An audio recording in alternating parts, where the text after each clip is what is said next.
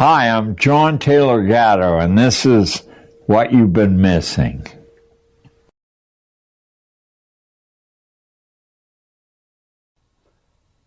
Nothing in the world can take the place of persistence. Talent will not. Nothing is more common than unsuccessful men with talent. Genius will not. Unrewarded genius is almost a proverb. Education will not. The world is full of educated derelicts. Persistence and determination alone are omnipotent. The slogan, "Press on," has solved and always will solve the problems of the human race. Calvin Coolidge, 1933. Greetings and welcome. I'm your host and navigator, Richard Grove, and this is a very special interview episode of What You've Been Missing, featuring the gentle tone, scholarly insights, and wealth of wisdom that combines in the form of John Taylor Gatto, the legendary educator, author, and icon of liberty who offers a lifetime of perspectives on the origins, intentions, and destiny of the compulsory public school system. This 5-hour journey represents a landmark in American history and was filmed over 2 days on July 4th weekend 2011 in the Constitution State of Connecticut. This is a comprehensive interview session which not only memorializes John's life's work, but also embodies a return of our birthright as human beings. Truly an event which is relevant and relative to each and every one of us. This message applies to children and adults, parents and grandparents, students and teachers, administrators and politicians, blue collar, white collar, no collar. Everyone who uses words and symbols to meet their needs, everyone who depends on accurate information to thrive and survive in this world. The purpose of this interview with John is to provide each and every individual with the essential facts which pertain to our survival here on Earth, both as individuals and as a species, and yet have been censored from our public schooling. The envisioned outcome would be for each and every human being to possess the knowledge and understanding which allows them to exercise intellectual self-defense and self-liberty, thereby succeeding in pursuing and attaining happiness. It's designed to be shared and studied by individuals and groups to provide the evidence, organize the ideas, and facilitate the constructive conversations and actions necessary to address the root causes of our ever-growing incoherence as human beings. Since this interview contains over 200 footnotes and references and discusses the contents of more than 30 classic books essential to understanding life here on Earth, I would humbly recommend that your first viewing be invested into just soaking in this information and consider it for yourself. And after thinking about it, to then view it again with the intent of looking up the references to embolden your understanding and clarify the focus of your new, expanded perspectives. This interview session could be screened over 5 hours, 5 months, or 5 years, as it could take that long to consume the primary and secondary source materials referred to herein. Most importantly, what you get out of the ultimate history lesson will be in direct proportion to the amount of attention and focus that you can invest into it. As each hour of the interview progresses into another, you are literally crossing thresholds of discovery. And by hour 5, the layers of these discoveries yield a truly inspiring realization. That being said, the conversation which forms the entirety of this interview is almost entirely composed of facts and references pointing toward a preponderance of evidence, which is, for the most part, unknown to the general public. And it has everything to do with the myriad of crises which face humanity, starting with our own incoherence and inability to problem solve our way forward. We're not asking you to agree with us nor to believe what we're saying. We're simply trying to provoke you into looking into these matters for yourself by providing you with an accurate map which leads to your own factual and substantial understanding of reality. For as Aristotle once wrote, it is the mark of an educated mind to be able to entertain a thought without accepting it. Through these interview sessions with John, you're going to be introduced to a variety of historical personalities and, we hope, curious to review the history which has led us to this point. And to that end, this is not about disproving or debunking what we've been taught so much as it is a journey of discovery to discern reality and to discover our birthright as human beings, so that we might go forward in order to meet the challenges we all face here on this planet together. This is truly something that corporate establishment media, public schools, and universities cannot afford to teach us. So without further ado, let us begin, as they say, at the beginning. On December 15th, 1935, John Taylor Gatto was born in western Pennsylvania in the coal mining and steel milling town of Monongahela, about 35 miles southeast of Pittsburgh. During his early school years, he spent a year at an elite Jesuit boarding school near Latrobe, Pennsylvania, where, as you'll soon hear, he learned to think dialectically and was beaten sufficiently by the nuns to create his outspoken temperament, which has endured lifelong. John did undergraduate work at Cornell University, the University of Pittsburgh, and Columbia University, and then served in the United States Army Medical Corps at Fort Knox, Kentucky, and Fort Sam Houston, Texas. Following Army service, John did graduate work at the City University of New York, Hunter College, Yeshiva University, the University of California, Cornell, and Reed College, which is a private independent liberal arts college located in Oregon. Like many famous American iconoclasts, John first honed his skills in a variety of professions before finding his talent for teaching, which proves to be his real gift to this world. After almost 30 years of teaching in New York City's inner city schools, he was named New York City Teacher of the Year in 1989, 1990, and 1991, and that same year was also named New York State Teacher of the Year. Later in 1991, he wrote a letter announcing his retirement from teaching titled, "I Quit, I Think," to the op-ed pages of the Wall Street Journal, stating that he no longer wished to, quote, hurt kids to make a living, end quote. Soon thereafter, he was the subject of a show at Carnegie Hall titled An Evening with John Taylor Gatto, which then launched a career of public speaking in the area of public school reform. He then began a worldwide public speaking and writing career and has received several awards from libertarian organizations, including the Alexis de Tocqueville Award for Excellence in the Advancement of Educational Freedom in 1997.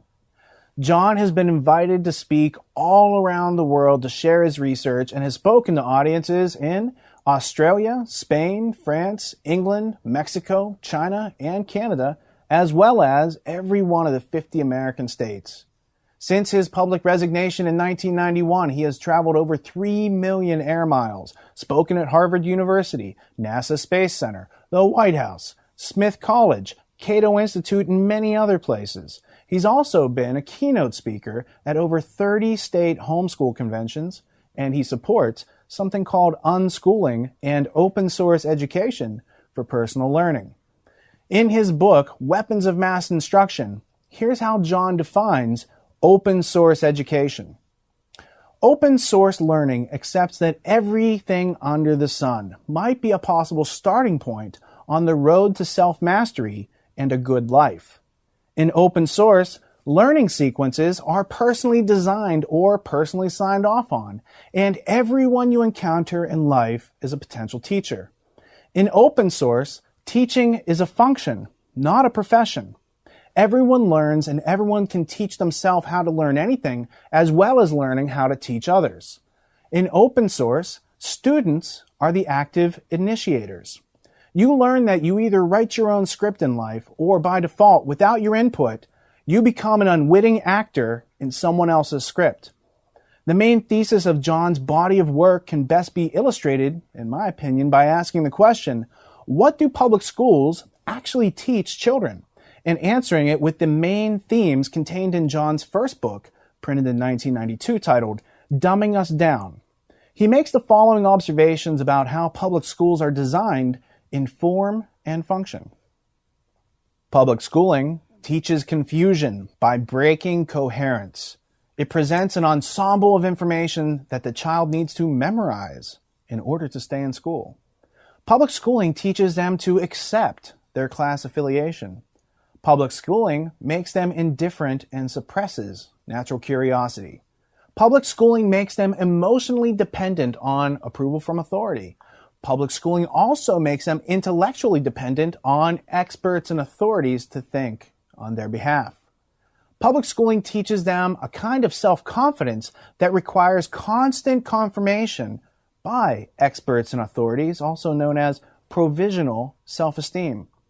Public schooling makes it clear to them that they cannot hide, that they are always supervised, under surveillance, especially in today's society where everything online is tracked. Information is sold in a variety of ways to a variety of predators. Bibliography.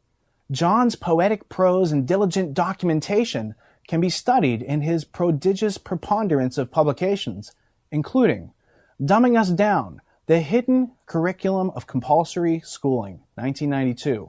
The Exhausted School, 1993. A Different Kind of Teacher, Solving the Crisis of American Schooling, 2000. The Underground History of American Education, 2001. And in my opinion, this is an essential book to read as it stimulates your internal dialogue and draws questions as to why are children being methodically undermined, while simultaneously providing you with the answers and comprehensive references. John also published an article called Against School, published by Harper's Magazine in 2003, and last but not least, Weapons of Mass Instruction, a school teacher's journey through the dark world of compulsory schooling, 2008. John's website is JohnTaylorGatto.com, and you can help him fund his current projects, sample the underground history of American education, and browse his bookstore. We've also created a special website to support your further study of this project, theultimatehistorylesson.com, which acts as a single point of access to all the media, references, notes, and source materials and bonus features associated with this interview set. Realizing that releasing this information is not enough, we've invested a great deal of effort into organizing and providing you with the research library and all the tools, methods, and resources that you'll need to learn your way forward following this interview. Possibly one of the most useful tools is our use of the personal brain software to enter, organize, and connect all of this information into a comprehensive big picture, literally helping you to connect all of the dots of useful information and formulate a useful understanding. We use the brain internally to help us organize the plethora of prolific facts, artifacts, and personalities that we've encountered while attempting to understand the nature of public education. In addition to hosting the brain models, the ultimatehistorylesson.com also hosts the video files for this interview set, as well as the audio-only versions of this interview in MP3 and CD format so that you can listen to it on the go. This site also hosts the footnotes, links, references, and PDF versions of the classic books discussed, and in the near future we'll be adding subtitles and translation into multiple languages and much more. TheUltimateHistoryLesson.com links you to our educational media producing partners, as well as the Tragedy and Hope online community, wherein you can leverage the research, methods, and tools in an international online community designed to be a fear-free zone of mutual respect, wherein individual explorations are shared to empower everyone with a comprehensive understanding. The Tragedy and Hope online community is free to those who need it and sponsored by the individuals who can afford to support our educational projects. And since this project was funded by more than 50 individuals in the Tragedy and Hope online community, I would especially like to thank those of you who gave us the ability to invite John and produce the Ultimate History Lesson so that this empowering information can be understood worldwide. We also produced the Peace Revolution podcast, a virtual classroom for adults designed to point out and provide useful perspectives, resources, and organized information. Each episode contains a subject of study essential to understanding a comprehensive view of reality, all of which is focused on providing you with the history, contextual information, and references, and the various methods and tools so that you can learn for yourself that which public schools cannot afford to provide. Specifically, we've produced episodes 41 through 45 of the Peace Revolution podcast, which feature all 5 hours of this interview coupled with historical analysis and commentary, which we provide to help you really understand what's being said. These episodes amount to another 15 hours of educational content, which is also available on theultimatehistorylesson.com, providing you with the metaphorical handles, if you will, so that you can grasp this material and use it to your own advantage in everyday life. Unlike any other interview you've ever witnessed, the conclusion of the Ultimate History Lesson is actually the starting point on your own personal journey of discovery. Due to the fact that we're trying to do something that hasn't yet been done, I've edited each hour of this interview such that from the crack of the slate until the end of the tape, you're witnessing John in a natural and forthright representation of his presence, and nothing he states in the coming hours has been taken out of order, out of context, or otherwise adjusted for theatrical purposes, as I feel that it would not be to anyone's benefit to change the flow of energy as it happened. These interview sessions are designed to resurrect your curiosity, stimulate your use of reason, inspire you to look around, provoke you into asking questions, sparking your creativity and your inventiveness, igniting the solution-making process in each and every one of us. Its function is to provide you with a ramp to learning, discussion, respectful debate, and compassionate forms of communication, as well as constructive action. Here's hour one of our interview with John Taylor Gatto. It's time to begin the Ultimate History Lesson. Thank you for tuning in and not dropping out.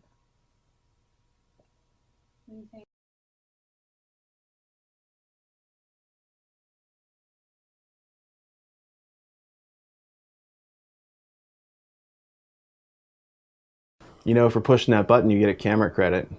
That's pretty good. That's right. Awesome. There we go.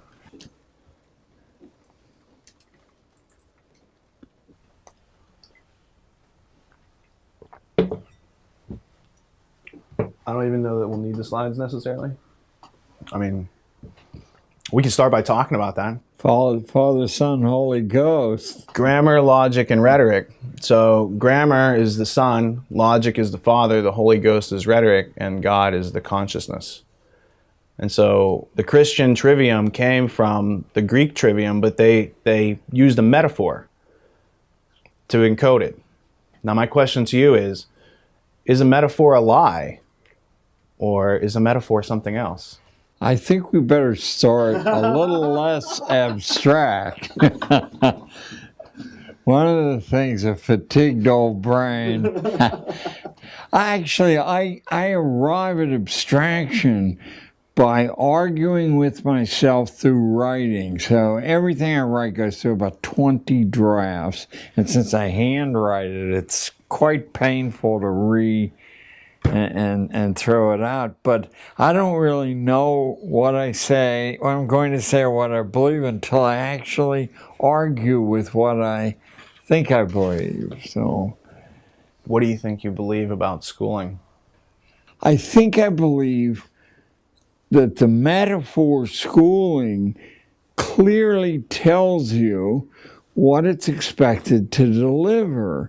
We only use the expression one other way commonly, and that's with the school of fish. And they are wonderful to watch. When one fin moves, all of them move. Thousands of fins move.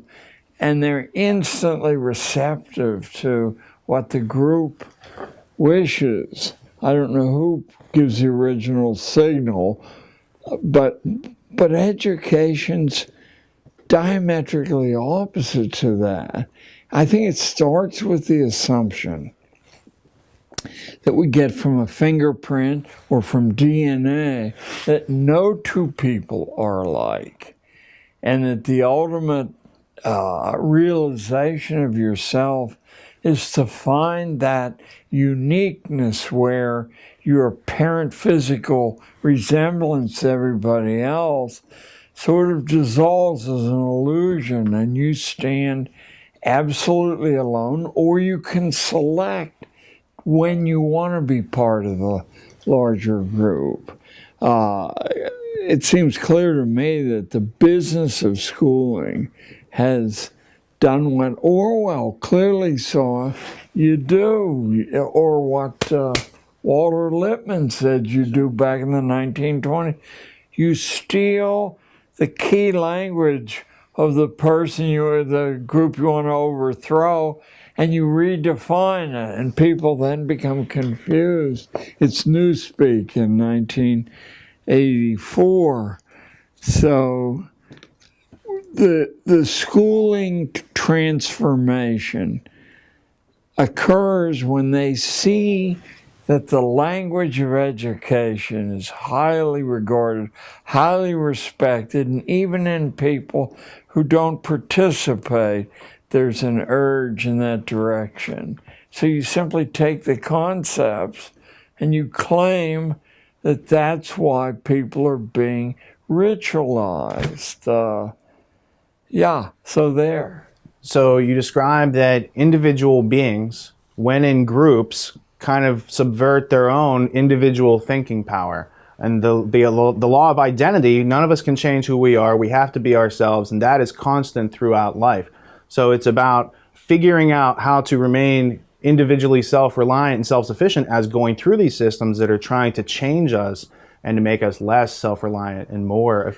Very much so. And I think the awareness of these contrary dynamics is what gives rise to the theories of dialectic. I mean, Aristotle all the way through history, the variety of them, but they participate in the same way, is essentially asking you for your own self-defense, not to assume that what anyone says, especially as they climb the authority ladder, is the truth. Often the misinformation comes from innocent self-delusion, but just as often as you move up the power pyramid, it comes from a malign intent toward your own individuality. So it's like a betrayal of truth that occurs, or a betrayal of belief in some authority structure that you want to believe in is true, and then little by little you realize that it's not necessarily how it might have been presented to you. Right, even in your own individual inner life and consciousness. Before the cameras rolled, I said, the way I learn what I'm thinking is to write something down that I think I believe, and then I argue with it, and it never survives. How about that? Now, what scares me is that when I go back to it year after year, most of it doesn't survive. I mean, it takes years before I get to a core and I say, I'm not personally capable of moving beyond this thing, so that we're so well conditioned from infancy not to see the truth or relate the truth, but to shave it, that the first step in reaching for an education, I think, is to mistrust what you most are certain of, to mistrust that. Now, it may survive, but it needs tested not once until you're exhausted from testing it. Is the school system designed to get kids to grow into a thriving, self-responsible, self-reliant adult?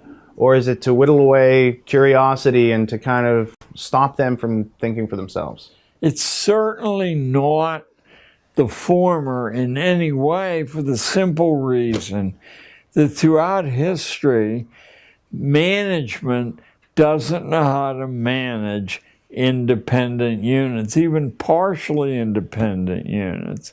Why shouldn't we ask, and any school people watching your film should begin immediately to ask politely, why are we doing this? It's a question you never hear because it's heresy.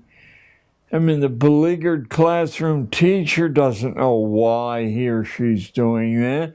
They're told to do it. Maybe they can give it 5% personal spin. That's why they're doing it. Does it make sense for this particular life that's asking you the question? You don't know, and if you started to care, the logic of schooling would dissolve. No one is able. You can answer the question for yourself. I used to say to my classes, and over the course of 30 years teaching, I taught kids from the Gold Coast to the Upper West Side of Manhattan, and I taught kids from the center of Harlem and Spanish Harlem. And I would say to all of them, you have a right at any time, you gotta be polite though, because I'm just human, to say, why are we doing this? And if I can't produce an answer that convinces you that I believe it, then you have a right to opt out and do something else, as long as you don't run wild and bring the whole house down. It helped me grow year after year. Not that they ask very often, because they're conditioned not to do that, but enough did ask that I was put on my own mettle to say, why am I doing this? And it was a continual expansion of my own insight until politically I couldn't do it any longer. The school, oddly enough, made me so internally famous that it drew extra attention, and my system couldn't survive under the scrutiny, because they would see the disparity between what I was doing and what the protocols were. So there. So it sounds like if I'm trying to get to the root cause of why your teaching career ended, it sounds like you started asking questions, John. And it sounded like the question started with why, with a question mark, and then maybe you were asking some other, like, the 5 W's plus how, and you were actually getting observed Constantly knowledge. asking myself questions, then forcing my classes to ask me questions and themselves questions. And eventually, the productive output of my classes was so great, inadvertently, I didn't care how the school measured product, but it was so great that I would get visiting delegations, sometimes on a daily basis, for months, and they would leave baffled because they wouldn't see the drama unfolding that they understood as schooling, and they were right. It was less and less schooling, and eventually the pressure became impossible, since I set out at the beginning of the year with an inner intention, if I had 120 kids, to have 120 individually written curricula. I never succeeded totally, but I got close enough that when the principal would drop by and only find 9 people in class and say, where are the rest, that I ran out of strategies to explain where the rest were. So I couldn't operate. I couldn't function any longer because my physical strength wasn't up to it. So, how did part of the strength of your actual teaching come from releasing children from the classroom and letting them go out in the world and actually gain some useful huge experience? Amounts of it came from releasing anyone who had an independent course to follow, becoming that boy or girl's assistant, always with the mother's permission, because they couldn't deal with that kind of additional political pressure. So what they would learn and bring back would be like food for me. I would be like I was 120 people simultaneously. Oh, I learned much more than I learned at the 2 Ivy League colleges I attended. I used to say to my wife, and it sounds fanciful, as though, oh, he must love children, which is not true. I love people. and people can be 5 years old, but people who suck their thumb and rattle and extend childhood, school's intention is to artificially extend childhood, and there really is no practical terminus for that. If they can extend it through graduate school and postgraduate. What is the actual reason that their childhoods are being extended? How's it serve the I society? think what we never discuss, or that the extreme left has preempted to discuss, so they marginalize themselves, is the intimate interrelationship between the economy and the way we train the young. To the extent that we once had a wildly variegated economy. I'm quoting Abraham Lincoln in 1859, famous speech of the Wisconsin Agricultural Association. Lincoln said, I call this mudsill theory because he used that term. Lincoln said the British are financing the whole Western movement, and they're attempting to reinstall their class system. And so they send their young sons over to make sure that not a whole lot of attention is paid to ordinary people or people who live in simple homes that have mud sills. He said they're not, according to the British thinking, they're not worth training or worrying about because there's no way they can possibly improve. Lincoln said, look around you. 3/4 of our population has an independent livelihood, and the quarter who doesn't works to put a little stake together to set up on their own and write their own script in life. He said, as a consequence, we don't have proletariat as they do in Britain and Germany and the European nations, and we aren't able to have a factory system where it exists in this country, which is in New England, in the textile industries. A factory will have 30 or 40 employees.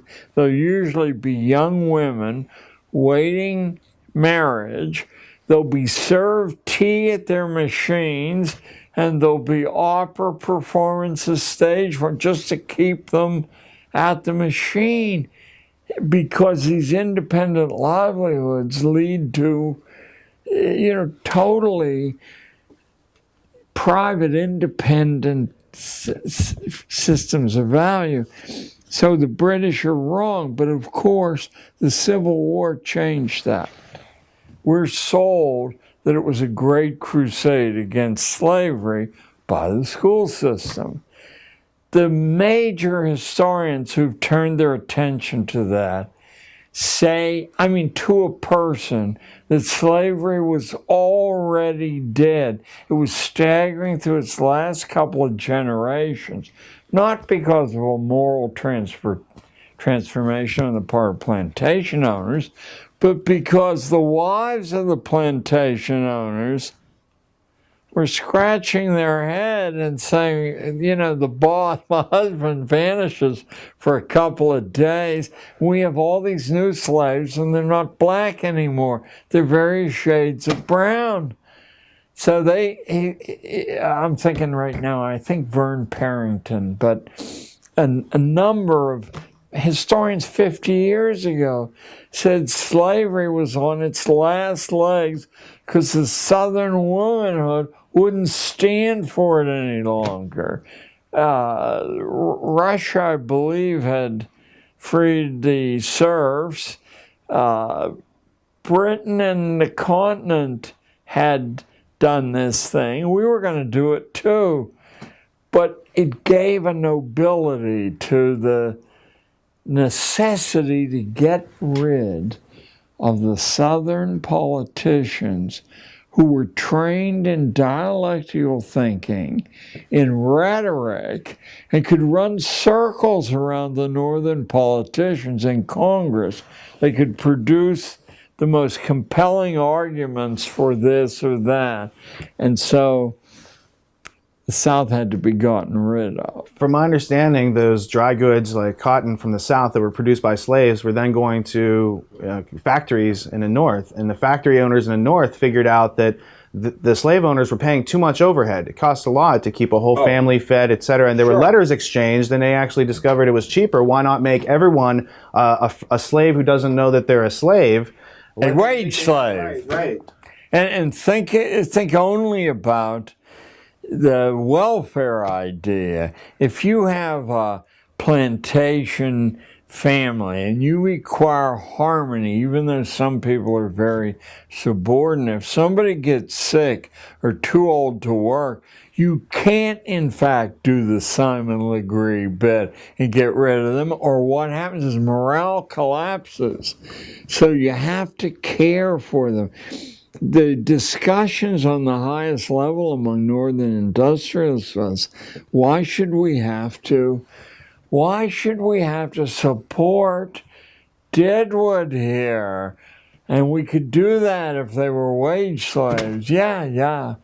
And furthermore, people like Count Tolstoy was well aware of the hardcore underneath the romantic arguments, and so were a number of other people. But the public, dependent upon media and pulpits, which were subsidized by the owners, couldn't find a zone where they could think clearly, or someone would say, yeah, here's the truth, think about it. Early forms of mass media propaganda from the pulpit or the newspaper. Or the Chautauquas. Right. Oh, absolutely. The Chautauquas were put together by intense... The family that began Harper's Publishers and had the very prestigious journal of the time, Harper's Weekly. Louis Lapham, the Lapham family? Well, Lapham's a very latter day. His grandfather was in charge of Harper's, though. And he was mayor of San Francisco, I believe. Mayor, he was when the UN came in, and he told me that his boyhood was filled with foreign dignitaries in the home as house guests or throwing back a glass of wine.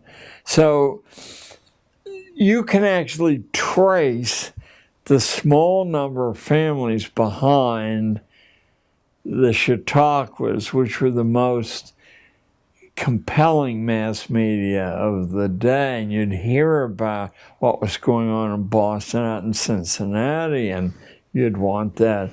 And selectively, ideas and ways of thinking were introduced to the best people, and they used their local prestige to make sure that, it's a natural process. So what we got was a second American Revolution between, 1865 and about 1910. This time the British won again, but they didn't win by force of arms, but by force of insight into the way opinion is created. And when the skilled workers who had intense pride and really were the key to the prosperity of early industrial operation, commercial operation, when the skilled workers understood their power, then industry and commerce were mechanized intensely, and you wiped out the need for skill. You took less quality, but now you had less contention, less argument. Carnegie was instrumental in eliminating the influence of skilled labor, and it continued right through the 20th century. What influence have the Rockefellers had on organized labor, skilled labor, education? The Rockefeller family can actually be traced way back in Dutch history. There's an ancestor of the Rockefellers who set up a rather detailed plan for global government hundreds and hundreds of years ago. It was one of these flow charts that showed how you were going to do that or not. But or the great irony, of course, is that Rockefeller and Carnegie's families were fringe people in the United States, but using their brilliant insight into leverage and how it works, both were able to take nothing and pyramid it into quite a bit. Rockefeller actually, his father, I believe, but it may have been his grandfather, fled a rape charge, sort of like Strauss-Kahn's up in Bainbridge, New York. He had been charged with rape of a maid and fled. They threw Rockefeller threw their weight behind, this is emblematic of how they were, behind Horatio Alger, who also had been charged with rape up here in Connecticut, and the Newsboys Lodging House. And if you read a wonderful book that exists, a limited edition, but it's kept continuously in print, called The Rise of the Dangerous Classes in New York City by the creator of American Adoption. When I started to research school, I kept running into the same people who put the adoption institution together and the school institute, one much more important than the other, but still the same names float in and out of one another. Charles Loring Brace, who I believe his father was the publisher of the Hartford Courant. I'm almost sure in his early diaries say, I must find a way to become nationally famous. I mean, in Yale he wrote that he didn't have any idea how he was going to do that, but finally, it occurred to him that with these masses of immigrants being brought in to break the Irish labor monopoly in the mines and the mills, that the easiest way to lower the unit cost of labor was to bring the husband and the wife into the labor force. You double the size of the labor force, you cut the unit value of the labor in half. But you couldn't do that as long as they were worried about their kids. So now you have the impetus to enlarge the social work industry, to corrupt the legislatures, to give it the power to break families apart. And what do you do with the kids?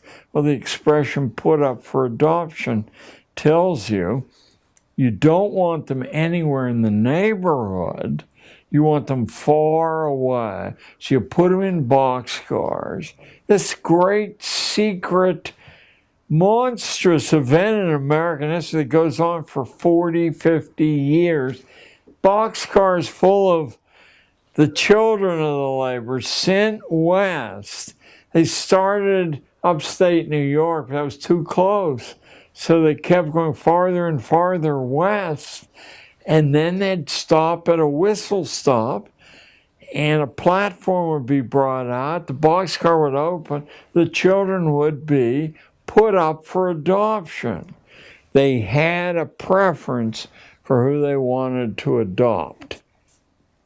They wanted Lutherans to adopt because they had the Episcopal idea of hierarchy, but they were just dumb farmers. They couldn't think clearly.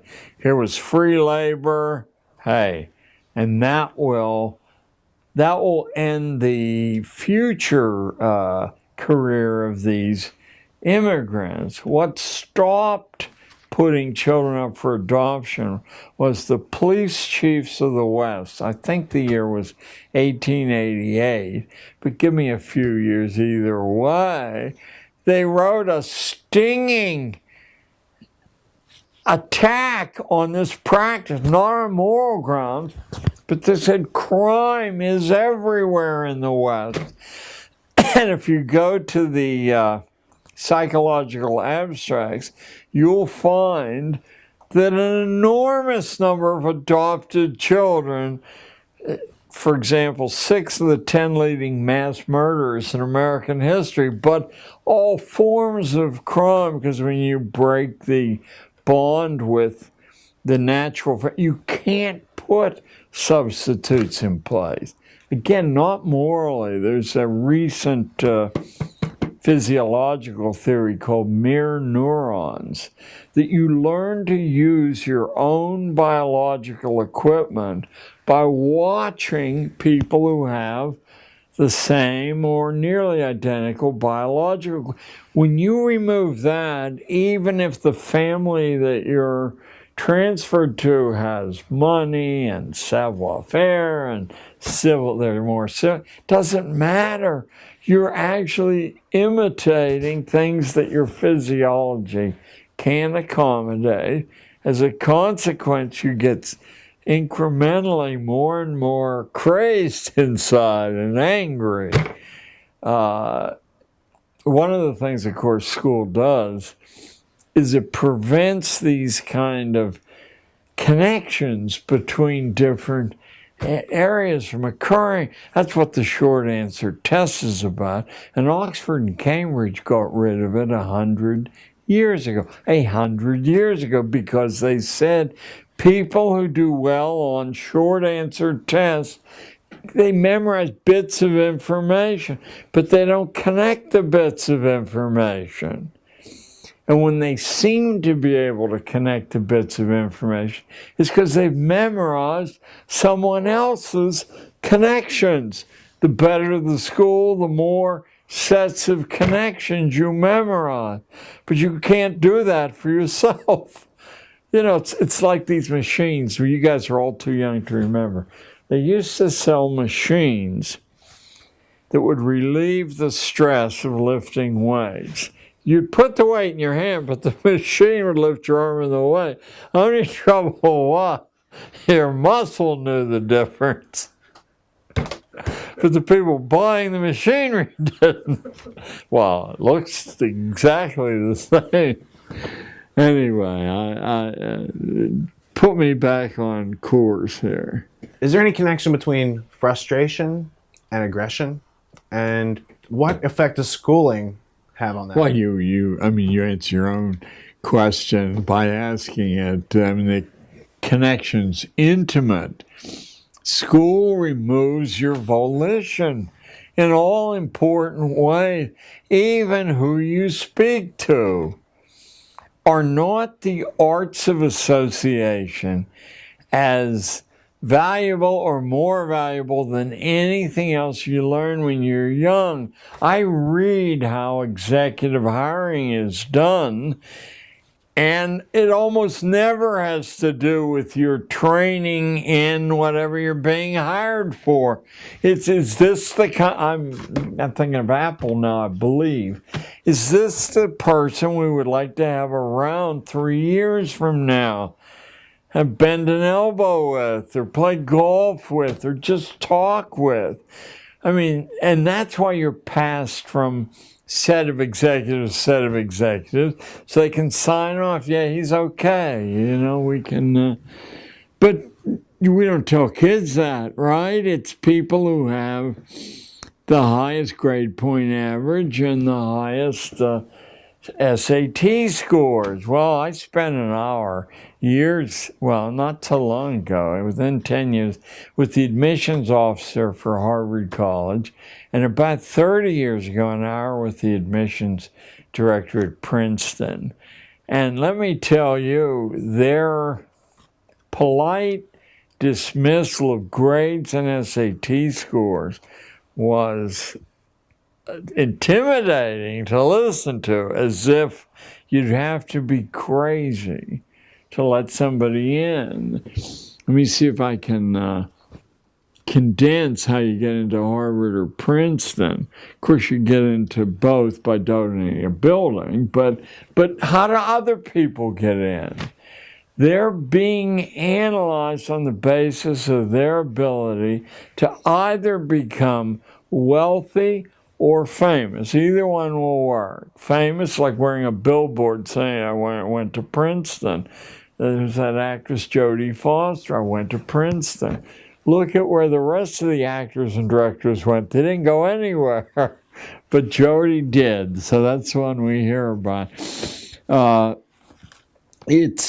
The Harvard lady said, we look for a record of excellence. And what does excellence consist of? It's sometime in the first 18 years of your life, figuring out how to add value to the people around you. Although she didn't say this, in a way that catches public attention. So you might walk across the United States or bicycle the perimeter of the country or row across the Atlantic Ocean. Those are physical ways. You might start a little charity or set up some weather service or some pollution monitoring around Hartford. There are a substantial number, a small fraction, but a substantial number of kids doing this as we sit here. They're writing a record of being able to add value to the community around them. And then the other fellow, the Princeton guy, said the same thing in different words. I asked him, this is about 68 roughly. I asked him, what part of a resume submitted do you look at first? And the answer metaphorically caused my jaw to open. Hobbies, he said. I said, I've been taught all my life, leave that off because it's not germane. He said, on the contrary, it's the only honest information you're likely to get. How does someone spend their time when it's their free choice to spend? He said it's a window into their mind and their heart. Well, what kind of hobbies? He said, well, ideally someone would have a physical hobby, an intellectual hobby, and a social hobby, because that would show they're exploring these large. Well, physical hobby, you mean football, baseball? Well, he said, it's better than nothing, but we would prefer not to see teams. I said, I've been told all my life that team sports identify your ability to work in a team. He said, what happens in a team sport is if you decide to dog it, it's very hard to tell which guy on the line has dogged it or not, or which running back has gone down quicker than he should have gone down. There, he said, we prefer solo hobbies that involve physical danger. You mean you want kids to put their necks at risk? For example, what? I said. He said, well, horseback riding is a dead giveaway. The horse weighs a half a ton or more. If you do trail riding, you don't know what you're doing. Your head gets caught on a branch and you're the headless horseman. If the horse doesn't like you, it'll roll over on top of you. And I know immediately, because that last time I rode a horse was down in Veracruz, Mexico. The horse didn't like me. Took me out on the main highway with crazed Mexican drivers going 100 miles an hour in 18-wheelers, and it laid down on top of me. I was terrified because I could see these trucks coming. Didn't like that. The last time I rode. So he said, you have to actually know what you're doing. You can't say, is this an A job or a B job? If you live and are intact at it. Then he said, sailing a small boat, these little 12-footers outside of land. If you don't know what you're doing, you end up in the middle of the Atlantic, or if wind comes up, you can't see landmarks because of the waves. I said, but those things are associated with the prosperous classes. What could somebody in ordinary circumstances do? He said, well, we just let somebody in. This is probably one of the nicest factoids in my mind in my life. We just let someone in who invented his own sport and kept records competing against himself, his past performance, his present performance. It was, get ready for this, visualize this, seatless unicycle riding over broken terrain. If I had 10 lifetimes, the thought of doing that wouldn't occur. Started getting on a unicycle, let alone one without a seat, let alone riding it over broken terrain. So they let him in because they knew he was on the fast track. So we tell these lies, and of course many of the people who tell the lies believe the lies. Well, surely they're going to take valedictorians. Well, last year Harvard turned down 8 out of every 10 valedictorians who applied, and the 2 they took in, they didn't take in because they were valedictorians there. So by removing this component from the student imagination, you can control to some extent who even applies to Harvard and then who gets in, who applies, because they don't know what they're doing. What's the IT garbage in, garbage out?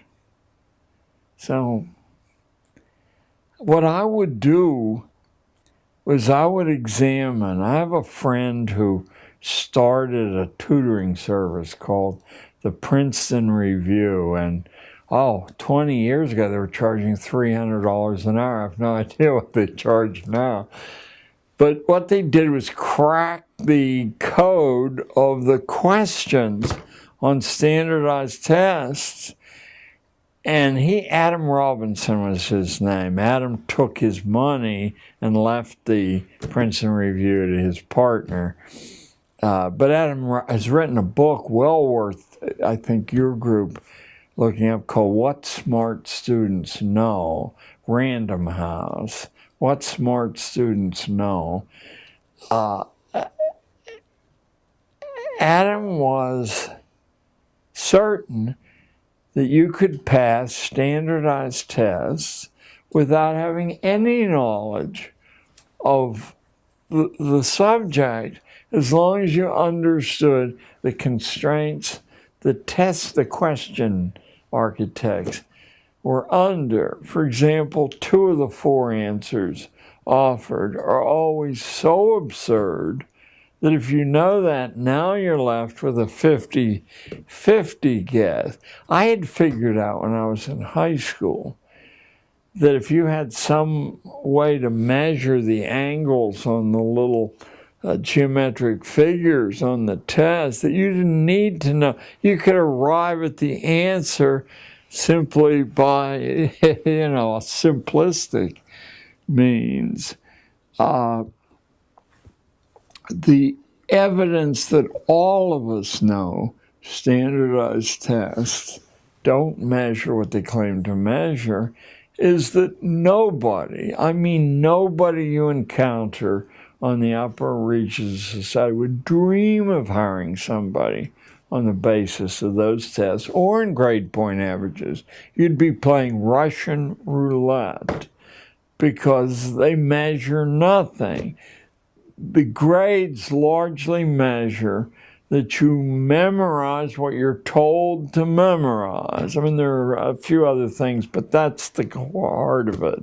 So now you know you have somebody obedient, and probably for a clerk, that is a good measure. Not for someone who has to adapt to changing circumstances, by the natural selection process of reality. It's fairly easy without being a wise guy or very learned, as long as you retain the ability to think independently from the data in front of you, to penetrate the masks, the contentions that don't conform to everyday reality. So no one will hire you as a CEO and ask you what you're saying. But if you examine the data that's available about big-time politicians, now we have, and I don't think it surprised anybody, that George Bush, the most recent one, was a C average in high school, prep school, and a C average at Yale. What does surprise people is that the candidate he ran against was a C average in prep school and a C average at Yale and a lower C average than George Bush's on the Kerry of Massachusetts.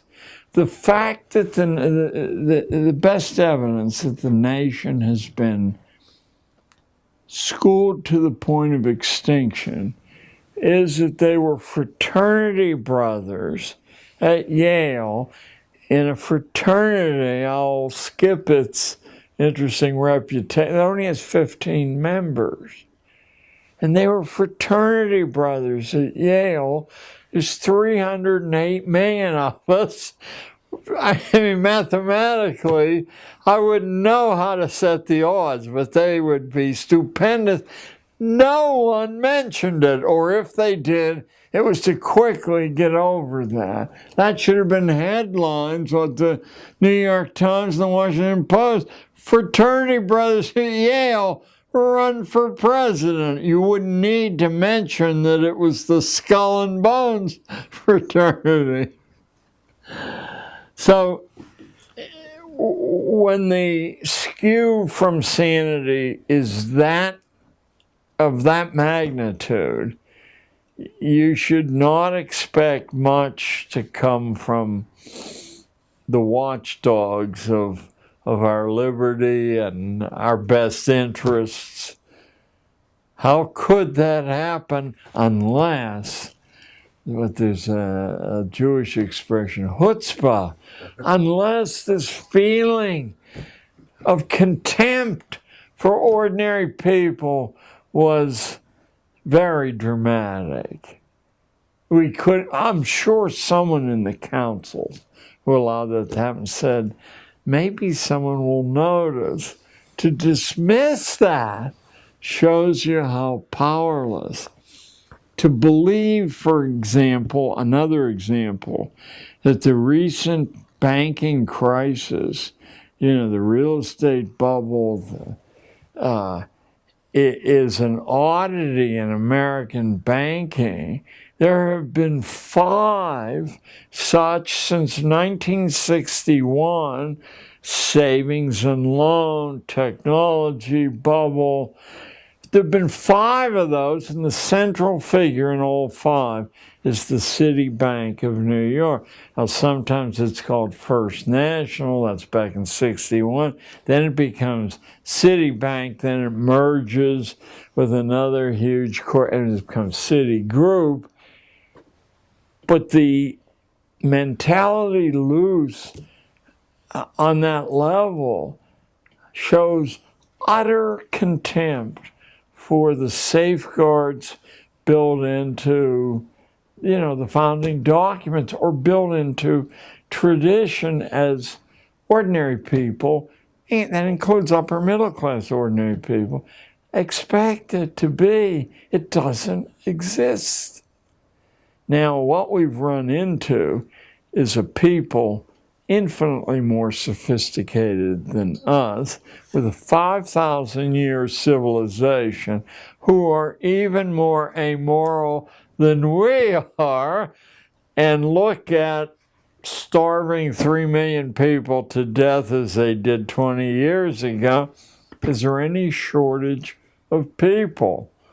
I mean, they're already running circles. I've spoken in China half a dozen times for various groups, and the Chinese government is a little bit worried, not a lot, that their system of schooling, very like ours, except more disciplined, it seems to constrain the inventive imagination.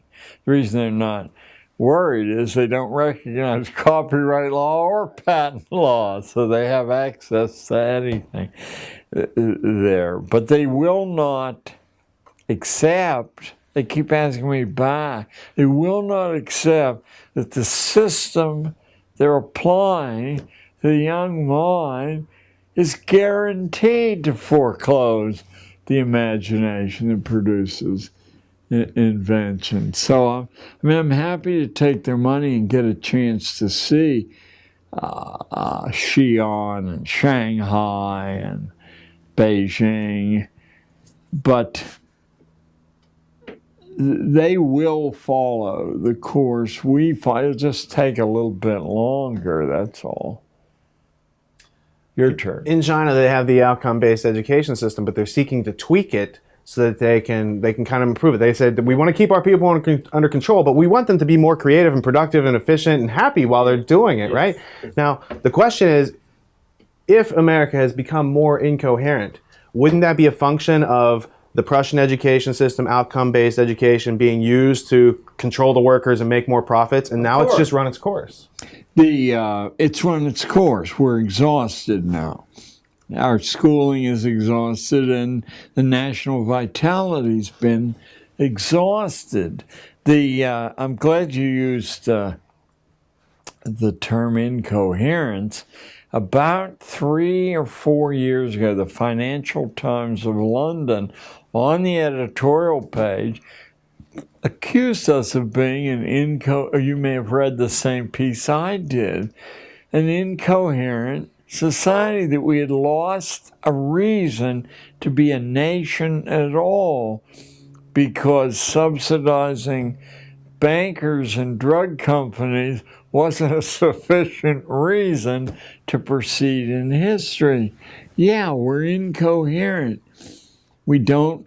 Nation comes from the root family, and we no longer have a concern other than a rhetorical concern with one another. I mean, obviously there are many individual exceptions to that, but the government clearly has no such concern. We have evolved an economy that depends upon constant warfare. And even though it was stretching it in Iraq and Afghanistan, when those are over, we must have another conflict. We're going to have to stretch it even further and maybe attack small islands, Fiji maybe, because they represent a menace. Being a child of World War II, the idea of calling something a war where the enemy has no Army, Navy, Air Force, intelligence service, where they blow up their feet in their underwear, it just stretches the bounds of the ridiculous to call it a war. But we got an object lesson from a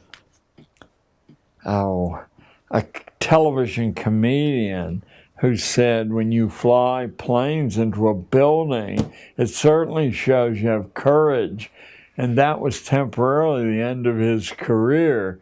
You do not speak in opposition to the main force driving events. Yeah, yeah, no. To look at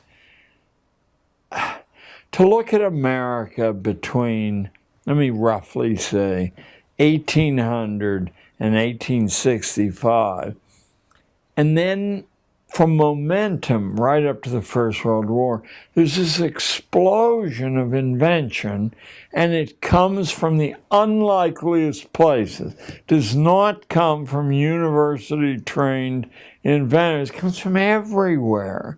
It's the way people saw the world around them. They saw the elements, the raw material.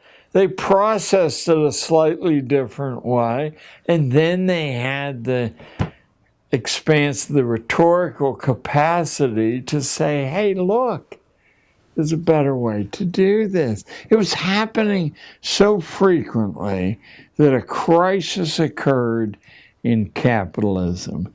And without understanding this crisis, you really can't understand why our schools are the product of the Rockefeller family, the Carnegie family, the Astor family, the Vanderbilt family, the great capitalist families. They understood that the real problem in successful capitalism is assembling capital, getting people to give you their savings on the promise that you'll give them more back. But if you have people in an inventive matrix who can look at the way the expensive businesses doing things open up across the street and either do it cheaper or better or simply open up somewhere else where no one is doing it, capital is always at great risk. So oddly enough, I don't want to claim credit for what really is a brilliant insight, but I want to crave credit. It was openly discussed, let me say, from 1880 to 1900. We were being forcibly converted from an economy of small farmers, small engineers, entrepreneurs, into a corporate economy. And these men doing it, they weren't intellectual dumbcoffs. They could see that as long as the American inventiveness was loose like a wild beast, they were going to have a lot of trouble pulling. Someone would say, but I saw, Jack, and he went belly up. So Prussian schooling, which had, for a different reason, had been out to destroy the imagination. And let me say to anyone listening to this, when someone makes a reckless statement like that, you make sure they can document it. And I will document it as long as you're willing to walk to your local public library. Because in every public library worth its salt in the United States and in every college library, you will find a collection of essays by a Prussian philosopher, Johann Fichte, who was the immediate heir to the University of Berlin's philosophy department, which had been under Immanuel Kant. Fichte wrote a series of, it was over a dozen public essays to the Prussian king from, let me say 1808 to about 1818. They're called Addresses to the German Nation. And the provocative event that set the first one off was the Prussian army, which was the Prussian economy, renting soldiers, stealing other people's stuff, had been whipped by Napoleon's amateur army at the Battle of Jena in 1806. And Fichte said it was because this demon imagination was loose among ordinary soldiers, and in situations they would override the orders from headquarters about what to do, and that's why we lost. Now, what should fascinate anyone listening is That's exactly what the so-called liberal philosopher Spinoza in Holland had said in 1690 in a book called Tractatus Politico Religico-Politicus. Tractatus Religico-Politicus. Spinoza said that the ordinary population was so psychologically diseased, murderously so, there was no way to heal it. Just as Fichte, 125 years later, said there was no way to heal the disobedience gene in people who thought for themselves. Fichte said we have to set up a system of forced schooling, universal forced schooling, in which we destroy the imagination. Bells, ordered lessons, constant testing, rankings. Now, if it were only those two major figures, but you now can go back a few hundred years in history to John Calvin's Institutes of the Christian Religion, which is this thick, tiny print. But if you ever go mad and actually force yourself to read it, rather than to read what an encyclopedia tells you it says, you'll find that Calvin says that the saved are saved before they're born. The damned, who are 19 to 1, are damned before they're born, and no amount of good work or behavior can save the damned, and no amount of evil behavior can damn the saved. The expression that used to be pretty common, but has vanished, I think on purpose, is justified sinners. The saved are justified sinners who can do anything. They can carpet bomb civilian populations, whether they're Nazis or Americans.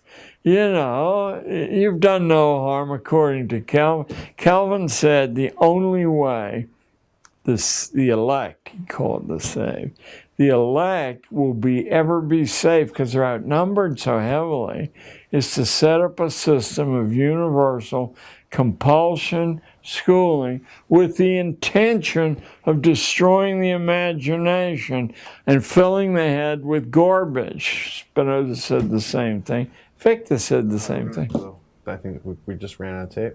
Is that what happened? Is that one still running? Yes, but it has no micro. Yeah. All right. So we're going to take a 10-minute break. Oh, good. We're going to change the tapes. We're going to turn all these lights out. We're going to turn the AC back on and cool you off. If you want to get up and move around, use the bathroom.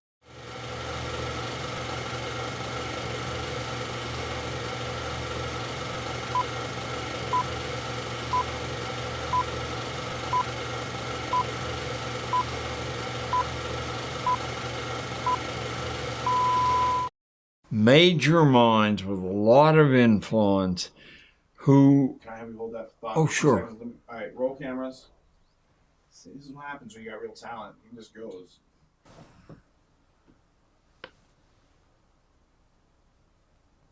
4 cameras rolling. Red dots, everybody? Cool. The floor is yours. So we have this ominous continuity among major minds with a lot of influence, including transatlantic influence on the states. We have, prior to the break, Fichte in Prussia, Spinoza in Holland, and Calvin really beginning in Geneva and spreading all over where his theology spread. But the father of this, at least in the form of written documentation that's easily available, has to be Plato, the Greek aristocrat who speaks through the mouth of Socrates and writes 2 influential utopias. One well-known, the Republic, and one not so well known, the Laws, which is the product of his mature reflection on what needs to be done. And all four of these men, and we could, if we had time, do 40, but these four major names spanning European history agree that the ordinary population is A, very dangerous to the social order if it learns how to think and if its imagination remains intact. And furthermore, we have this corollary that there is no way to improve this.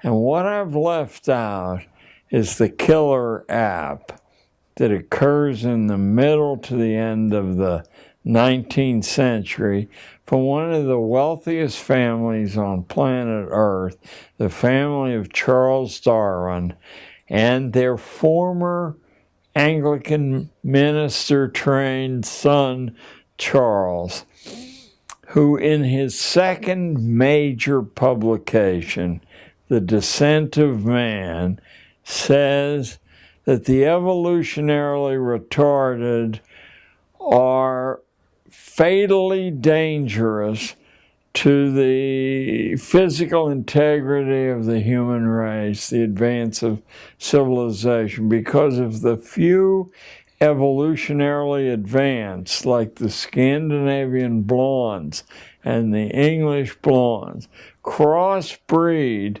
God forbid, with the Irish or the Spanish, evolution will march backwards into the swirling mists of the dawnless past, and nothing can change that.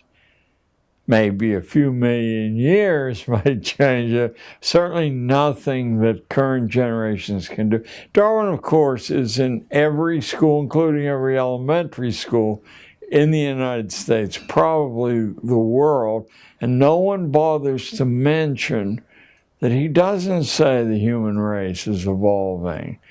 There's a few, a fraction are evolving. Now put yourself, if you're watching this, in the position of a responsible person who learns that. As someone who's made worldly success, has a little bit of time on their hands and resources, and now you know that if these ordinary people walking around in the American democracy, if they happen to crossbreed with your daughter, evolution is going to march backwards. You now have a justification beginning in 1871, second to none. You can argue with Calvin, you can argue with Spinoza, you can argue with Plato, you can argue with Fichte. This is science and mathematics. And furthermore, an unknown connection that has for some reason escaped the attention of the Darwinians. Darwin's earlier cousin, Thomas Malthus, has said there is no way mathematically to feed the poor, because if you feed them, they'll reproduce more successfully, and then there'll be twice as many, then 4 times as many. That population expands geometrically, but food only arithmetically. So and of course in Darwin's diaries, he said that his pursuit of the secrets of biology are stimulated by the work of his cousin Malthus. Now we have, after Darwin's 2 blockbusters, the second of which... I'm going to raise my hand from now on. Yeah. What's the full name of Darwin's Origin of Species? The progress of the favored races, and he does not use the term race the way we do. he recognized about 57 separate races, of which the Irish are on the very bottom. Thank goodness he said that, because a respectable percentage of every audience I speak to, that you'd otherwise be reluctant to say these things to, is derived from, anybody here derived from a partial Irish background. You know, he said the Irish are hopeless. There is no hope for the Irish. Of course, what's left out of simply relating what Darwin said is his training as an Anglican minister. And if you happen to pick up the Anglican Book of Common Prayer, hundreds and hundreds of years preceding Darwin, you find that God's will is to divide all the living creatures and plants into an infinite number of layers, and to attempt to leave the layer you're placed in is the worst sacrilege at all. So that Darwin's theory, fully explicated, is the Anglican homily of obedience. Homily of obedience says exactly what Darwin says hundreds of years ago. Don't try to get out of your biological category because it's hopeless. And prior to that, don't try to get out of your spiritual category because it's hopeless. There's a great similarity between the two ideas. Now, if you set out to find evidence that this is so, it's much easier than simply setting out to look at the, you know, the abundance of natural forms. So the real actor in the piece, Darwin's a shy man, fantastically wealthy. That's been left out of all the fantastically wealthy.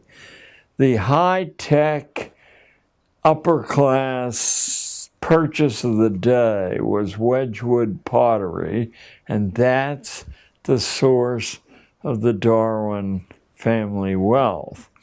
So Darwin's first cousin is a man I was taught in high school back in the early 1950s, is estimated to be the most intelligent single human being ever lived. I was told that over and over. His name, Francis Galton, a world-famous explorer, mathematician, inventing little statistical formulae to discriminate shades of quality that the schools are infested with. And he has, Mr. Galton, a worldwide following of Galton clubs, including in the United States. He makes several pilgrimages to the U.S. to spread the insight that a menace to the human race exists in 95% of the population, and there has to be a way to render them harmless. School, recommended by Fichte, Spinoza, Calvin, and Plato, that's the way to do it, and we'll defend this with precise mathematical science. We will keep to ourselves the biological reason. Meanwhile, we've got to find a way for the biologically advanced to breed with one another. If you will trace the founding years of the elite private boarding schools in the United States, with the exception of no more than 6, you will discover that all of them, male and female, emerge in the 30 years, including the women's colleges, the 7 sisters, in the 30 years after the descent of man, which will be in every respectable library in the United States, and of course overseas too. I urge you, especially if you're Irish, to pick it up and read it. You will not be disappointed to find yourself at the bottom of all the races on earth. Just as the English without Darwin would have agreed. You know. Well, anyway, so this package of high-level evidences, contentions, is capstoned with scientific mathematical evidence and the proselytizing of Francis Galton. Vigorous, rigorous. Out of that comes, in the period right after the American First World War, a phenomenon in country fairs all over America called the Better Families competitions. You set up the criteria for ranking, and you present your daughters like prize heifers to be rated by the judges.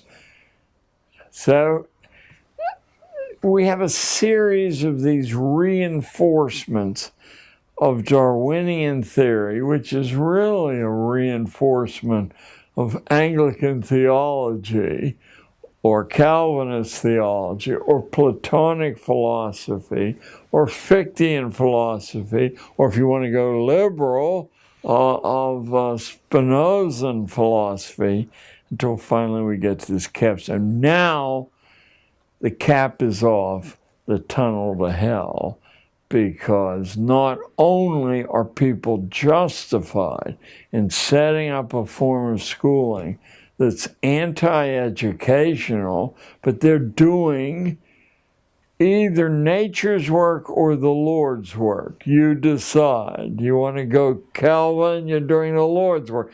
You want to go nature, you go Spinoza. Yeah.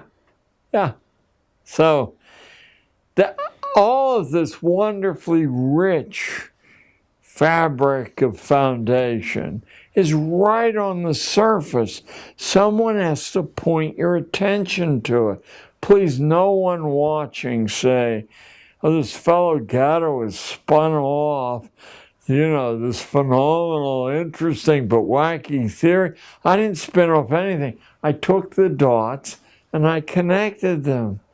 And I said they're identical from 300 BC until post-Darwin Galton comes a German, a Prussian psychophysicist named Wilhelm Wundt, who is the premier behavioral psychologist on earth. And now let me spring a bombshell on all of you. The only place in the world for a long, long time you could get a PhD degree was either Prussia, University of Berlin, Leipzig, these little nests of Germanic countries. So from all over the world came the sons of the most powerful families, beginning in 1814 or 16 in the United States, when the guy who later became the governor of Massachusetts went over to get his PhD degree.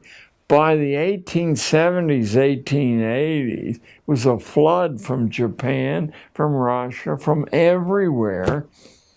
And now they return to their home countries, not because they have a PhD degree or they made presidents of universities, heads of government bureaus, because their families have clout. And now that's become the ticket to intellectual management. That's how these Prussian ideas spread like wildfire.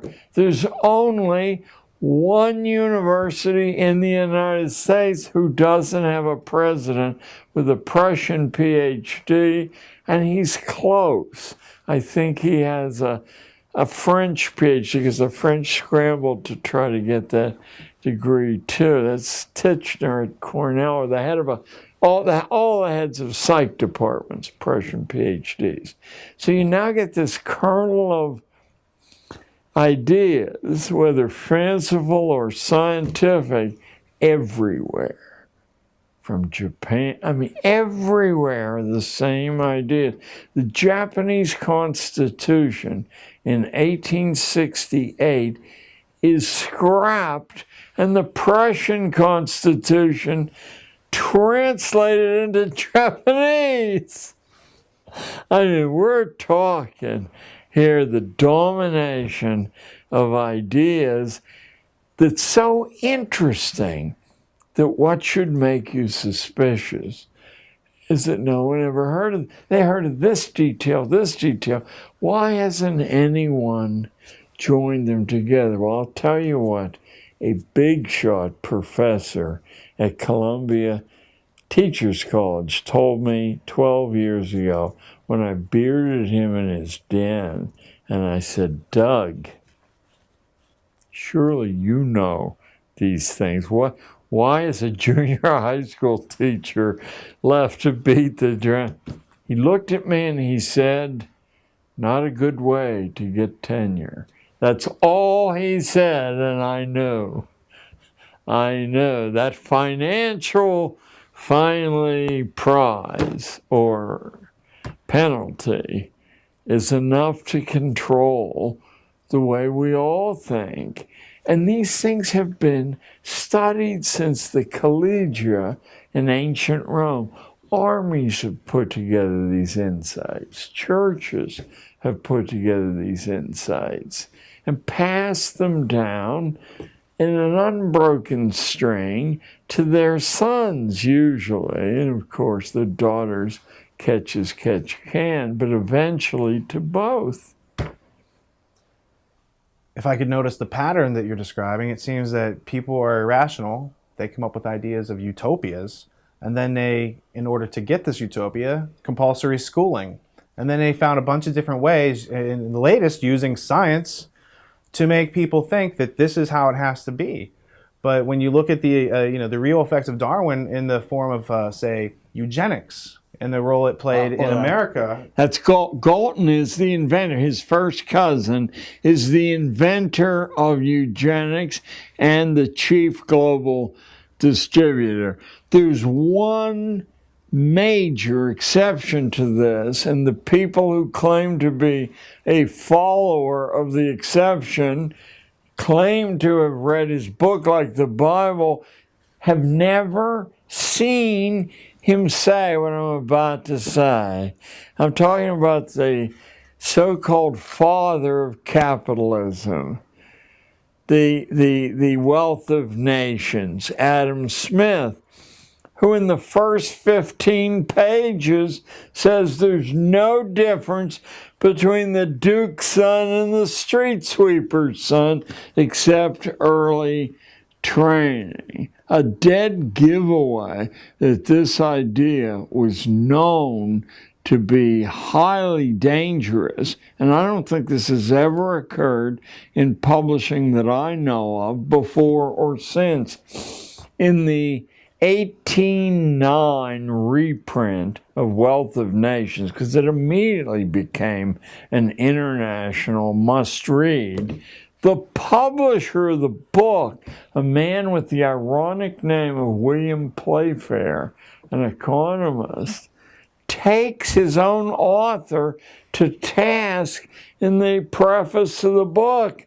He said the social order would be destroyed by telling people that they were all capable of intellectual development. The only way we've progressed through thousands of years of history is to make them think they depend on our goodwill, for their bread and butter, let alone their safety and everything else.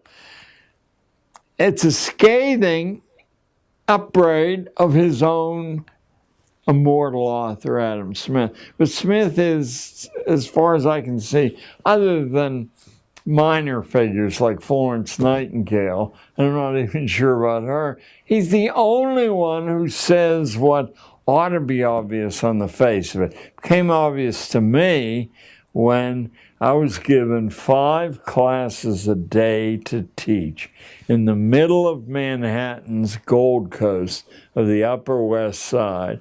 So I taught the sons and daughters of the media darlings and the sons and daughters of the professoriate and the doctors and lawyers, but I also taught the kids from Spanish Harlem and from Black Harlem who'd never eaten off a tablecloth in their life, nor was I raised with a very democratic outlook. It wasn't an undemocratic outlook, but it wasn't stressed. So you could hardly call my family, in modern terms, liberal, although I hope we'll discuss that's not a dirty word at all. It's what you ought to be aiming to be. And because my German grandfather, who cried out in the middle of the street in Mon City for German victory during the Second World War, even though his son was an infantry commander at the Battle of the Bulge, but he was calling for German victory. Let me see if I can tone down my enthusiasm for Well, a large percentage of the population at the time was German. Oh, right now. There was a whole swing of, pro-German up until like 1913, and then all of a sudden the Germans were Huns and ad hominem attacks. Right. Adolf Hitler, the reason you don't find Mein Kampf everywhere isn't that it's a dull book. There's a center section that's a tribute to the United States as the most pure Germanic country on earth. The 10-foot portrait of Henry Ford behind Hitler's desk, and Sigmund Freud's nephew, Bernays. Edward L. Bernays, was the public relations man for Nazi Germany. That's why you don't find that would disturb people to know. It's best they don't know that stuff. Anyway, I, partly out of a kind of natural egalitarianism that comes from a strong working class population around Pittsburgh who will break your nose if you insult them rather than beg for mercy, I decided, and partly because of laziness, I decided with my 5 classes a day to impose the same material on all 5 classes, the same quality of discourse, make no differentiation at all. Certainly made my life easier. But what I had done was throw away the assigned curriculum, which I believe was Jack London. And nothing wrong with Jack London. He's a lot of fun to read. But if you want to exercise your mental muscles, that's not the way to go. And I had taken from Cornell and Columbia and Reed College in Oregon, which are the major colleges I attended, I had taken a level of text fully equal to that. And what I discovered was, apart from cosmetic differences, maybe a little less grammatical, maybe shorter papers and stuff, that the level of intellect in the ghetto black population and the ghetto Hispanic population was really quite equal to the others. That wasn't a political belief I wanted to impose. Let me give you one example. I had a little black kid named Gregory Smith. Gregory, I hope somehow or other you're alive and you're listening to this. And I'm replacing Jack London with Moby Dick, the most difficult American novel ever written that explores all the great ideas of European history, predestination, and all the rest. And I'm holding forth on those ideas at the same time we're reading a book that's way beyond anything in difficulty they've ever read. and I hear a crash. I look, and Gregory Smith has fallen asleep and crashed to the floor. Well, I'm fresh out of Pittsburgh, and the way we deal with people like that is to kick them in the soles of their feet. They wake up real quick. That's the way the cops do to us when we're making out under cars around Pittsburgh. And if our feet stick out, they kick our feet. So anyway, Gregory wakes up, and I'm very insulting, and he said, I don't need to pay attention. I learned that stuff in 3rd grade. We're in 8th grade now. So I'm really insulting, but I say, what do you mean you learned that in 3rd grade? He said, well, I learned that there are these sets of ladies who weave your future and you can't change it. Either the Norns in Scandinavia or the Fates in Greece. And as I was reeling back from that, because he had made a connection Cornell and Columbia had never made for me between predestination and these, he said, and I learned these things from the visiting science teacher called genes and chromosomes, and they dictate the color of your hair and how you scratch your nose. You can't change that. So I don't need to listen to you talk about predestination.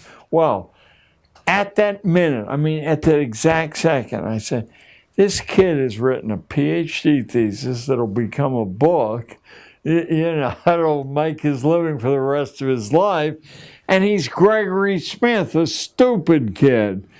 And then I completely opened my eyes, and sure enough, behind the street idiom was active mentality, fresh ideas. It just had been treated with such disrespect for so many years, it wasn't worth bothering to waste it on a school teacher. It revolutionized my teaching, but then over the balance of that was the first year I taught.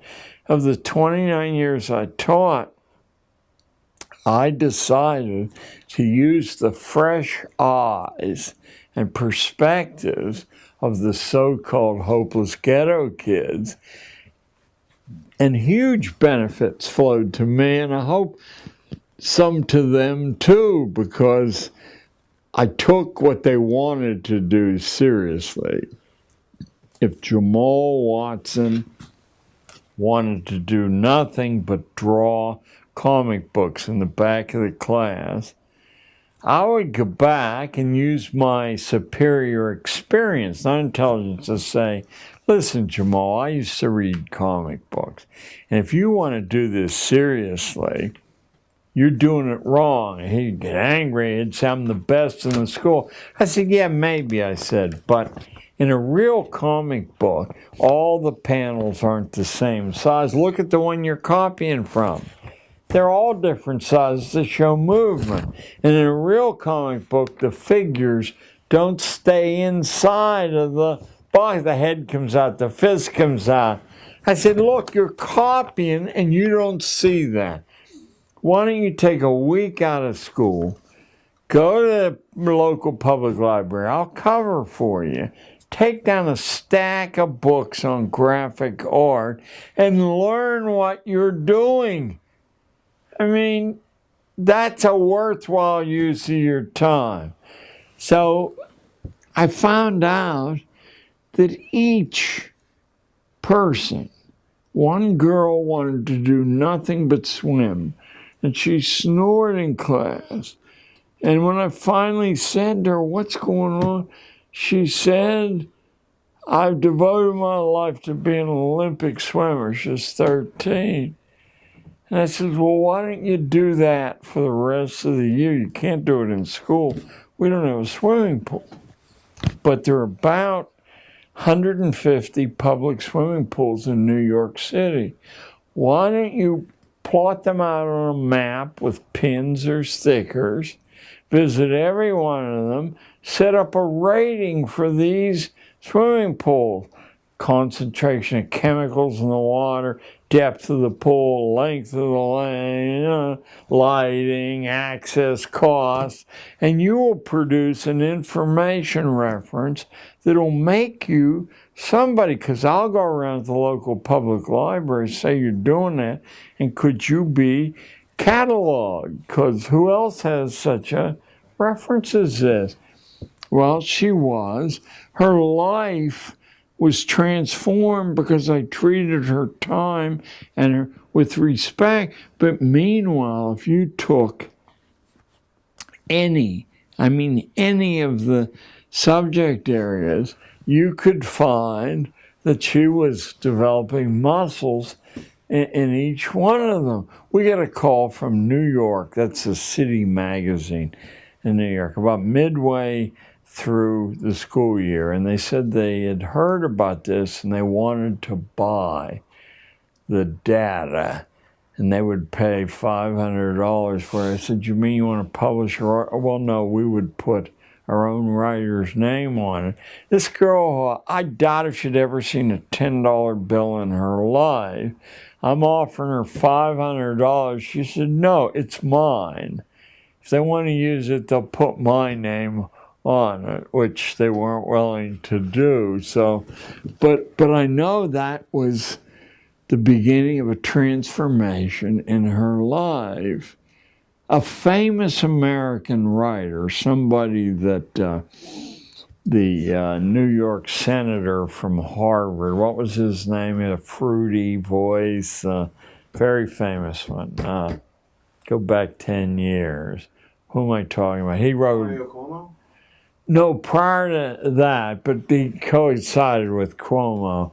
No, he was... he had written books about the plight of poverty, but they weren't sympathetic books. He was nationally famous, and he was so florid as a public figure that... in any case, I had a friend who had flunked out of Cornell. I'm reluctant to mention his name without, because he's a nationally famous writer about assassinations. And this famous New York senator said publicly that he was the world's foremost assassination expert. Well, you now know that he was a flunk out from Cornell. So how did this happen? Because when he saw the Kennedy assassination, I had driven him to Cornell, and he was trying to plead his way back in. And Kennedy was assassinated. We stayed up all night. We both agreed if anything happened to the assassin, that none of the information could be trusted. And the next morning or afternoon, and that was it for the assassin. So he went back to Cornell as a flunk out, talked a big-time professor, Andrew Hacker, whose dad started the general studies program at Columbia, into giving him a PhD or the beginning of one without ever going to class. He would spend all his time writing a book about not the Kennedy assassination, about the composition of the Warren Commission, which I thought was a very clever way to sidestep, all the, yellow journalism stuff. It became, Inquest it was called, it became a national bestseller. It led to an all-expenses-paid PhD at Harvard. Then he wrote a book about the De Beers diamond mines. They took him in South Africa as a house guest for a long, long time. And he wrote a book saying diamonds are essentially worthless because they have thousands of years of flawless diamonds already put away. Then he talked his way into the NBC newsroom and wrote this magnificent investigative study called News from Nowhere. about how news actually is selected for transmission. In other words, everything he touched was, this is a flunk out from college. So all these anomalies from the Harlem kids, the Spanish Harlem kids, from my flunk out Cornell friend, finally shook my belief in what I had been taught, that it's an orderly universe, merit determines, and I could begin to see around me all the narratives that were disconnected from reality. They hardly were hidden at all. You know, they were all weapons of mass destruction narratives. And they occurred over and over and over again in every aspect, including in the world of medicine and nutrition. You know, there seemed to be no ethical or moral break on what insiders were able to say and all the other insiders would agree with. So that when I turned to what obviously was wrong with school, was that we were creating, I as a school teacher, was creating the hideous discipline problems that we then said we must have money to relieve. That it seemed like a closed universe in which one hand washed the other one. That all these horrible kids from horrible ghettos were perfectly able to rise into valuable contributors, and it wasn't a very long distance to go. For example, I remember I started a school year with, they were trying to get rid of me as a teacher. They gave me the worst class on the 8th grade. The kids were huge. They had no tradition of scholarship at all. But I determined to utterly ignore that and to say that we were going to start with Shakespeare's 3 most important plays, and if they could master the parts, that I was willing to cut them loose from school for months, and they could travel around elementary schools, put these plays on, and then talk about the problems of staging them, of mastering the character, or something or other. And I'd say 10 days went by. It was as if I was in a Harvard seminar, and all of a sudden, some kid burst out laughing in the middle of, oh, that this too solid flesh would melt, thaw, resolve itself into a dew. What are you laughing about? Don't you know? He said, we're the dumb class. You know, and from that point on, it was no longer easy because the other dumb kids had the illusion, but it wasn't an illusion, broken, but we still got some good work done. We invent the problems that we then have to solve. That's what I think all experts do. I don't think, including brain surgery, that there's anything the human skill is capable of that's very hard to learn. It takes some time. So you can benefit from prior experience, but it doesn't take anywhere near the time, expense.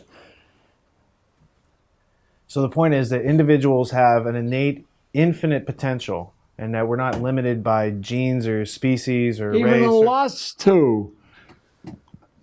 People wish to learn. It used to be called emulation.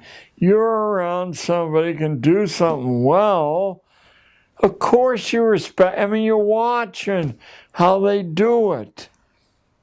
Yeah, you know, we talked earlier about the disadvantage adopted kids have. When you watch your mother and father and you're 14 months old and have no language, you're still seeing how they deal with frustration, how they merge with one another or not, contend with one another. You're seeing so many hundreds of skills that, in fact, you're biologically programmed to imitate. Later, when the mind kicks in, you have some selection, which ones to and which ones to. But we don't allow that to happen because the very first thing schools do is strip the experience base away. I mean, the easiest way to turn your kids into geniuses, I mean, by the time they're 7, is just to front load huge amounts of experience, including dangerous experience. And my favorite story is Richard Branson tells it in his autobiography. His mother, who was an airline stewardess in 1946, flying the Atlantic, so not exactly, the safest thing to do, she was desperate that he wouldn't become a dependent. And so when he was 4 years old, picture 48 months, she drove him miles from their London home in Shamley Green and asked him if he thought he could find his way home from there. And he said he thought he could. Get out and do so, then, she said. And now he said, where is he? He doesn't even have many words, So 8 or 9 hours later, when he finds his way home, he said nothing in his life ever seemed hard for him to do again. He drops out of high school, never goes to college, has his first $1 million by the time he's 19 by figuring out what people need and want and giving it to them cheaper or better or bringing anyone to offer it. What would our society be if we put millions of people through the same experience? I think it would be closer to what colonial America was and early federal America, when nobody wanted to work for somebody else. They wanted an independent livelihood. It would be closer to that than the corporate hell that we have now. But the corporations, following perfectly rational logic, have begun to need less and less people, but they have such political control over the legislatures and the federal government that there's no way to arrest this progress. Furthermore, as I spoke at General Motors about 10 years ago, and a mid-level executive told me when I asked him, you guys had the world, there wasn't any competition. What happened? I remember when Jap cars came in, they had names like the Bluebird and the Fair Lady. I mean, it was a joke. What happened? And he said, what happened was this: that engineering, which used to be the fast track to the executive suite and profit sharing and all the rest of that good stuff, stopped being the fast track. Finance became the fast track, taking these huge profits, speculating in variable rate mortgages, in foreign currencies. That became the road. The same thing that happened to the steel industry in Pittsburgh. Wasn't moved out of Pittsburgh because any of them were losing a penny. They were making great profit. It's that the Harvard B School boys said, look, you can take this money, make a lot more, and not work. Of course, that would get rid of 100,000 steel workers, truck drivers, but who the hell cares about them? Didn't Darwin say they're not evolving? They're all Irish anyway. Well, this is the juxtaposition between eugenics and that type of mentality where people are under control, and someone like Branson who gets to go on walkabout, which is a rite of passage, which was around in the founding of this country with high literacy rates. And so when we had a high entrepreneurship, self-reliance, literacy rates, people who had critical thinking and knew how to deal with problems on their own, because if not, you might die. Or other people think badly of you if you say, I want a job for, what do you want to do? Right. But these different compartments are intimately interlocked. So by studying one and the other as if you're going to pass a short answer test, you're disabling fragmenting. Yeah. The synthesizing power of your mind, which is what enables you to strike out so that history doesn't infinitely repeat itself. But now that's been restricted to such a small fragment of the population that we're in desperate trouble internationally because the Chinese, the Japs, the Malaysians can do this brain paralysis much better than we can because they have traditions that allow that. And we still turn out on the 4th of July and say, home of the free, land of the brave, whatever. So if someone were to walk away from this segment saying, what did he say? It's that the bad things done in school have been intellectually justified. And you're not going to change that set of mind. So all the effort you make to systematically change schooling is a huge waste of time, energy, and resources, because now the majority of the important people in the country make their living either directly from that or indirectly because you no longer have a critical mind. And what is the definition of marketing that when I took marketing at Columbia, they taught me? It's overcoming sales resistance. Well, if there is no sales resistance, you do that by juggling balls and dancing. Here's a pretty girl, buy the product. You can have her. It's quite a pickle that we're in. Not our managers don't think they're in a pickle, but they are too, because the Chinese, for example, are so much more well-versed in screwing rival power. We've only been around a few hundred years. They're reeling us in very nicely, thank you. If they cashed in the bonds they hold right now, just forget, the dollar is paper. Give us our money back. How are populations kind of prepared and indoctrinated and conditioned into receiving, such low? They provide such low resistance to the Ponzi scheme mentality of the predators. Yeah. Well, the interesting thing about leverage, and it has been studied since ancient Rome, is you don't have to do everybody. You just have to do a few opinion makers. They do the rest. Here's how Andrew Carnegie did it with the Protestant churches of the United States. He simply, in one fell swoop, donated a brand new organ to every church in the United States. This dyed-in-the-wool atheist opened his purse.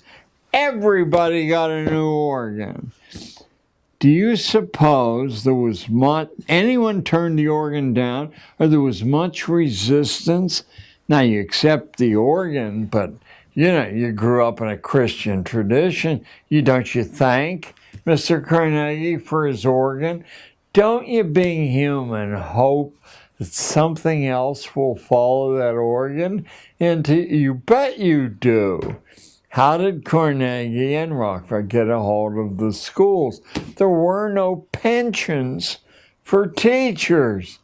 The government didn't set up the pension system.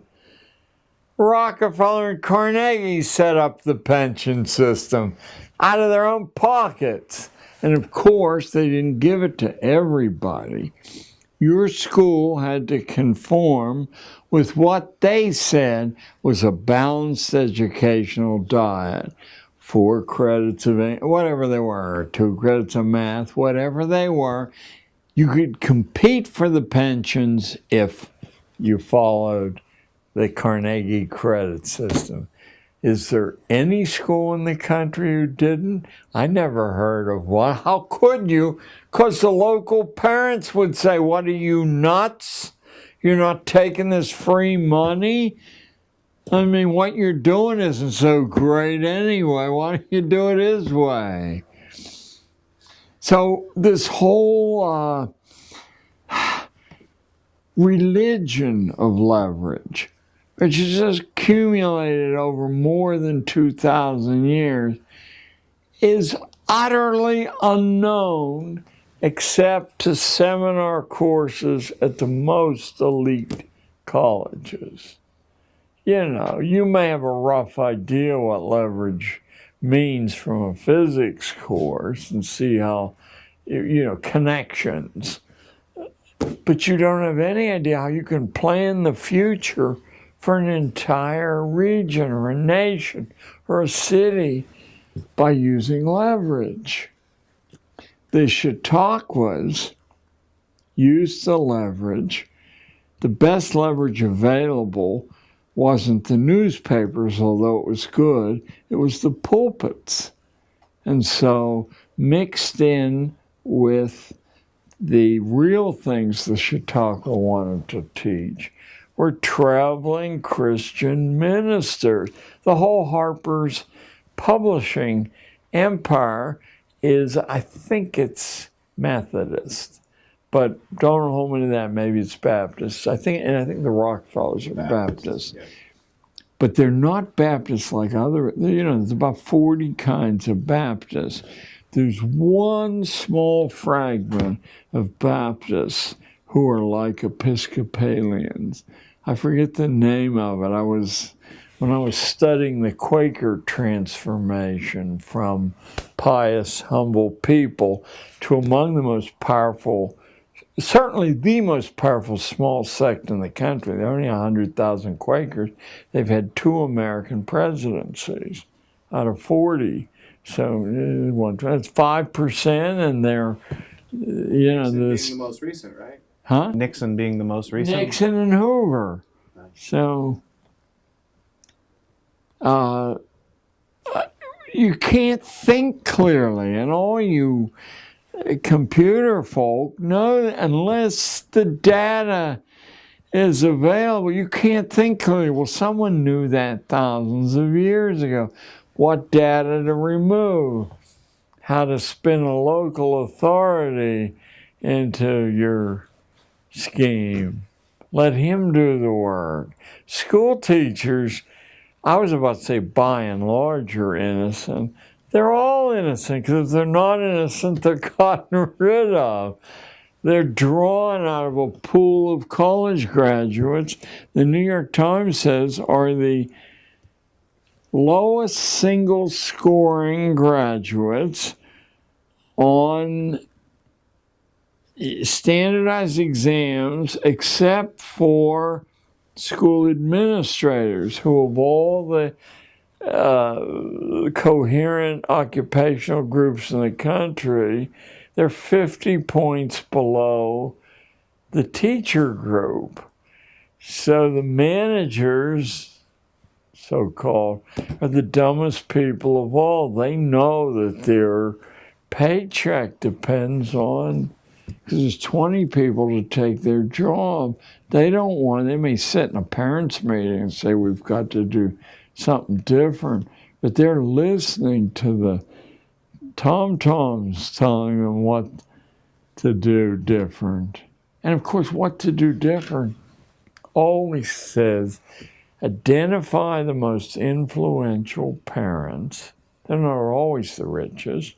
Do something different for those people. They'll be gone in 3 or 4 years. Then go back and do what you always did. So that's if you looked at schools in 1905 and schools today, the correspondences are overwhelmingly similar. You would not say, wow. You would say, hey, history hasn't moved. Frederick Gates helped out Rockefeller at a time when the family was getting a bad reputation, and like Carnegie, they were having a lot of labor disputes. How does the idea of philanthropy and altruism affect American education? Philanthropy and altruism, as it occurs through the institution of the private corporate foundation, is the explanation for what's called American education. Let's us call it American schooling. That's a pretty comprehensive condemnation. Do I have any evidence for that? Yes, I do.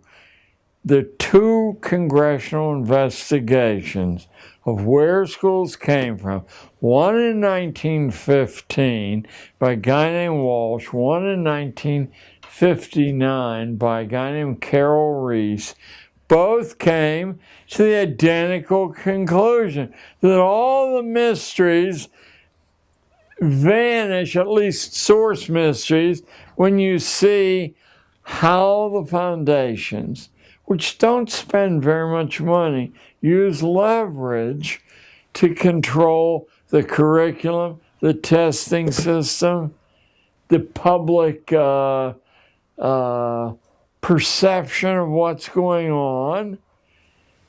And of those foundations, until very recently, Rockefeller, Carnegie, and Ford were the ringleaders. They had divided responsibility. Ford took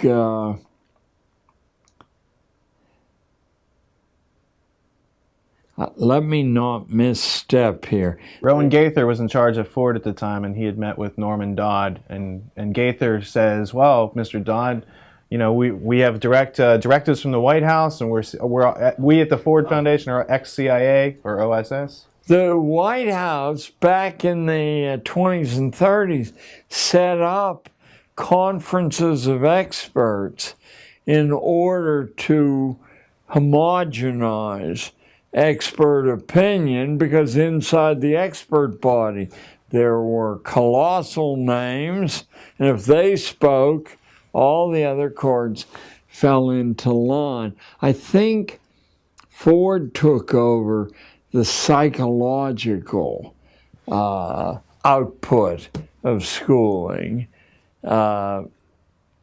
Rockefeller and Carnegie, in different ways, were attempting to globalize this thing. The Carnegie Foundation, still today, if you go up to their library, I think it's in Ossining or around there, and just read their annual report for the Carnegie Corporation, everything you ever saw on the front page of the New York Times in relation to schooling was cooked up in the project offices, and then it's dumped on the world through the control of the media. How's the media control? Well, it's controlled through advertising. That's all. You can use your friends to buy more or buy less. When they come and say, why aren't you advertising? When you say, well, your point of view is so radical. Advertising? It's done. All right, cool. All right, so let's take at least a 15-minute break, cool this room I off. think the mechanics of how it's done is the most useful thing to someone just new to this. Yeah. Because they say, well, it seems like everyone would have to be in on this. No, only a few. Right, absolutely. So, Yeah, we can cover that. We'll cool the room off. Let's get the lights off.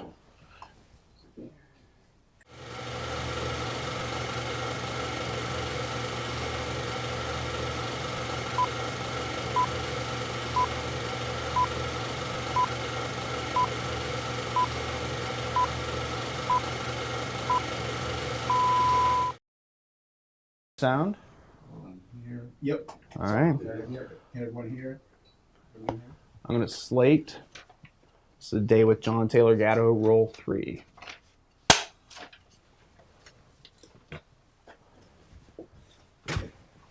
Start with dropping my handkerchief.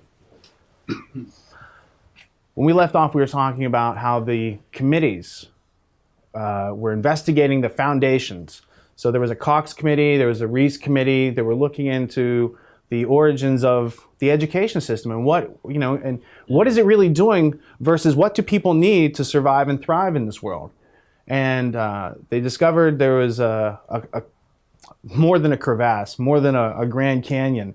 There was a gap between what we need to survive and thrive and be successful entrepreneurs pursuing the American dream with a real hope of attaining it versus being a servile class.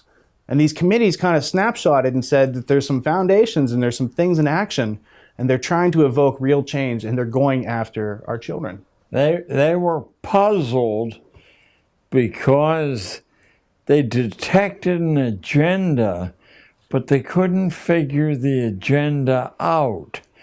And with the second commission, the Reese, a firestorm broke loose. In fact, Reese was never able to finish, thanks to the chief counsel. Was that Cox? The chief counsel, well, I know there was a lawyer involved with the Reese Committee, Catherine Casey, who was the lawyer sent by Norman Dodd to go into the archives of the Carnegie Foundation. Yeah. And after being brought up in a traditional, status quo education, she went there and saw the actual minutes and the words of these men in these meetings, planning on how to take over this country and to take over the diplomacy and power of war. Yes. Subvert Was education. Dodd the chief counsel for Reese? Dodd was the chief researcher, and he was out of J.P. Morgan earlier, and he had said, you guys need to return to sound banking, and they said, Norm, we're going to let you go. And then Carol Reese had called him up and said, Norm, we want you to head up research because we think what they were describing as communist activity from my research, like in the comprehensive Well, they sense. didn't see clear. That was the Benoit of the moment, and so that was the easiest way to organize, but it was something far, far more profound than communism. Yes. Right. So that gets back into Pestalozzi, Lavater, other people who were intellectual elites who joined clubs. It's like the Bavarian Illuminati was one such club that has a lot of the intellectual elite of the area getting together, and in their drawing rooms, they're drawing out the plans for other people's lives. And they basically, when you look at the origins of our education system in America, it goes directly back to Adam Weishaupt's plans, which are planned on earlier plans, but still there is an organized effort to go after our education system. Well, there's one more recent than that. There was the Metaphysical Club at Harvard, right around the turn of the 20th century, and it contained such muscular figures as William James, who is the reason we have a course in colleges, academic psychology. That's James Prestige brought that in, and James was a kind of, he had a ligature to Wundt, although Wundt intimidated James a bit because he wrote so much and so copiously about everything. But in the Metaphysical Club, besides William James, was John Dewey, Oliver Wendell Holmes, and a number of other of the shapers of 20th century American institutions. The most important figure, though, is not known to many people. He's perhaps the last major philosopher human history has produced. It's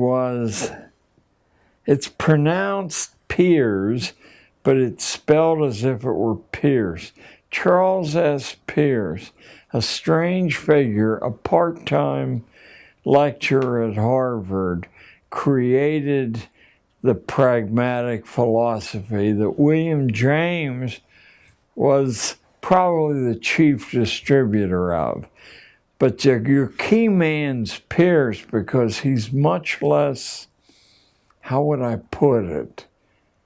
He's much more direct than James.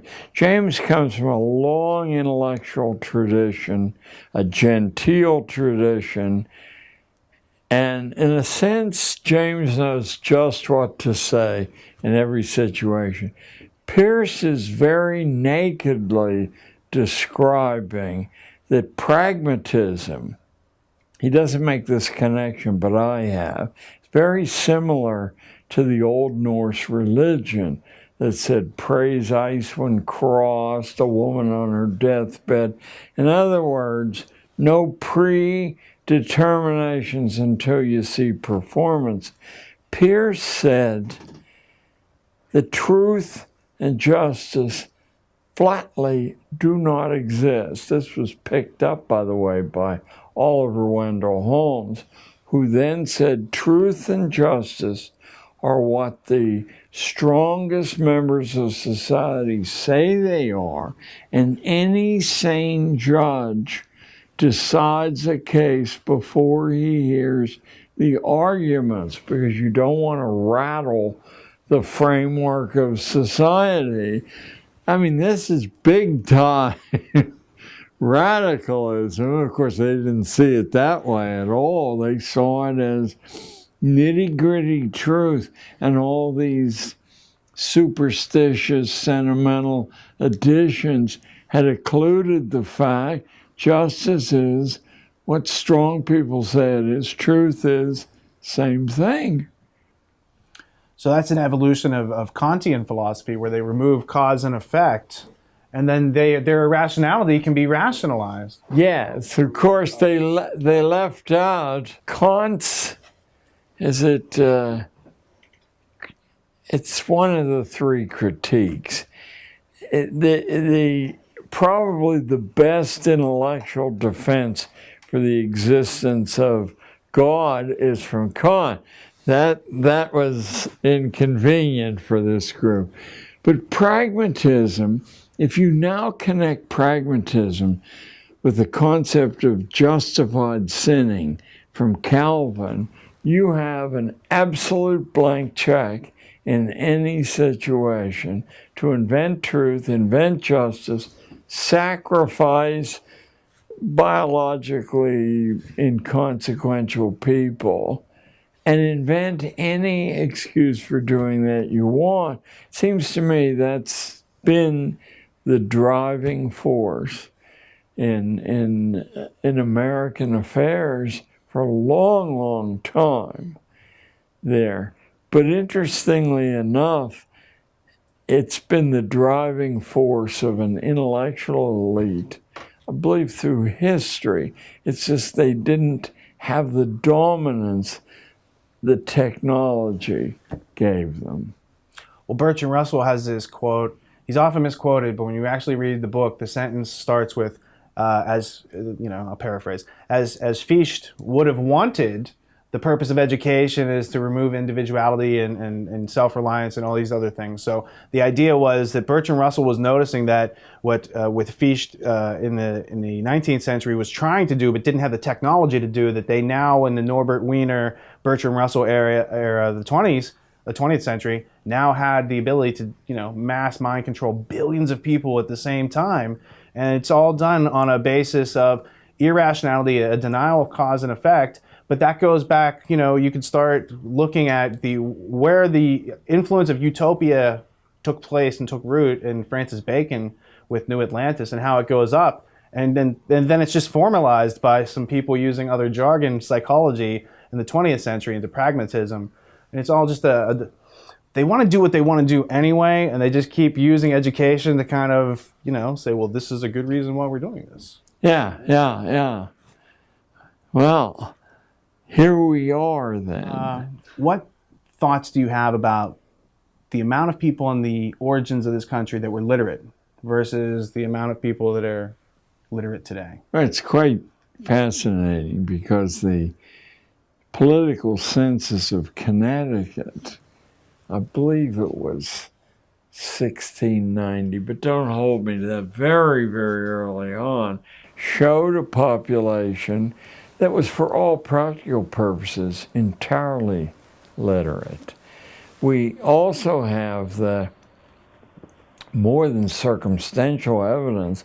If you simply look at the popular writing in early colonial times, it's taught in a seminar level in colleges today, and it's as well known a novel as Fenimore Cooper's Last of the Mohicans is in truth unreadable by college friends. Not because he's not a skillful writer, but the allusions to science and politics, history of all sorts, is so comprehensive and interwoven that the allusions themselves defeat an ordinary reader, including an ordinary college reader.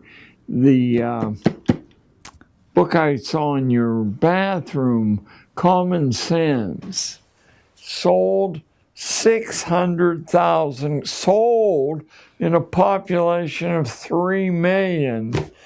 A country that was half serf, slave, and now you can find it on seminar level in Princeton and University of Chicago.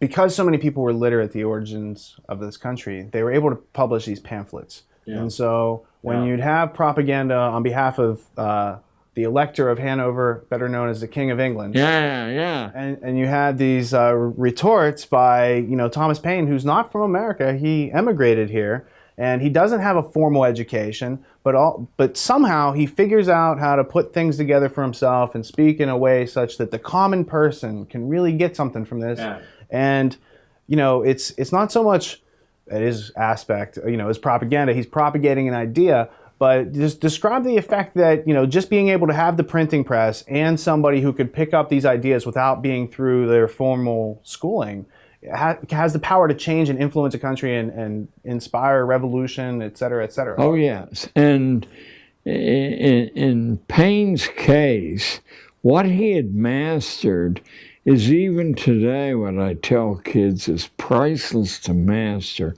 No complexity of ideas can't, in fact, with the pains on the part of the speaker, the writer, be reduced to plain talk and speech without harming the delicacy of the idea. And Paine really hit that on the button. He's quite a model in a sense. It's like, if you want to write adventure stories, you want to read Edgar Rice Burroughs and the Tarzan books and the Mars books, because you're just propelled from beginning to end on a somewhat more rarefied level. Dickens had that ability. And of course, it could be distributed wholesale, but doing that would hand weapons to people you don't want to be able to be heard. When you teach people to speak and think in academies, you've reduced their effectiveness to their associates there. So, we had some very productive experiments in mass literacy, including a phrase, a label that's vanished from use. There was constant talk of something called the active literacy. As long as you read well, you can develop original thinking, but you can't communicate it.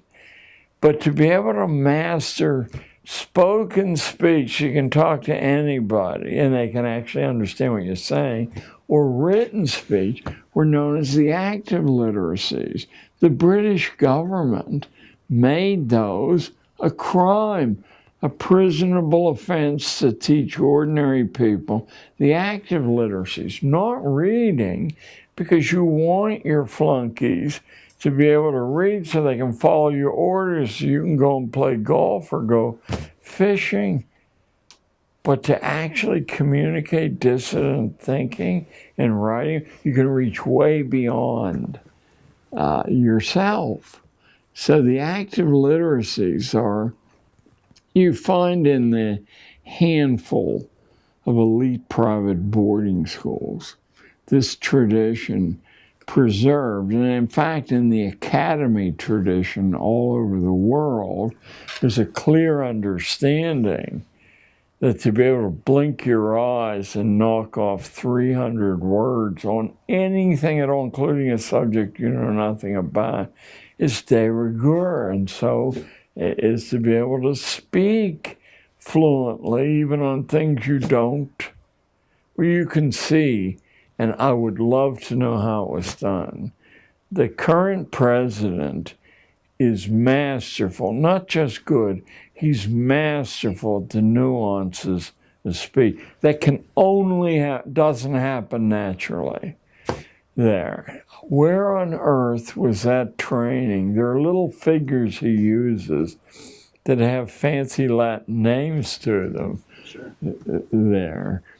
And of course, Bill Clinton was no slouch, but he comes out of a populist preacher tradition and is masterful with what he does. But the other is a formally trained science of speech. And I listened to the modulations and how he can shift from one idiom to another. And I said, somebody with this odd background, you know, all over the world, who's my daddy, who's my mommy, you know, something intervened there. It's no accident, by the way, that Bill Clinton suddenly emerges from a state in which Rockefeller is the governor. Who was Bill Clinton's mentor?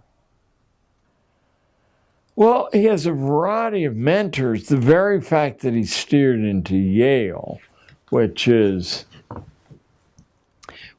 probably of the elite universities, the one that keeps the class tradition, the British class tradition, most actively alive. In fact, they all fled from Harvard when the Unitarians took over and are talking, you know, we're all in this together. So they bailed out of Harvard, headed west, dropped the biggest load, no pun intended, in New Haven, but continued on a line that you can trace all the way across to Seattle, leaving behind traces of this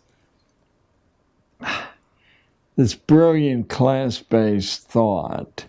I once, years ago, and don't ask me to reclaim it now, but I once actually did trace the movement from the evacuation of Harvard in about 1805, 1810. What had happened was the Unitarians, who were one of the great heresies of you know, the last 500 years, they worked out a way to initially convert to whatever religion had a church in the area, and then when they were the majority, they would vote the thing out of business, take the assets, and reopen as a Unitarian parish.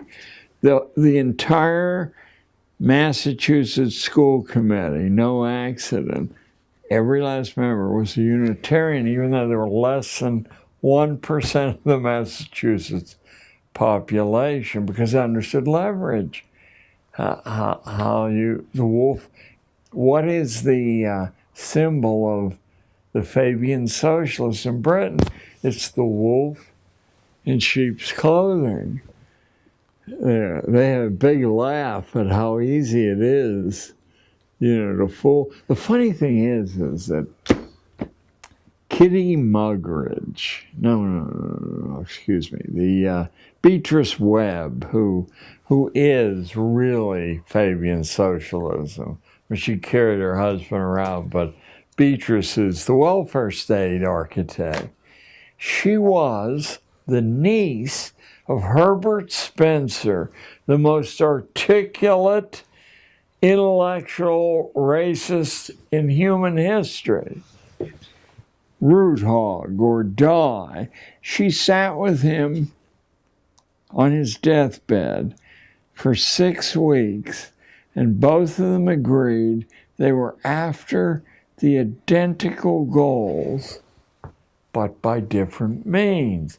He said, exterminate the brutes, the famous line from Heart of Darkness, and she said, kill them with kindness. I noticed you had Ayn Rand on your shelf. The idea of taking care of somebody else, apart from the innocent charitable thing, is that you ruin them by doing that. It doesn't take very long to ruin them. So Beatrice Webb, the Fabian, and the great conservative Herbert Spencer, same bloodline, same goals, different methodology.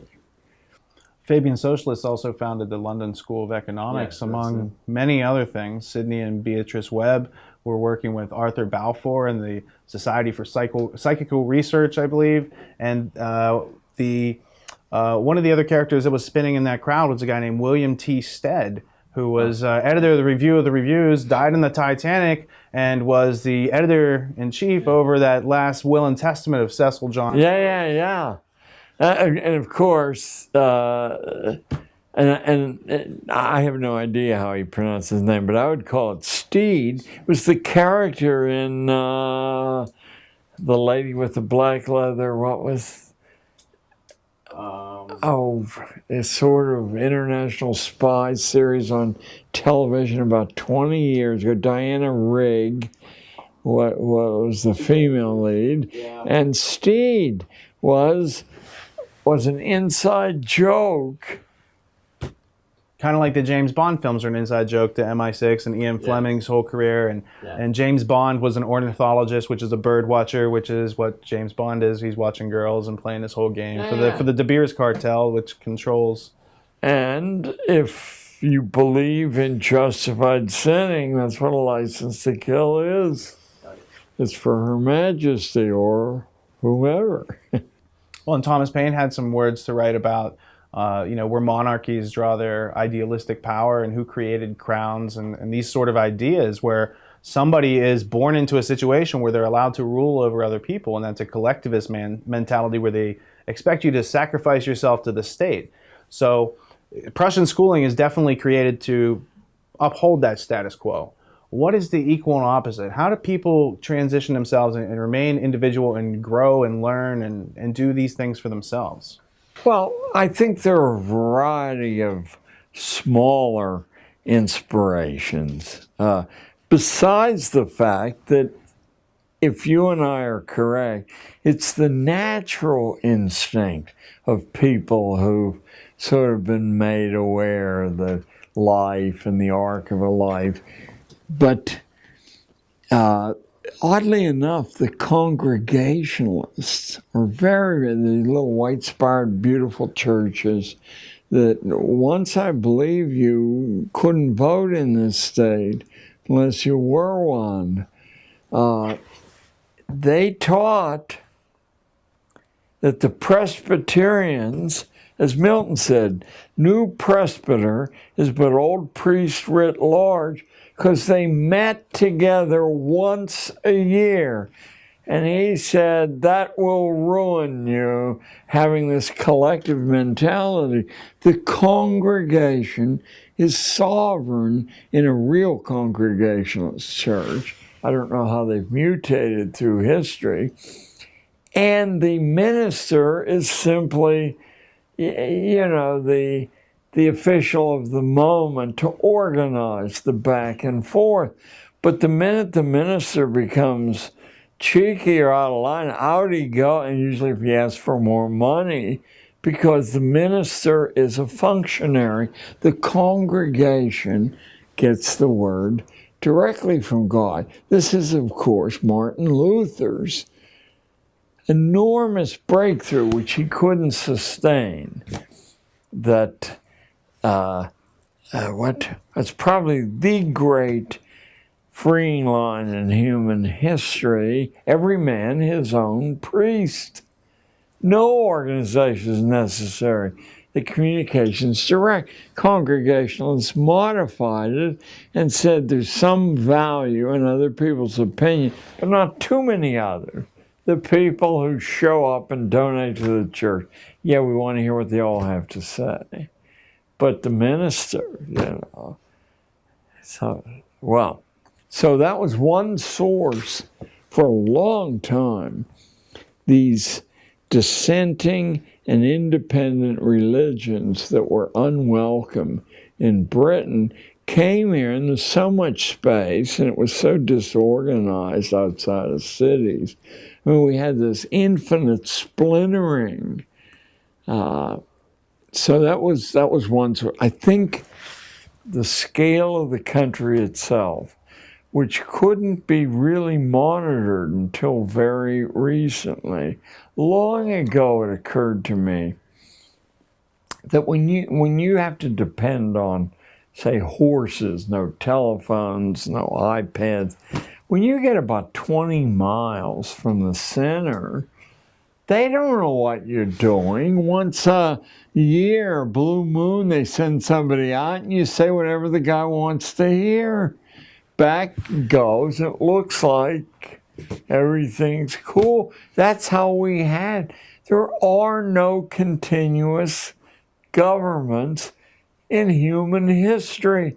None of them last very long, and I'm sure it's because this ferment on the fringe, which isn't very far away, eventually is fatal to the idea that, the hierarchy must be preserved.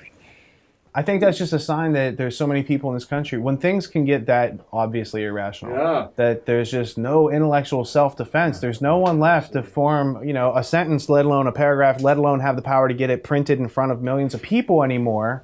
And that's what I noticed. And no editor would dare print it anyway for fear the ads would dry up. Senator Oscar Callaway in 1917 addressed the Congress, and he said that the J.P. Morgan interests, the shipbuilding, powder interests, had all gotten together and bought the top editor. They placed editors at the top 25 newspapers in order to control the content on political policy and military policy. So that was really the declaration, the first origins of the Council on Foreign Relations, which goal is to kind of control and mold the minds of the masses using official experts and historians. And so these clothes won't leak. How about Harry Truman's speech before the U.S. Senate in 1942, denouncing the Rockefeller interests as traitors because they were selling oil to both sides. What he didn't know was that the Krupp cannon makers were doing the same thing, making the German cannon, selling them to the French or anyone else who would buy them. They had already become a virtual global society. But Truman's denunciation of the Rockefellers on the floor of the Senate, you would think that would be just elementary sharing with generations of school kids. No, doesn't exist for all practical purposes, unless you're willing to sit in my generation, sit in the library stacks and go through. I did that in Columbia. I said, I'm going to find out. Oh, no, I'm going back to 1958. So I got a stack pass. I've heard about stack pass. I'm down like in the 6th level. There's these huge stacks of popular magazines. He says, I'm interested to find out what the popular newspapers and magazines said about the Second World War before it started, for like the 90 days before it started. Let me tell you, to a publication, there not only was a certainty there was going to be war, but no worry at all. They all agreed that there was no ability on the part of any potential enemy to sustain a war, that all the gains would be right away, then they couldn't replace their losses. I noted that Quigley said, not only did the British start the war with a larger air force than the Germans, and more advanced technologically, but they could replace their losses and the Germans couldn't, and the Japs couldn't at all.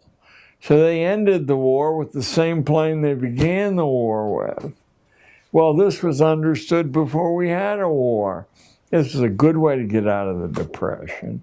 Good way to cow dissidents in the population always is to declare a national emergency. Then you have an excuse for foreclosing freedom of speech. What did Quigley do that was so unique or remarkable that no one else had done before? Well, what Carroll Quigley, the head of the Foreign Service Department at Georgetown University, no marginal school, what he did was use his invitation to be the only human being ever invited to view the files of the Council on Foreign Relations, and I believe its predecessor also. What he did was to actually write a major piece of nonfiction.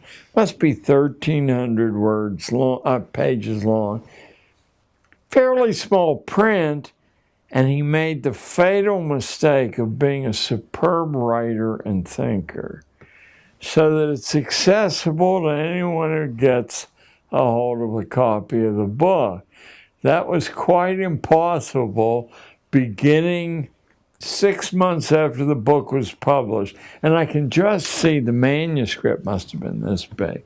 So an editor asked to vet the thing and make sure. Yeah. And after all, Georgetown, this guy's safe. Out it goes. Macmillan publishes it, sells out instantly. And any conspiracy theory you've ever heard of is documented, only not as a conspiracy theory. Gives you the name, the date, the time, the actual letters. Oh, good God. Well, somebody got hung for that. Macmillan broke the plates, told Quigley there was no interest in the book at all, broke the plates so it couldn't be reprinted. Quigley's on a tape recording right at the end of his life that's stored down in Georgetown in the stacks, saying that they lied to him, that they had tons of, who wouldn't want to read the book? I spent 6 months looking for a copy of the book and finally found one in the rare book room at New York University and had it stolen. And then a couple of months later, because I'd looked in so many cities, I got a call, mysterious call, from a fellow, I think he turned out to be a dentist, had a radio show. Who is? Okay. It's Stan Monteith. Yes, Stan Monteith. He said, I understand you're looking for, well, I said, do you know where? Yes, he said, I have some copies. Of course, he had reprinted the copies. And after Monteith, over the next couple of years, several other people had taken the Macmillan and reprinted it. So much, in fact, that it became the basis for a growing number of aware people. They weren't sure what they were aware of, other than that the story was not as delivered. Not in junior high and not at Harvard. It was a different story. It was a story that could accommodate two fraternity brothers at Yale running against one another for president. The big agenda. But Quigley's real gift to the rest of us is his absolute mastery of prose and his really interesting mind and his confession that he agreed with the plot. He simply, as a good Roman Catholic, didn't apply with the secrecy. He said, I believe there's nothing anyone can do about this anyway. It was marvelous. I'd go back whenever I feel despair. And not an easy, I mean, it's an easy read because it's so well written, but it's a big chunk. He says, for example, that the only times liberty's ever appeared in human society is when the population is privately armed with deadly weapons. And to reach the acme of liberty, they have to have the same weapons available to them that the government has available to them.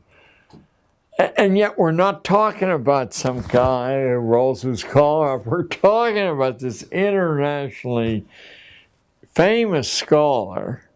So, well, at the beginning, the American Revolution, the people who were fighting against the British government had equal arms. They were landowners. They had interest to fight over it. That stopped being equal in the 1930s with mechanized warfare and mass production because they've had Prussian education in place for 80 years. And now everyone's an obedient worker, and Amtssprache allows a lot of people to do things that they normally wouldn't do, but now it's part of their job, and now it's their responsibility, and now it's their duty. And all the things that Milgram drove home through his experiments. Look, these people will kill other people if you put a white coat on. Yes.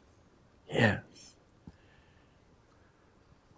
Well, it's quite exciting. I mean, it's a hideous turn in human history, but it's quite exciting.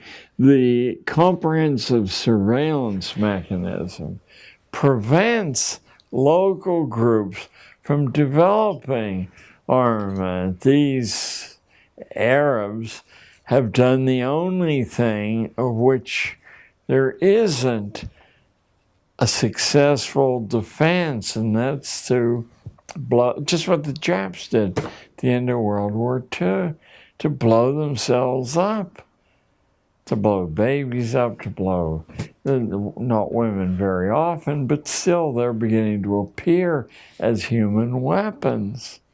What you can do is suppress that activity, but you can't do it and say, this is a free society and we're all in the game together. There are 4 copies, I think, of Tragedy and Hope around. Have you seen the first edition? I have, and I'm wondering when Macmillan has been forced to reprint it very recently, in the last year or two, and I'm wondering, you only have to delete key sections, still be a big book, to take the real sting out of it. I thought somebody with young eyes and a lot of stamina ought to sit with the original edition and the reprint just to make sure. So what we're doing tomorrow afternoon, we have a first edition and we have several other reprints, and we're going to... Oh, do let me know, because I have other people I'm trying to see the idea, and I could say the project's underway and want you to send them a little check. And, Yeah, absolutely. What do you think about Quigley's book, Anglo-American Establishment? I was impressed by the thinking and the scholarship, but I think the presentation puts it beyond the reach, not beyond the understanding, but beyond the reach of ordinary people without a coach. And I do think we have a pressing need to find, without diluting the complexity, to find the idiom. I think I said to Rich earlier, it drives me insane. There are things I've been rewriting for years because I'll try them out and I'll feel that an audience misses how that plugs in. It's almost as if the audience needs a little bit of, re-inspiring their curiosity, but then giving them a methodology by which they can start to reignite their learning. And then once they bring their attention and consciousness up a little bit, then they can receive some of these other messages. Yes. In the meantime, we can be coaches and help them kind of get that. We mentioned this earlier, but the great favor Charles Darwin did for people like me is to indict the Irish as hopeless biology, because my audiences are full of Irishers, and I say, don't trust an old broken down school teacher. Pick the book up and go to the Irish sections, because it's unmistakable, his scorn and contempt to dismiss them as irredeemable. The Spanish is irredeemable. There's quite a little catalog of people, not Swedish blondes, mind you.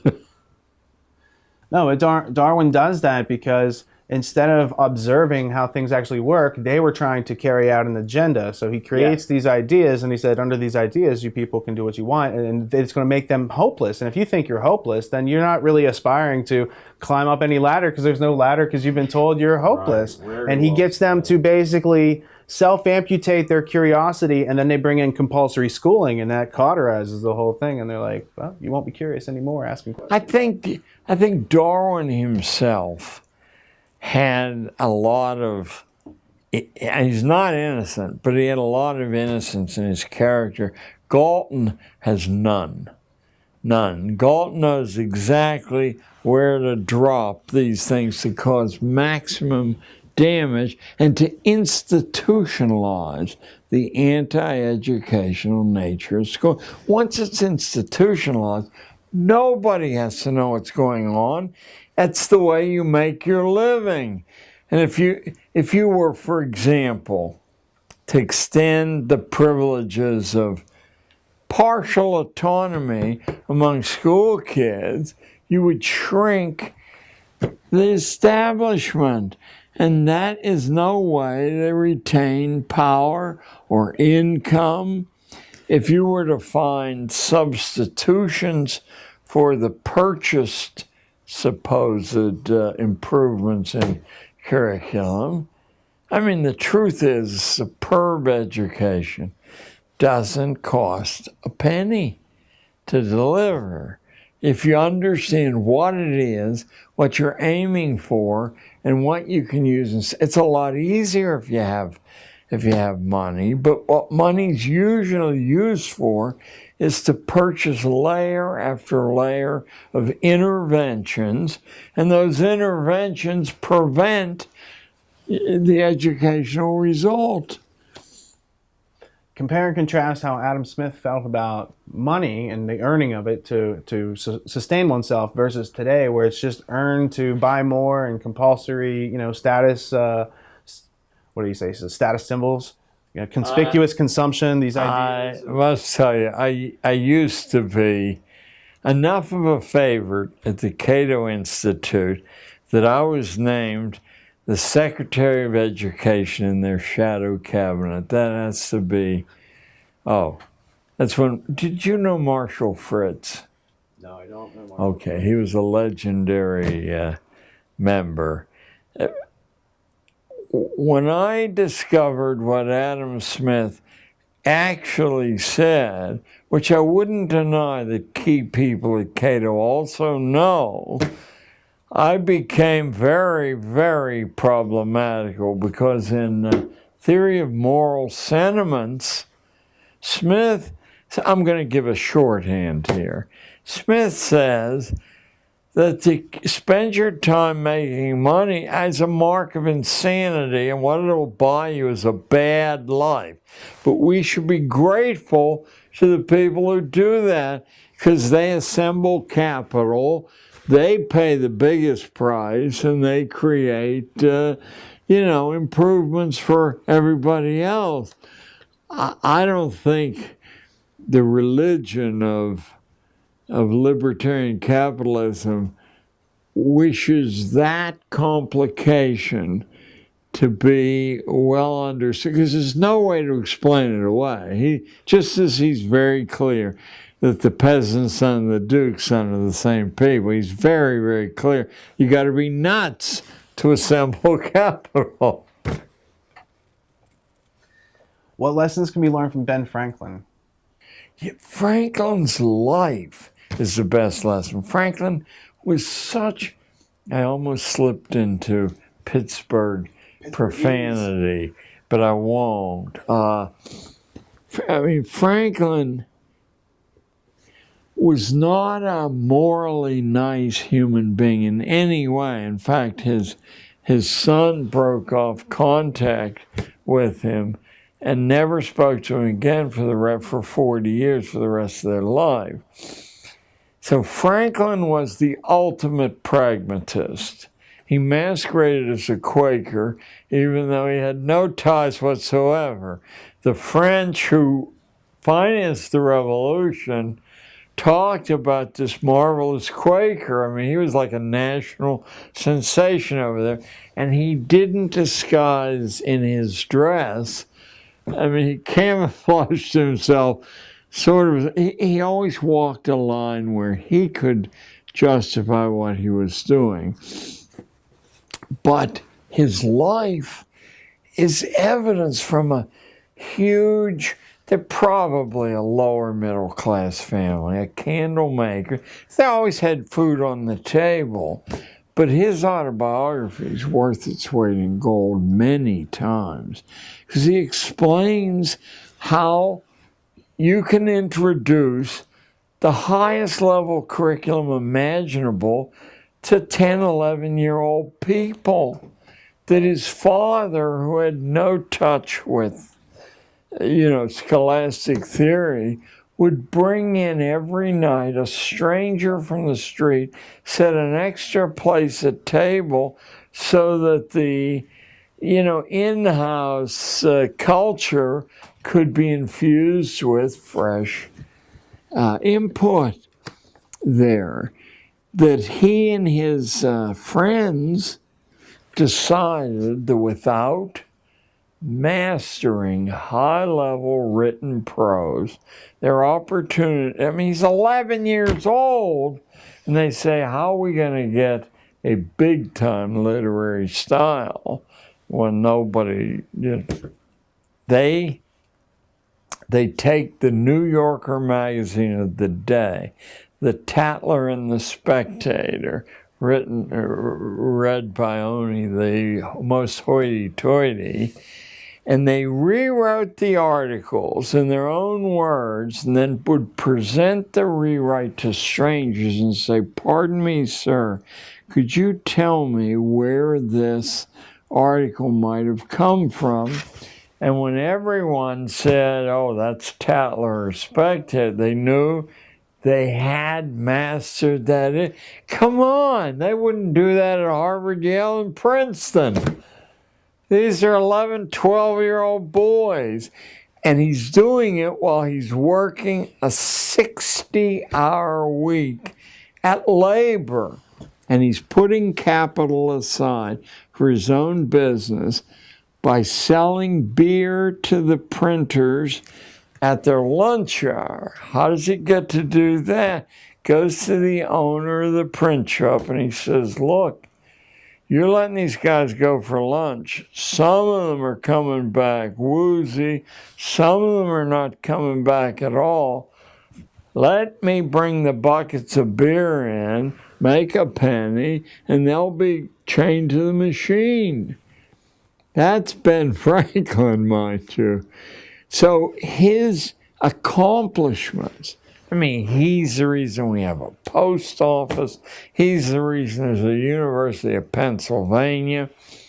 He's probably the reason the German isn't a coeval in Pennsylvania, because all these little German potash groups were not speaking English any more than they could get by with, and he found ways to put political pressure and penalties on them if their kids weren't surrendered to English training. Now, he's a miraculous example of what nobody can do if they know what to do and have some discipline, mind you.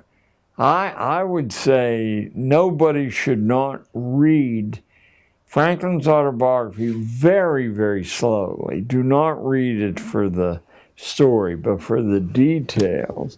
And you have a formula that anybody could use. So there's for Ben Franklin. What could a student learn from the young life experiences of Thomas Edison? Well, Mr. Edison, from New Jersey, begged his mother not to waste his time sending him to school. This before he was 12 years old, and to allow him to go west where during the Civil War, where opportunity was burgeoning. And she let him do it 1,000 miles from home. He became a train boy. That's the lowest job imaginable. At whistle stops, you go out and buy sodas or coffee. You're everybody's factotum. But he talked the train into letting him put a broken down printing press in the boxcar. And then during the Civil War, because he was able to connect things into new realities, he knew that the train stations got Civil War news at the same time the newspapers did. But the newspapers didn't come out to certain hours. He used his printing press to run current Civil War news instead of auctioning off children at the whistle stops. He sold the Grand Trunk Herald. And because he wasn't the nicest guy in the world, he varied the price from a nickel to a quarter, depending on what the audience could pay. He put together a substantial stake that founded his own.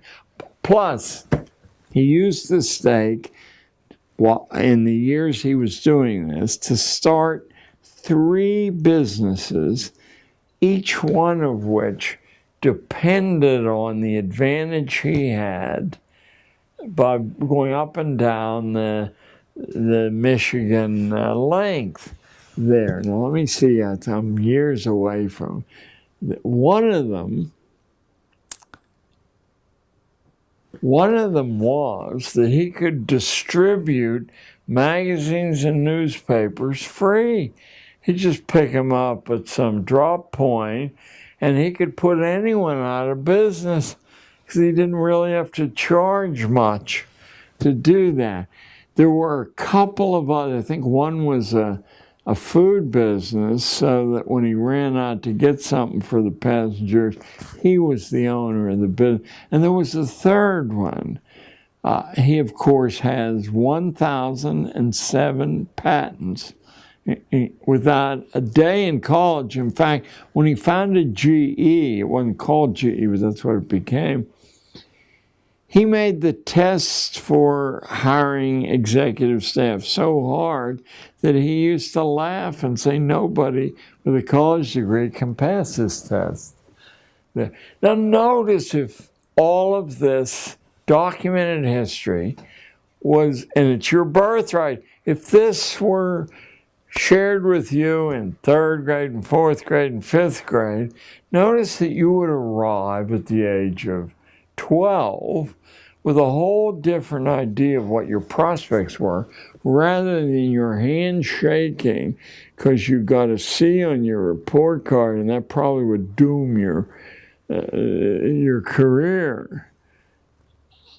It's a colossal crime, and I'm speaking now as a detective story fan. I'm staying away from the moral high ground here because it's so far beyond what we define as good and evil. And for the people who do this, it is good because as Darwin's Malthus, as Thomas Malthus says clearly in his essay, Climbing the Mountain, the high ground, the moral mountain. He says it's a kindness. These people are doomed to such miserable lives that to hasten their demise is a great kindness to them. You work them to death, you starve them. You're doing God's work. He, of course, was a parson of the Church of England, which Charles was trained to be, but left in Galton. Well, you had people like Lippmann and Bernays who recognized that people were inherently irrational. And instead of trying to teach them critical thinking, they say, let's use fear and confusion to control them even more. That's Spinoza as the author of that.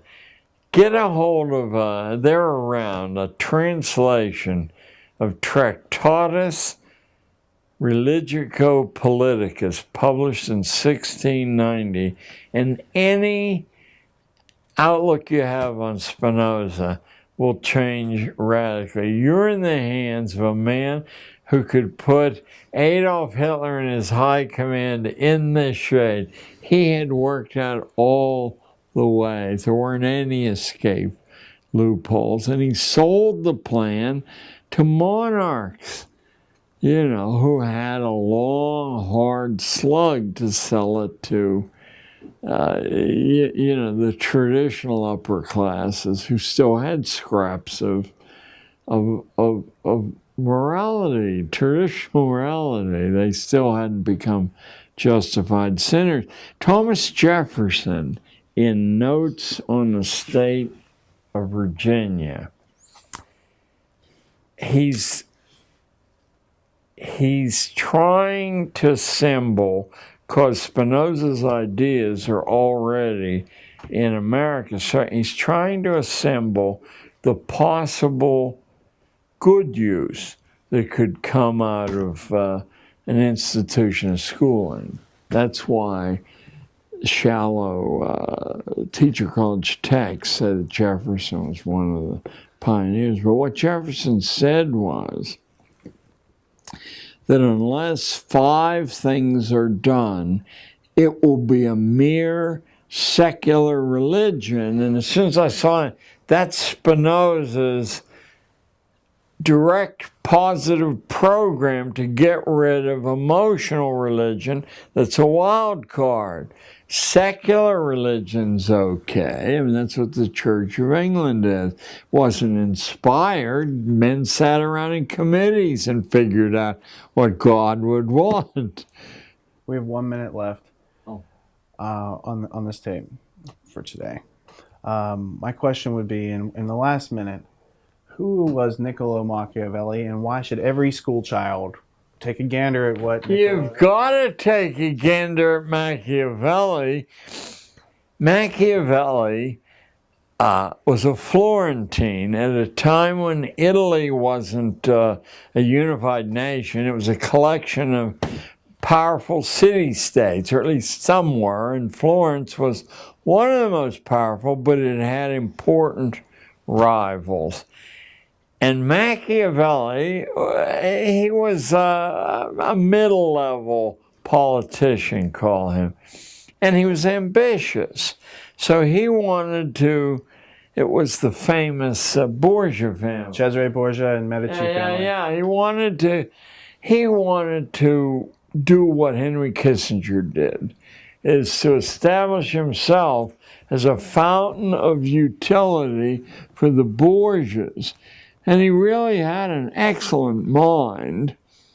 And it's hard to tell what his character was because he has other books that are rather morally grounded. But for the first time in history, the secrets that have been talked about in drawing rooms, maybe leaked a little bit like Hobbes' Leviathan there. Suddenly it was an unbroken presentation of how the prince should maintain and enlarge his power there. It electrified the planet. First of all, the people who already knew these things were ticked. And the people who suspected them were put in a moral quandary, a bind. Now it would be a deliberate choice. But for the great unwashed and for the religious power that represented them, here was, and his name was, after all, Nick. Here was old Nick. Saying here, we could give us 10 years and no one could pass through school without being aware of these high or low points in the creation of their own society. Then at least they would have choices. And I know some would choose to sell out, but others, because of that romantic quality in the young, that's why we send them over to get blown up, would they do what they did in the 60s? It's a turning point in American history. After national policy. That tape end? Mm-hmm. All right, we're going to turn the lights off. You can continue talking. I'll just mark where we are. This probably ought to be on. But remind me tomorrow, we'll do this. After national policy was contradicted by the riffraff in colleges and high schools, word went out that was never to happen again. A group called the Trilateral Commission published a book they subsidized at NYU. It's worth picking up. It's called The Crisis of Democracy, 1975. And in shorthand, the crisis is, if the people take it seriously, we've got trouble on our hands. So we've got to hide power and how decisions are made even more rigorously than we've done in the past. Just like Hobbes said power is never where it seems to be. Not most, it's never there. Those are always the flag catcher. If only Hobbes was writing for the average person, if only the person was literate, if only they had critical thinking so that when they were so that their literacy didn't make them a slave. Or make them think of people like Hobbes. Oh, it's just another book. It's man's book. Yeah. That's his opinion. Well, he was the advisor of the king, and the book stayed in print, for 450 years. It's actually in the great book set. It's in with Machiavelli and Hobbes, in volume 23. From that set over there. The Harvard Classic thing. It's the great books of the Western world. Oh yeah, put together by Chicago. Right. I was accepted to the University of Chicago when I was a sophomore in high school, and my mother wouldn't let me go. And my uncle, who graduated from there.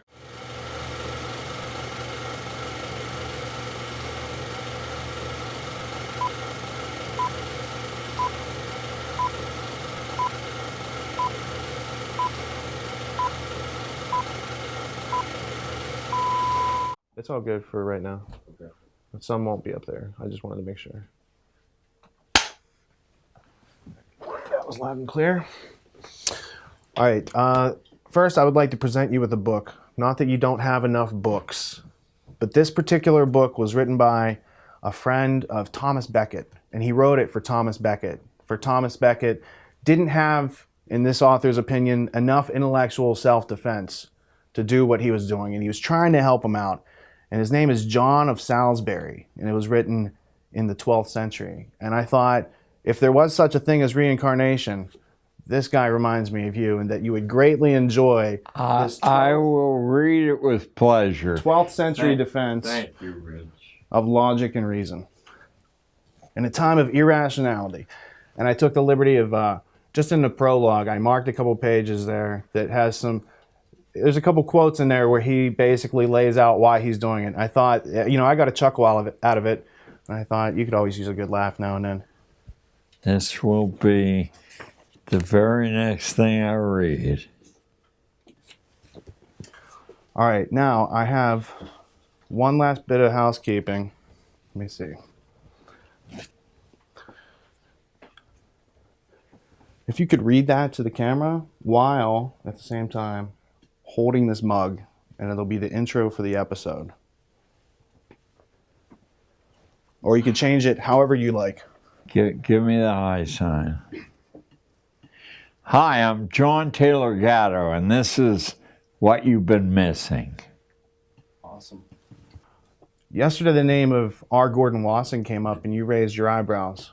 What does that name mean to you? Well, it means to me soma, the magic mushroom, and that Wasson wasn't some fringe nut, but some Wall Street heavy hitter. So I read it with great pleasure, not once, but until it fell apart. Before you leave today, I have a DVD for you. I just have to burn it. I have the folder made and everything. And in there, I put Wasson's Russia, Mushrooms, and History book, which is very hard to find on PDF. So I just thought you'd get a kick out of it. I will get a big kick out of it. What does the name Anthony Sutton mean to you? Actually, I corresponded briefly with Sutton. He made the contact after he read Underground History.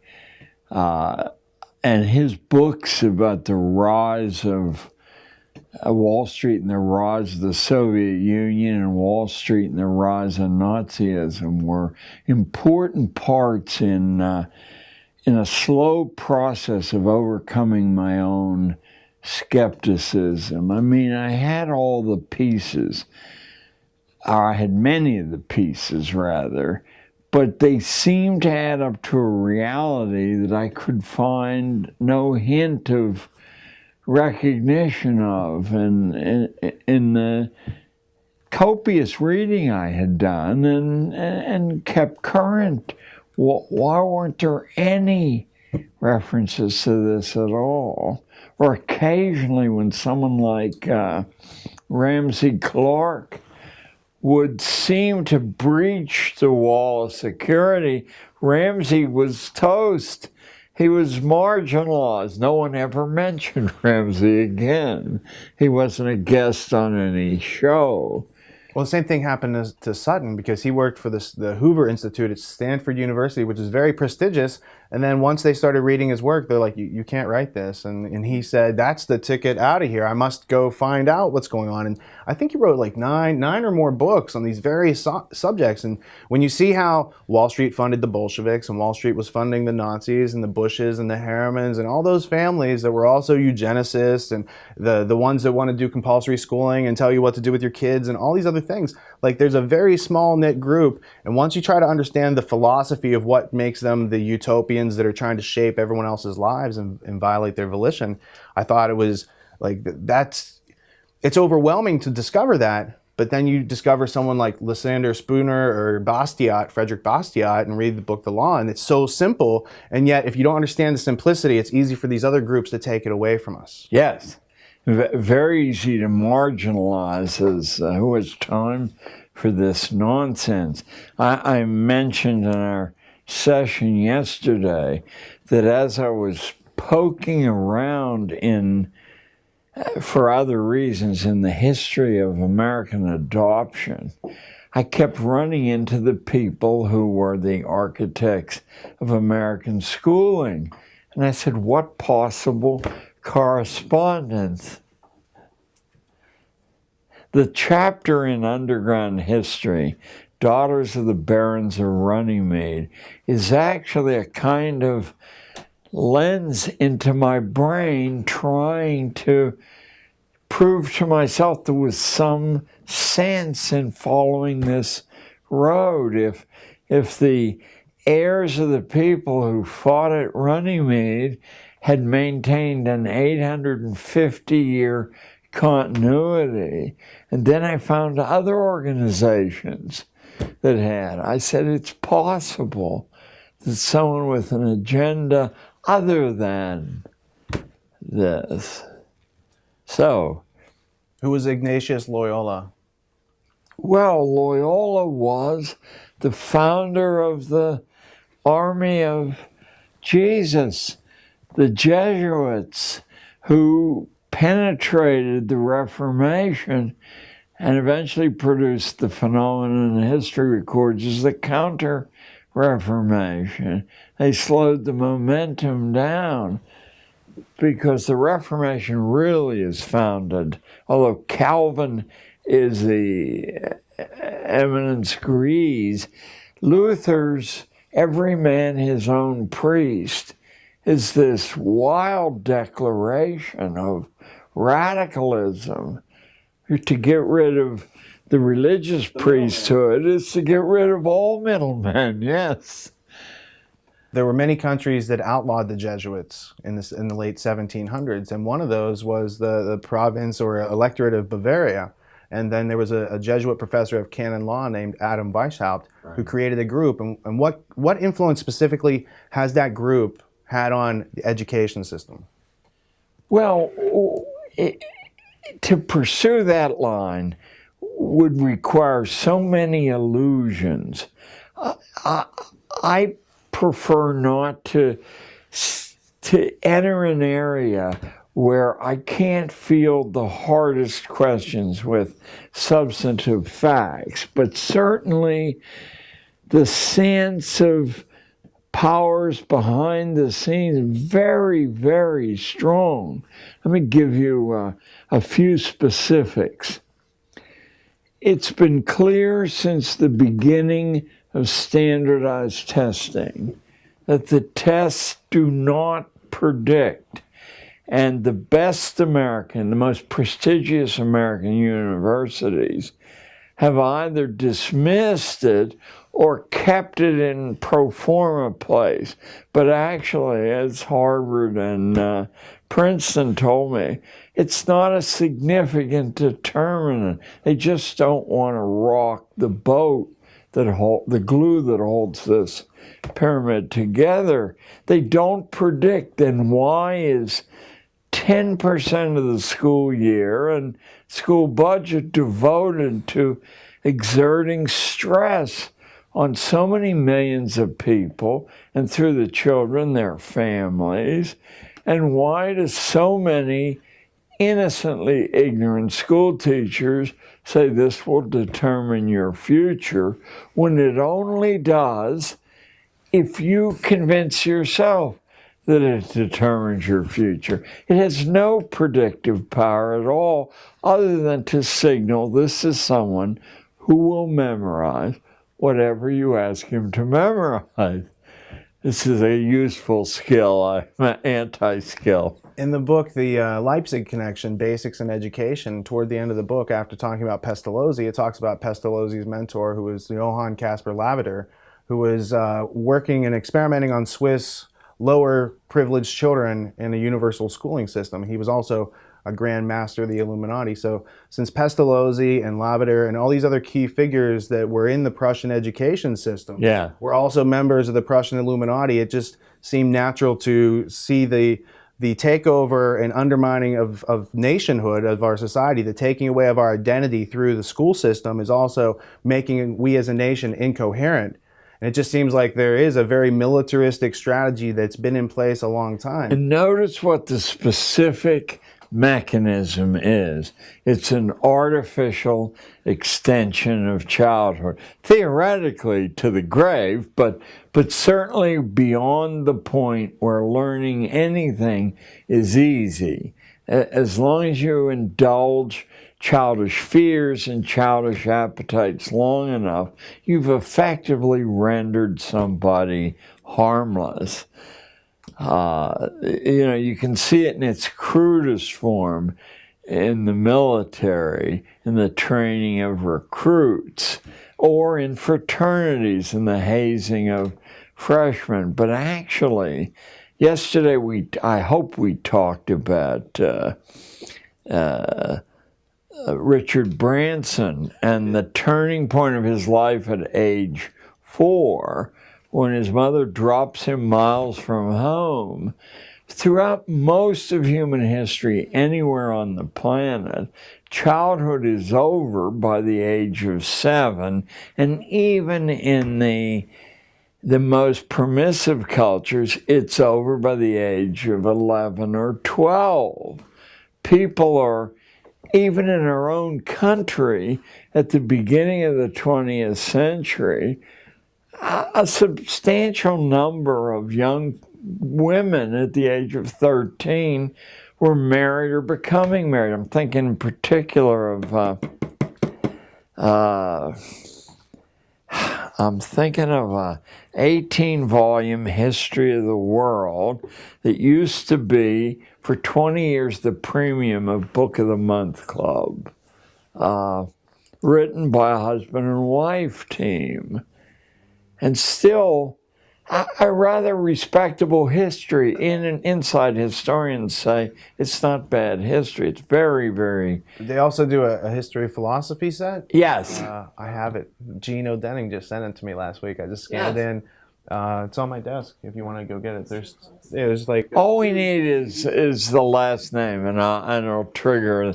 And in any case, the fellow who had been trained, I think, at U Chicago as a historian, marries his wife, who becomes his co-writer, and Will Durant and Ariel. Ariel was either 13 or 15. There's a dispute on the internet about how she wasn't older than 15, and I suspect she was 13 when they married. Was Will some form of sexual oppressor? No. Instead of going to junior high school, Ariel studied professional historiography and its protocols. And she was a full partner in the writing, and Will died, predeceased her 10 years, and she continued to lecture, having begun her productive life when people began their productive lives. To extend this to the late teens or beyond the late teens is to fly in the face of the first admiral in American history being in charge of a warship. Farragut at the age of 12. Or George Washington being the surveyor of Culpeper County, Virginia in his mid-teens. Very entrepreneurial attitudes that they Or got. Jefferson running a plantation, his parents both dead, 250 employees. He's 12 or 13. But these examples go on and on and on. Why have we marginalized the young who, whatever they lack in experience, more than make up for in resilience, in acuity? They bring new eyes to old situations, which is the secret of scientific invention. So it's done because they're the most dangerous. They're the least overlaid with these conditioning. And of course, that must have been understood way, way back in history. Alexander the Great, after all. You're observing that values have changed since the time of our founding fathers, who were literate, autonomous, entrepreneurial. They also grew hemp. They knew the value of hemp. Oh my, George wrote he did it for medicinal purposes, so I assume it wasn't. And Jefferson traveled the planet collecting different strains, and they had contests, and they wrote letters about their, hey, I grown this strain, and it does this, and they're like competing. And so the fact that you're not taught about this in school, and the role that hemp played in making the sails and the clothing and everything was hemp dependent. Oh, it's a miraculous fiber.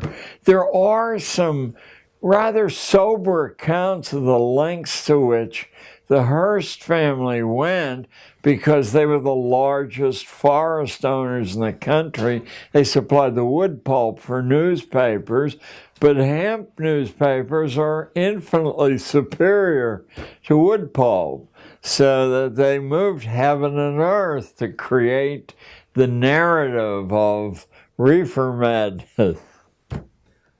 So if we're using wood pulp paper to make books these days, we're not only killing trees, which eat CO2 and produce oxygen to make paper towels and toilet paper and all these other things beyond books, but I noticed that a lot of the books that are printed recently, the pages are disintegrating.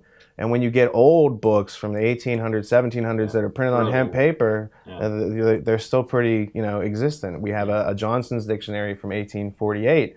And it's not printed on the same wood pulp acid, paper that we have today. So can you comment on, they undermine education, but they're also undermining just our ability to get our hands on the books to educate ourselves, closing libraries and using types of paper that, basically turn to dust. Oh, yes. And there's been, since I've been in college in the 50s, there's been a prevailing wise guy ethic that you don't actually need to read these old books because there are plenty of abstracts, digests of these old books in existence, and that will give you the guts of the old book. Well, let's take Marcus Aurelius's Meditations. What the digests don't give you is the wealthiest, most powerful man in the world.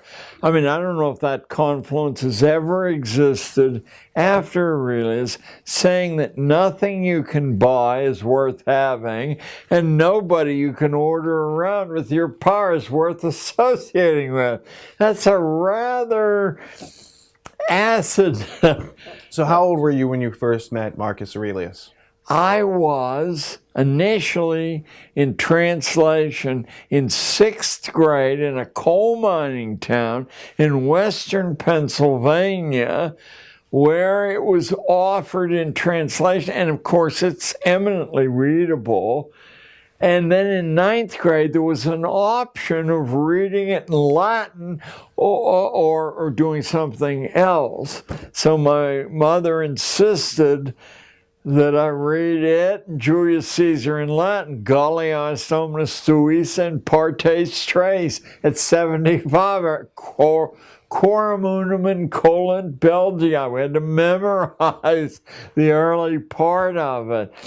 But Caesar's Gallic Wars isn't some old piece of fustian that, if you're an elitist, you read to plug into the ancient world. It establishes the principle that a weaker force can whip a larger force by dividing. And being better prepared. Yeah.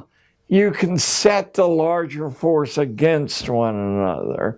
And you see that in schooling, the ordinary classes are set against one another by constant, meaningless testing and small, inconsequential prizes being given to the people who test best and wiggle their hands in the air, so that the ordinary classes are divided for a period of 12 years through meaningless competition. I noticed when I was in basic training in the Army and was told that I was going to learn in 3 hours how to take a rifle with 57 parts of blindfold and put it back together. I knew that I could not do that. I knew I could not do that. And yet, in a room with 500 other scared young people, we all did it. And they didn't say, and he finished first. You know, the important thing is, what do we learn that's enhanced by competition? I mean, what real do we learn? It gets in the way because now your rank becomes a factor rather than the quality of what you've learned. I made these ideas clear to 13-year-olds at all times and found that after about 90 days, they became as addicted to ideas and the whys of things as I was. Whenever a new idea would emerge in the classroom, this is quite literally true, I would grab a piece of chalk and write it on the wall. I'd climb a ladder and write it on the ceiling. Inside of that first 90 days, there were hundreds of digests of ideas everywhere, on the floors when there was no room left, front, back, sides of the room. I had world maps and national maps, and I could leap up and point to the origin of the idea as we know it, or if simultaneously they came. As I say, it was roughly 90 days when classes that were considered the stupidest, people who'd never eaten off a tablecloth in their life, were actually, they were hot to talk about ideas. We couldn't have that. How could we maintain the social order and the economic order if we had people who became fully alive when they were young and could get up when they're knocked down? You know, I think a lot of the problem, it's very easy to assign this completely to sinister motives, and there are certainly sinister motives at work, but I think part of it is the problem of how we would manage a society that didn't require managing. And I don't think anyone's been able to solve that problem. The early America probably did it better than anyone we have easy access to. Because I think it's not about anarchy. Anarchy is just a void or a vacuum of government. It's about being autonomous. And if you take away the government, it doesn't automatically give people critical thinking or the self-reliance that they need and the compassionate communication that they need to work together with other people to achieve goals.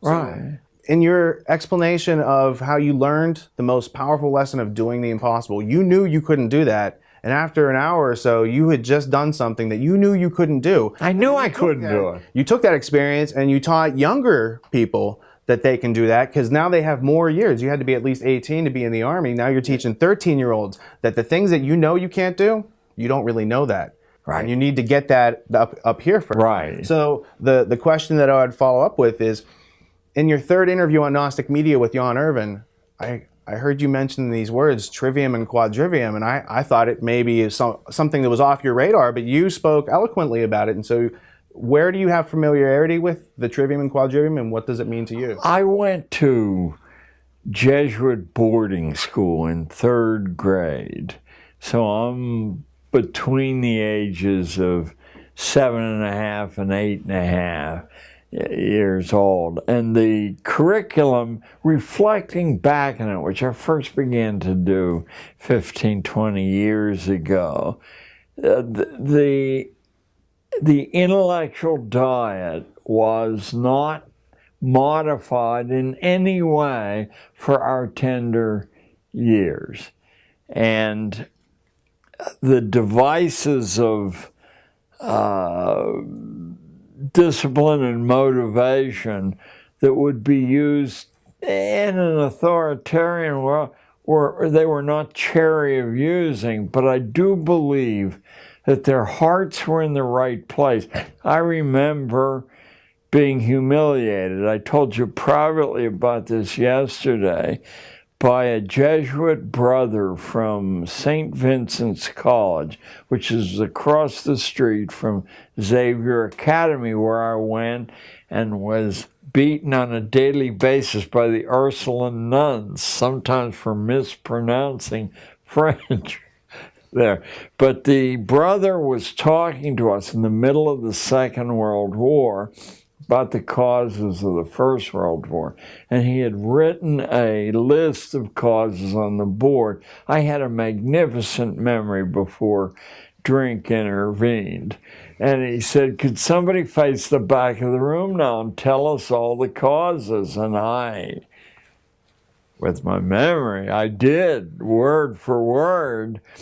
And he burst into harsh kind of laughter, and he said, you fool, you believed me. He erased the board and said, these are the causes of the war. Now could you do it? And now, chastened, I did, a lot less confidently. And this time, the room exploded with his scorn. He did it again. He erased the board. He said, you will never know the causes until you embed yourself into the primary documents and see how complicated a thing this is. That changed my life. I only wish I might have had a second year there, but before you can form your logical understanding, he said you need to get in check with the knowledge, the actual grammar. What are the artifacts? Yeah, where do these things documented? What's primary sources? And it probably has occurred to other groups, but the intellectual part of the universal Christian religion, the Catholic Church, had a respect for scholarship. And what happens as you collect data is that it forms itself into patterns. And if you record the patterns and test them to see that they hold true, eventually that suggests behaviors. So that they created two formulae, a basic formula which Dorothy Sayers, and I'd urge all your listeners to read her essay, The Lost Tools of Learning. She's a marvelous detective story writer, and the detective stories really aren't genre stories. They're a comedy of manners about the British upper classes, but the trivium was becoming comfortable with a pattern of thinking in which you could dispel confusion. And then the quadrivium was pushing it farther into specialized areas. One of the huge mistakes that schooling makes, even homeschooling, is to organize the agenda and the goals in terms of subject learnings: English, math, social studies, science, because those categories, while better than chaos, are so crude they tend to mask what you're actually after. Take the universal study of the English language. What you're after is a mastery of the written language, the spoken language, and your own writing. So you've got these three divisions, and now if you're after those things, your measurement's not through memory, it's through performance, which is so much more accurate. As we spoke about a little earlier in this session, the standardized tests aren't predictive, and every first-class university knows that. You don't select people because they scored here on the SATs or whatever other tests are administered, because they end up disappointing you. And you waste people who who actually... In real life, we don't use standardized tests to make decisions, whereas you actually do use the trivium to observe, to process that information, and to make informed decisions. Right. And while there are personal variants, so I think the fundamental thing is every philosopher in human history has said is know yourself. This is the fundament. Now you can take principles like trivium and quadrivium, and you can do a personal adaptation of the, you know how they will work for you. But the course I actually followed at the beginning was to say, I know this is not good for the kids I've been hired to teach. And where will I find an unerring structure? I said, obviously it will be in the most expensive elite private boarding schools. So I made a 10-year study, although it paid off at the end of the first year, and I distilled the 12 secrets of the boarding school curriculum of power. Now I'm talking about not private schools versus public schools at all, because most private schools follow the template that public schools laid down. I'm talking about the inner circle, 20 or so. Let me just name a few of them. I'm talking about Groton, where Franklin Delano Roosevelt emerged.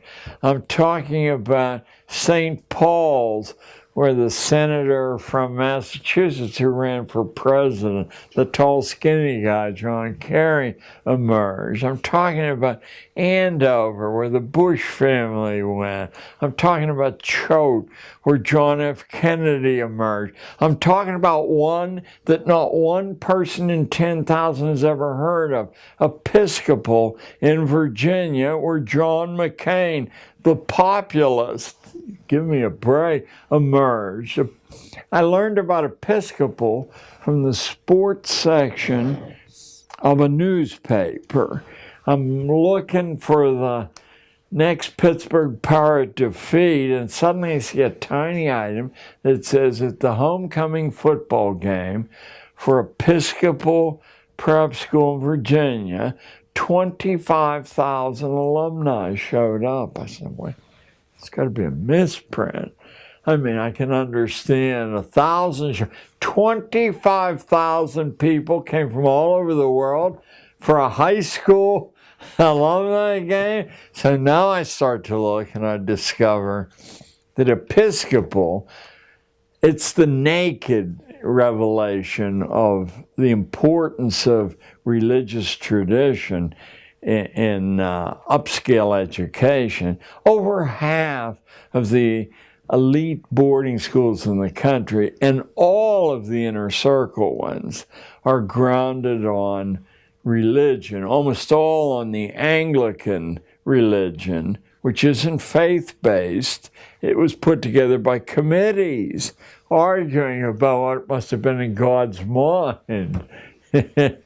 But also there's a respectable number that are Quaker-based. Now here we're talking about a tiny fraction of the population, no more than 100,000 people. It's produced in the 20th century 2 presidents. How is that even possible? Statistically, what would a bookie say the odds of this little splinter group, who we all are taught are innocent and unworldly and pious?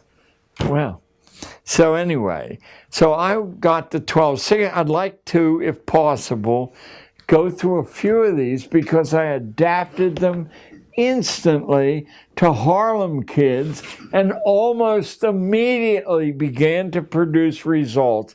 It was roughly 90 days because at first Harlem kids don't believe that anything useful to them is going to happen in a school.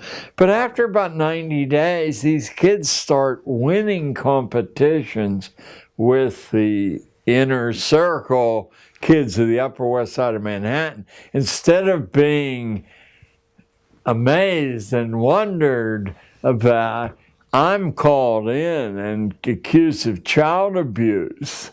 What on earth are these people doing? You must have written that for. I said, I will confess, I corrected the spelling and the punctuation. But that steel trap set of ideas proving the case is not mine. I'm not up to that standard there. So I began to get hot water ever since. Let me share a few of these. We all are vaguely aware that literacy is at the heart of an intellectual inner life. But what we don't understand is that prior to the First World War, literacy commonly was divided into passive literacy, reading, and active literacy, speaking and writing. And none of us are aware that in colonial days, to teach active literacy to ordinary people was a crime. Why? Because reading, you're locked in your own head, and you still have the benefit of being able to read the boss's instructions about what to do. But if you can speak well, as our current president can, or write well, you can reach way beyond your own skull and recruit allies. That's a no-no for ordinary people. They're supposed to be so inarticulate, or their writing will look so funny with ink blots and things in it that no one treats them seriously. So strong competencies in the active literacies are at the core of elite private boarding schools like Groton, St. Paul's, Choate, Lawrenceville, Gunnery, Hotchkiss. And each one of those schools, by the way, has some legendary tycoon as a patron, or sometimes more than one. Canton, Connecticut is J.P. Morgan's baby. So, and this in no particular order. Insight into all institutional forms. You're supposed to know the logic, the steps that we arrived at a prison system or a library system or all the other, the military system, obviously. Third, here's a secret. Some of your listeners, watchers, viewers will be school teachers. And if you teach history or literature, you will run into a great deal of difficulty moving kids. But if you approach those subjects and share this with the kids, that what we're after here is not a good story or memorizing details from Jane Austen for the test. We're after a theory of human nature. And anyone who's written a book that lasts more than their own time has spent years closely observing people in interaction, and the trace left behind is an insight that you might spend a lifetime and never have. So that's what we're after, a theory of human nature drawn from history or philosophy or literature or law, or the greatest trove that's unexamined is theology. I used to go to auctions, and there'd be boxes of religious books, 50 cents or $1 from a century ago, and I mean, nobody wanted them at auctions. But I bought them because they were cheap, and one day I have a barn in upstate New York. I picked one up idly, and I was in the hands of an intense thinker who was drawing on all history and philosophy to create an insight into human nature there. And I said, interesting that theology is something that we don't regard at all if we're ordinary people. So a few other of the secrets of the boarding school curriculum of power. Mastery of the social forms. And I would say it didn't take more than 2 days to take kids who had never eaten off a tablecloth and get them to see that the signs they give off when there's an egg spilled on the shirt, or when they walk down the street listening to the radio, or when they're too aggressive in approaching somebody, shuts off opportunity. They're like little badges that I don't want to speak to that person. And a lot of what we consider as racial or ethnic prejudice is simply that the disguise of these social forms is unknown to the person who then is discriminated against. And I said, don't believe me. I said, I'm going to instruct you in a superficial gloss of how to approach people. And then the intellectual excuse we'll use is I'm sending you out of school for days to gather data for statistical processing. We're going to test the local comparison with what the New York Times says the nation is thinking. And I'll teach you the elementary statistics in one class session that you need. And it's a legitimate project. But meanwhile, you don't want to approach somebody and have them jump back or say, if you don't get away from me, I'll call the police. And that's what you think will happen because of the overt racial prejudice on the liberal west side of Manhattan. But it won't happen, I guarantee. Nor did it. Nor did it. The transition, I won't say it was 100%, but it surely was 80% simply from having a gloss on these social forms. And then this should tickle people watching this segment. Then suddenly I saw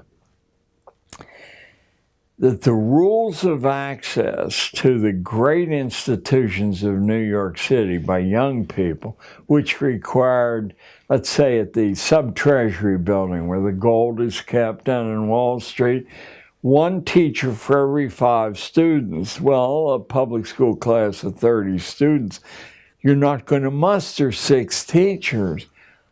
But I said to the kids, how do they know you're not a teacher? Well, we're only 13. Nobody knows that. They know it because you're chewing gum with your mouth open. They know it because you're scratching your head. They know it because you slouch. They know it because you giggle. They know it because you carry a notebook that falls on the ground every few minutes and paper goes everywhere.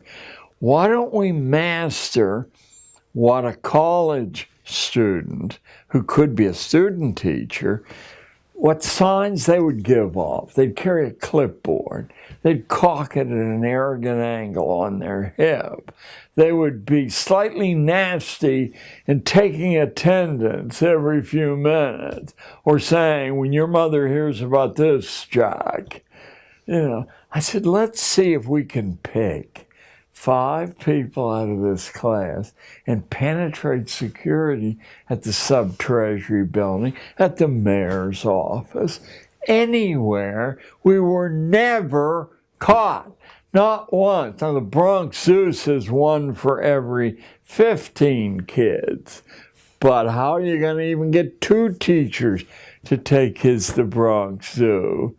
There. Well, it's easy if the kids can shift from being 13 to being arrogant college student teachers.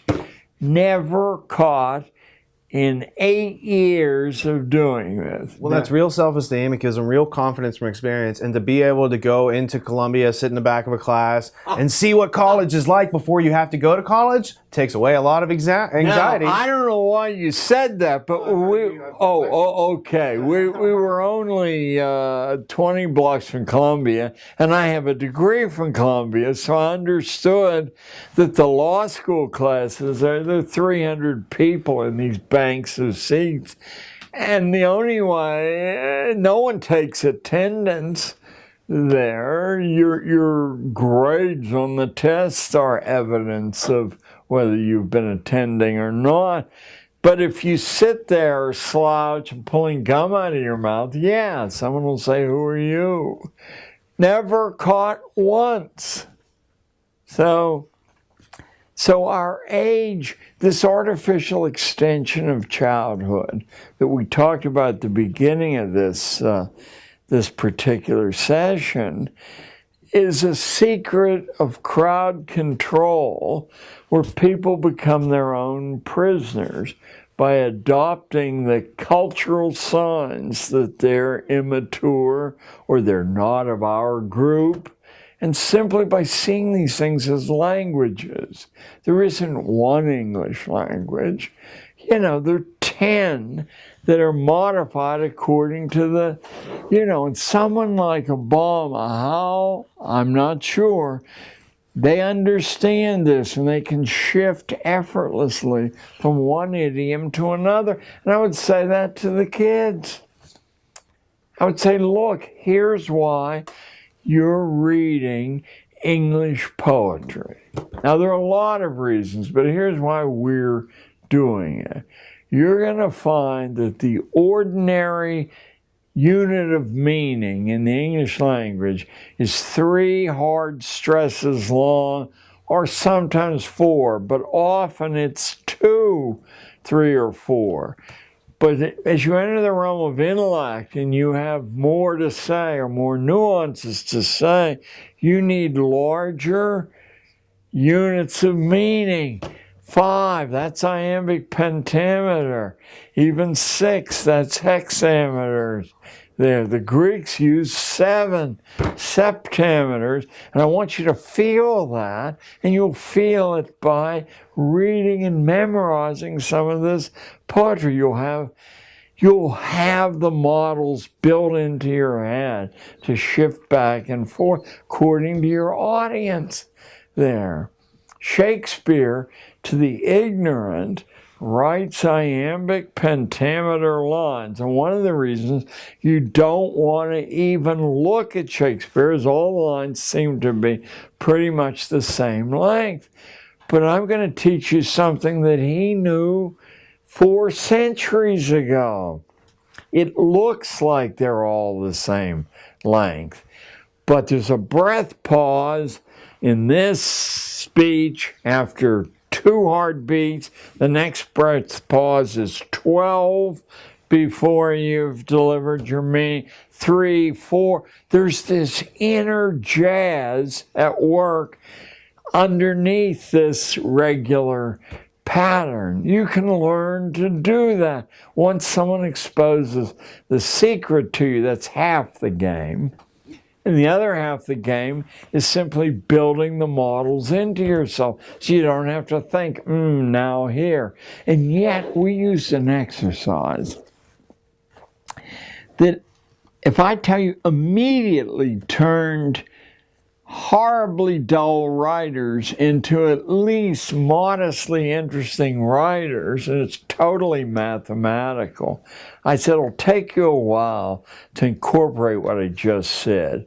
So what I'm going to ask you to do is write 1 to 20 on 20 pieces of paper, put them in some sort of container, and draw them out at random, and then list what you've drawn out at random and now I said, now you're going home, not for homework, but to learn this massive skill, and you're going to write a paper on X subject, and if 1 is the first number that came out, the first sentence will be 1 word long, 1 beat long, and if the second one's 20, it'll be 20 long. Immediately, remember, I had to read 120 of these things at a time.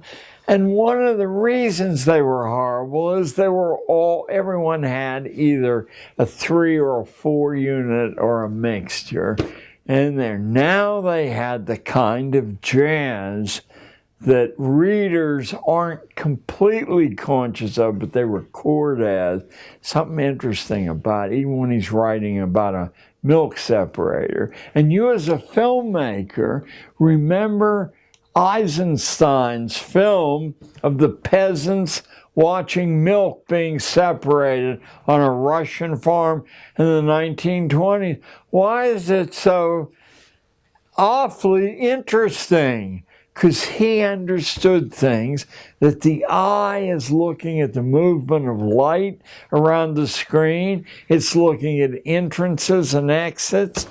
13-year-old kids from Harlem can master these secrets just as well as 25-year-old Harvard students can. And then they become preternaturally sophisticated. What on earth? How do you know these things? Because they're our birthright. We're biologically equipped to learn this way, unless somebody sticks their oar in and intervenes and says, read Jack London and memorize.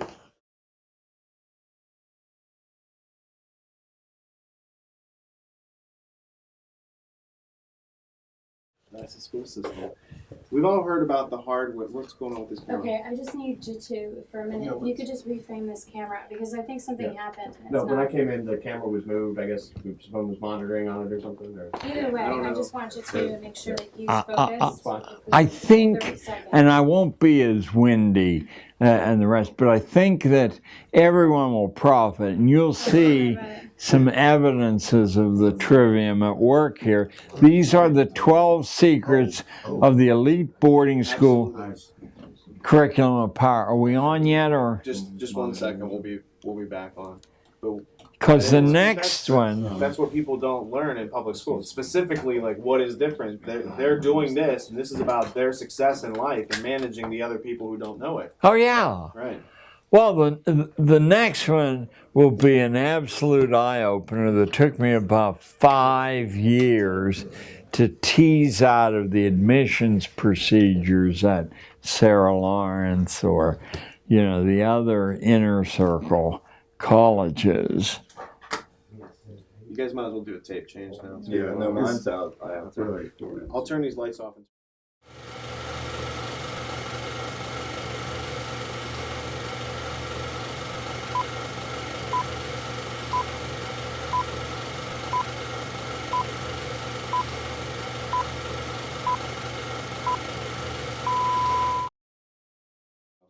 The 7D I have to do manually anyway. It doesn't- Okay. it doesn't All right, cool. stick. I'll just make sure. We've all heard about the hard way to learn, John. Is there an easy way to learn? If you begin and understand yourself thoroughly and you have a lot of raw experience, I think natural powers are released.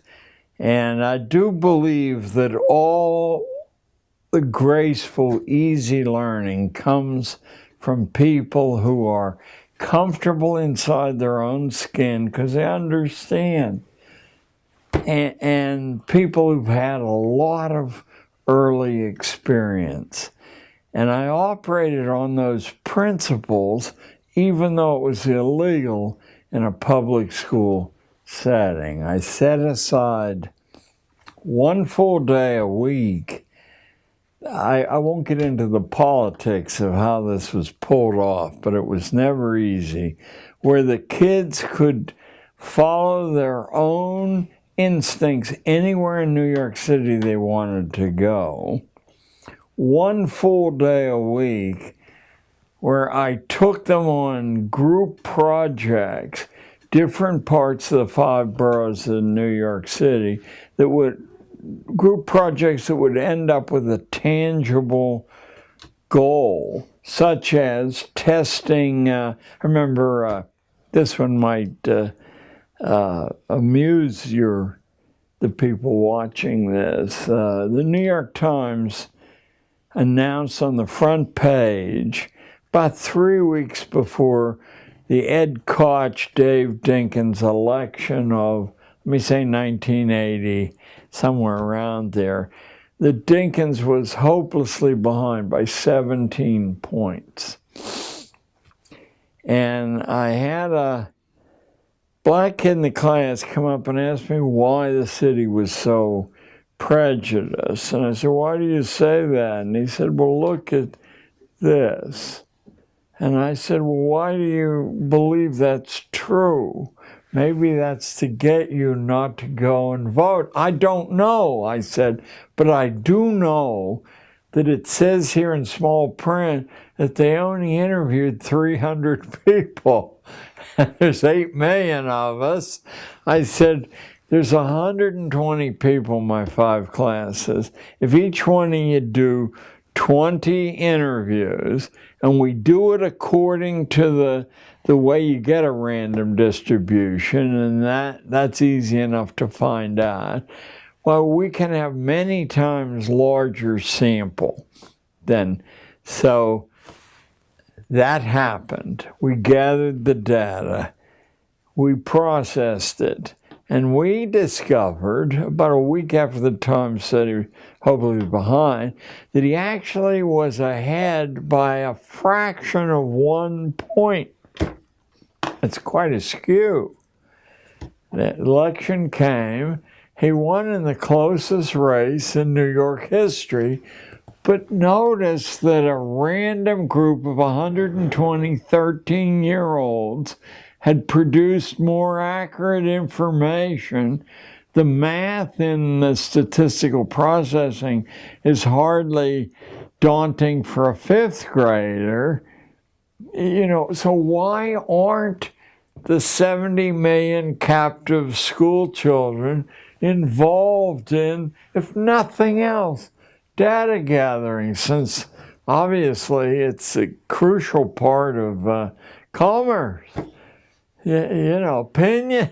Well, there must be a reason they're not used that way, nor do they hear about statistical sampling until they're in college, for the most part. Why not?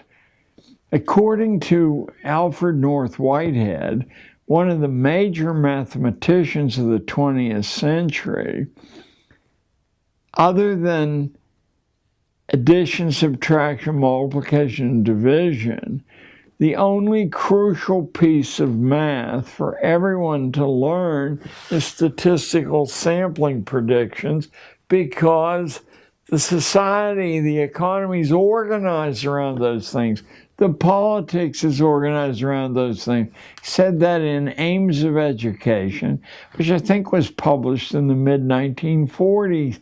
Well, you know, 60 years have gone by, and where is it? He's hardly a radical. Is it possible to train fleas before you break their will? And what can one learn from the gene sequencing hobbies of 11-year-olds? I got a foundation award at a fancy hotel in Washington, D.C., I guess about 15 years ago. It was certainly a while ago. And sitting next to me was an 11-year-old boy receiving the same award from the foundation. And I mean, I was tickled. Here's this little skinny Chinese kid, and he has made some scientific breakthrough. So, you know, I'm patronizing him the way I've been trained to do. And I said, well, how did you learn to sequence genes, you know, instead of swimming? I'm a swimming champion. I remember he said that to me. I have a lot of medals. So he was a well-balanced 11-year-old kid.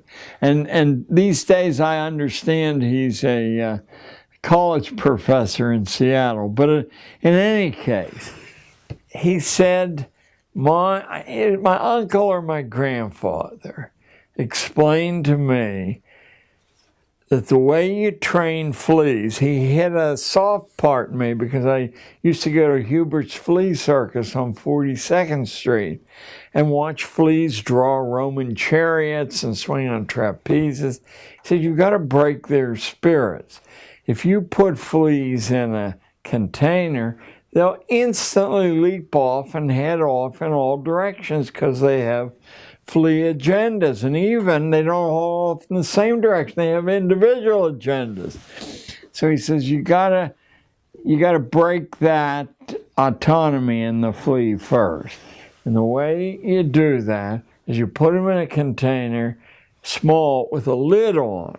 And the fleas keep attempting to follow their own agenda, and they strike themselves over and over again. And if you come back in an hour or so, they're all huddled in a mass together. Now when you take the lid off, they don't even try to escape. Now, he said, you can impose your will on the flea. The minute the 11-year-old kid said that to me, I knew that I had been hired as the lid on the container.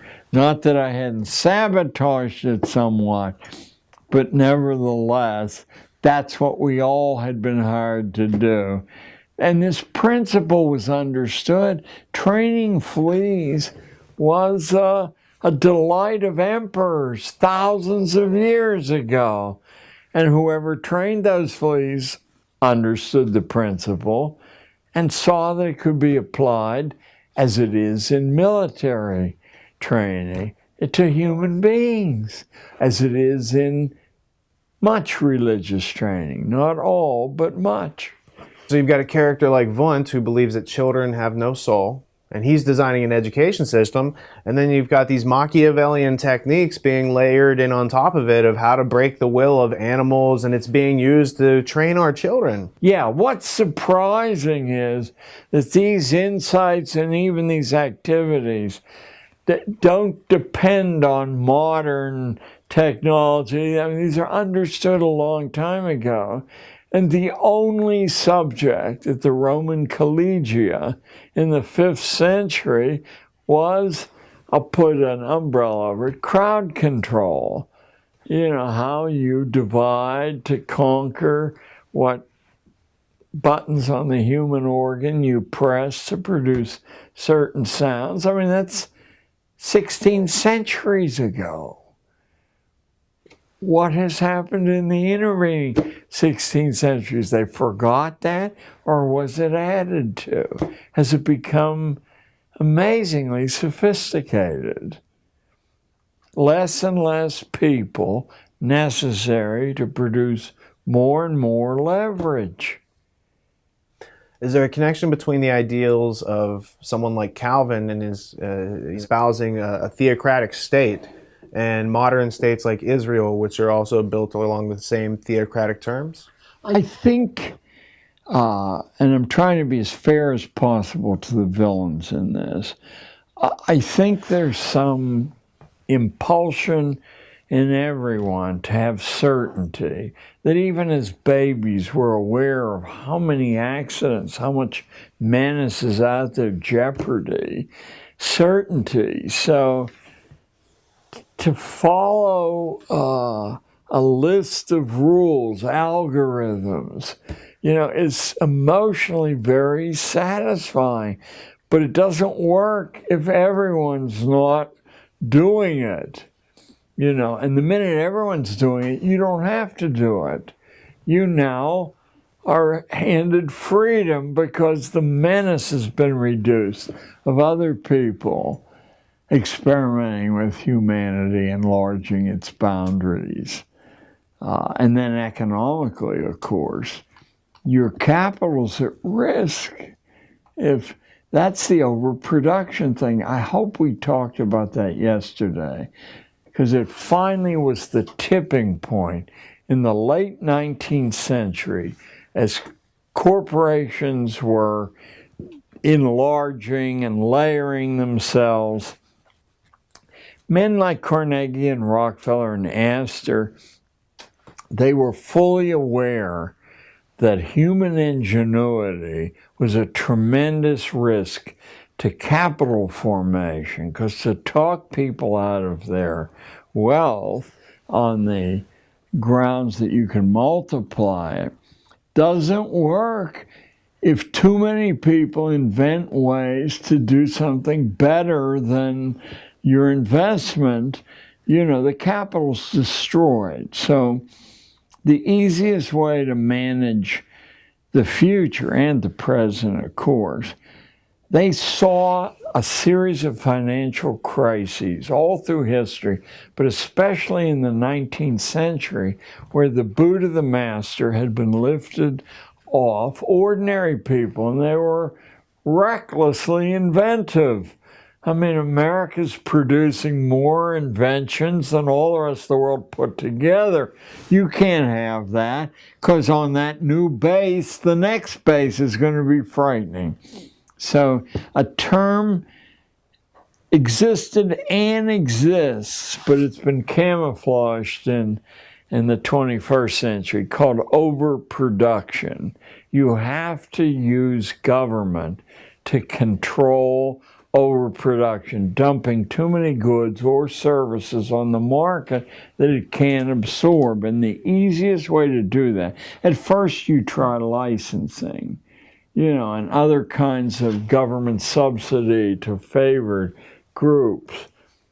But ultimately, the killer app is to remove the ability to be inventive from the ordinary mass. These days it's called overcapacity, because to penetrate what that means is much harder than to see instantly what overproduction means. Then a second menace emerged in the late 19th century, but by the late 1960s, it was clear it too would have to be controlled. That's called hyper-democracy. If too many people take democracy seriously and understand how to form alliances with one another to confront power with power, then power becomes much less effective. So when the kids stopped the Vietnamese War, waves of them, I mean, this was so intolerable.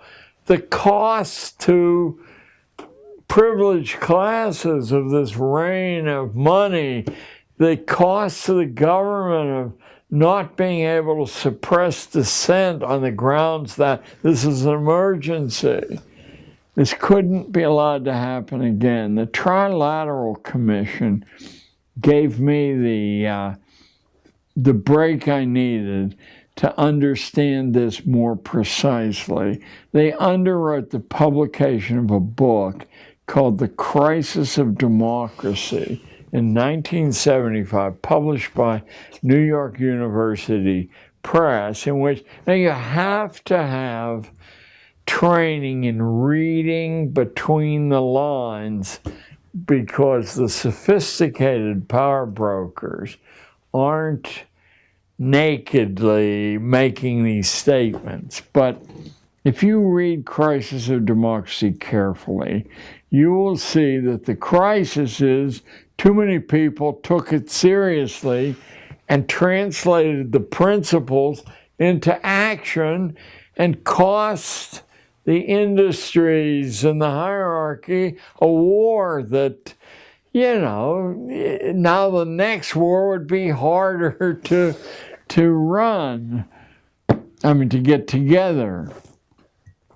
It would be more absurd. At least you could make a case in those jungles, but now you're going to have to make a case in the arid deserts of Iraq or in the mountains of Afghanistan why national security depends on suppressing these barefoot people and people whose weapons are blowing up their feet in their underwear.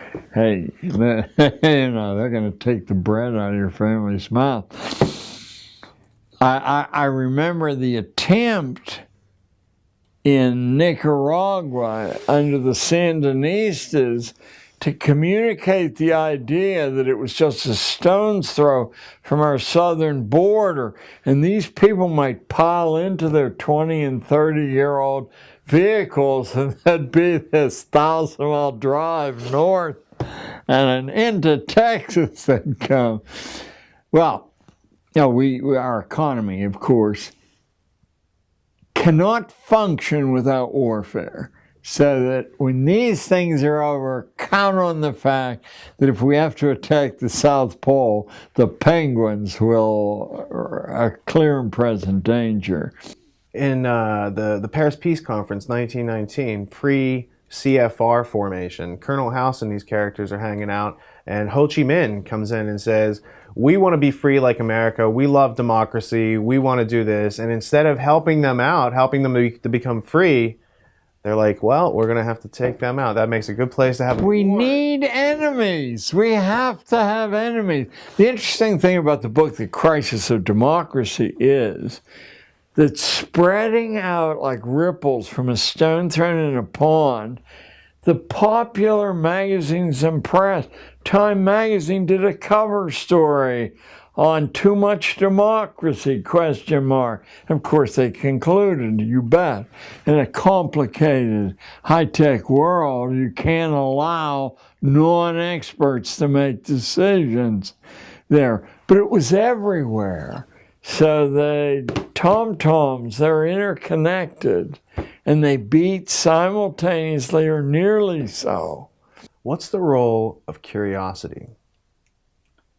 Well, is it not the lever that produces invention? I mean, it forces you really, in a fun way, to think for yourself there.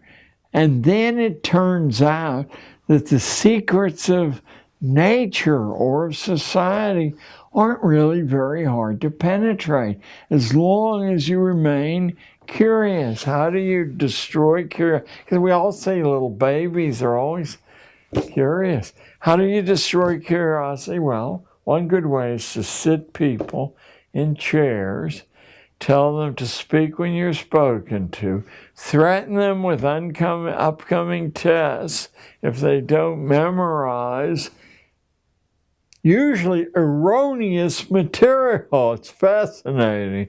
Show me a school book that deals with Admiral Perry's opening of Japan. And the school book, last one I looked, was nominally under the aegis of the Librarian of Congress, so a major scholar, and it will say that essentially, it will say that we decided that Japan should be part of the modern world. It wasn't fair to leave them in medieval. And so Admiral Perry sailed over there and negotiated, and they said, okay, you can have coaling bases, or we'll take care of sunken whaler crews. What no one says is that Perry had 11-inch naval rifles, the standard of the day. The Japanese had medieval cannon with a range of about 75 yards, and Perry's guns could reach 10 miles. And that Perry emphasized the destructive impact of his force of 3 black gunboats. I mean, somebody had to actually paint the boats black by destroying some structures on the shore. Then they rowed out fast enough and said, please, massa. When did the American dream become one of lifelong servitude and debt slavery? It's so fascinating that the American dream is enunciated in 1859 by Abraham Lincoln speaking to the Wisconsin Agricultural Associations. That's 152 years ago. And he says the American dream is to write your own script, to have an independent livelihood. That's why we don't have giant corporations like Britain and Germany have. People only work for somebody else long enough to put a stake together, and they figure out what people need, and then they do. So the American dream was, as elementary school books, it was liberty, freedom, personal sovereignty, and it was rather unique in the history of political nations around the earth, or even tribal bodies. And did it work? It almost immediately propelled us into a paramount position among the, just because I'm not hostile to, but I'm also a stranger to IT and the high-tech world, but I do try to keep up with the theory of what's going on. And about 3 or 4 years ago, there was a wonderful analytical book called The Cathedral and the Bazaar. Are you familiar with it? I don't remember who wrote it. At all? And I read it, and I saw almost immediately what I thought nature was about, proving itself through IT. The author or authors maintain that the crowd collectively has more wisdom and insight collectively, and gave some hair-raising examples. A huge gold ore body in Canada was discovered by the company putting its limited, it knew that there had to be an ore body there, but it also knew that if it used the normal procedures and the hole proved dry, excuse the mixed metaphor there, that they would be exhausted and they would have to sell what they knew. It's Gold Corp today, GG on the exchange. So how did they discover the ore body? Instead of going to the recognized engineers and blowing all their wad on one shot, on the internet they globally put out to anyone at all, from any background at all. They wanted a theory of how to find that ore body. And somebody who had nothing to do with mining, pick up the book, because I'm losing the richness of the details. But it's the essence of how non-experts can make some of the biggest discoveries. Oh, well, there is a book. I made a note to bring up here. There's a book that used to be required reading at MIT, and maybe still would be. It's by a middle-level physicist named Robert Scott Root Bernstein. It's called Creativity. It's this thick, and the structure internally is so maddening. It's done in the form of a group discussion among different people, why he did that. But eventually I forced myself to read it, and what just comes pouring out of it is how actual life, world-changing discoveries are made. This is an MIT textbook. Apparently, by adding funds and assistance to a project, you almost destroy your ability to make these breakthroughs. People who have to saw ice cube trays in half to make a piece of lab equipment, etc., are the people who transcend the conventional. Now, that's often then taken over by a big project. One of the most recent dramatic examples, and I'm sure you can Google or whatever the search engine term is, there was 2 or 3 years ago in 60 Minutes, there was an account of a new way to treat cancerous tumors with radiation, without any side effects at all, and it had been discovered by a man in his garage who was had nothing to do with cancer research. John Canzius is who you're talking about, right? Who? John Canzius? Yes, Canzius. And he worked in radio and television, and He was a kid, he was an enthusiast, and he knew that if you shot radio waves through metal, that it heated up, and he wondered if it would kill a tumor, but not leave the devastation that radiation does. And in fact, it did. Now, we don't have to take it on faith. The leading cancer researchers in the world said, this is a whole new ball game, and some key research hospitals then took the process over. And Canzius's motivation was, he was in the terminal stages of cancer himself, and he knew that the established treatments wouldn't help him. And in fact, he was too far gone and he died. I think the thing is at Pittsburgh now, but it's at some major universities. But I heard the reigning expert in the world say this makes all the past, irrelevant. But that's a commonality. I copied some notes out of the Ruth Bernstein book.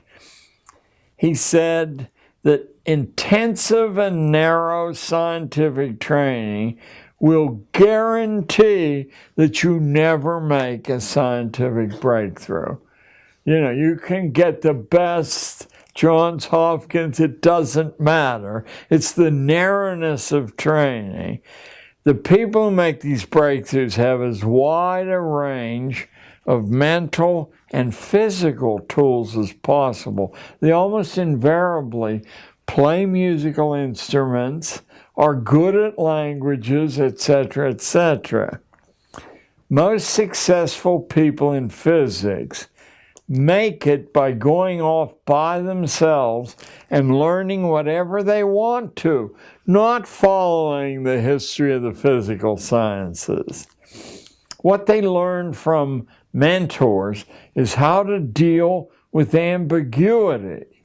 But the established bodies of scientific knowledge get in the way of thinking afresh. As soon as you hear these things, they're so commonsensical, you say, of course, why didn't I think of that? Just a couple more here. Virtually every scientific pioneer, men like Edison, Franklin, Einstein, Planck, Maxwell, many others, had early opportunities to do absolutely independent research. All of them were in their early 20s, which has given rise to an understanding in the higher levels of the sciences that if you haven't made a major breakthrough by your middle 20s, you're not going to. What you can do is head up a project and be a bureaucrat and take credit, as many college professors do, for the discoveries of your students, but you're not going to be worth gambling on. It isn't the age in itself that limits insight. It's the imprint of rigid patterns of habits. Now, I happen to dig up a wonderful quote from William James' Psychology, I think printed in 1890, and the book given credit for establishing psychology as an academic subject. And James was, of course, he had ambivalent feelings, but he certainly was a disciple of Wundt there. Now, this is a direct quote from William James' Psychology 121 years ago. Habit is the enormous flywheel of society, its most precious agent. It alone saves the children of fortune from the envious uprisings of the poor. It alone prevents the most repulsive jobs from being deserted. It holds the miner in his darkness. It keeps different social strata from mixing. Well, I'll just complete. One of the insights of discovering that really electrified me as I was reading it is how frequently the great discovery in the scientific arena is not made by the specialists in that area, by somebody from another area completely divorced who transfers into chemistry or physics, has fresh eyes, cuts through the habits that lock the mind in place, and makes the discovery. Says freedom and flexibility is much more valuable than planning. Insight comes only by getting out of ruts and plugging into a variety of methods.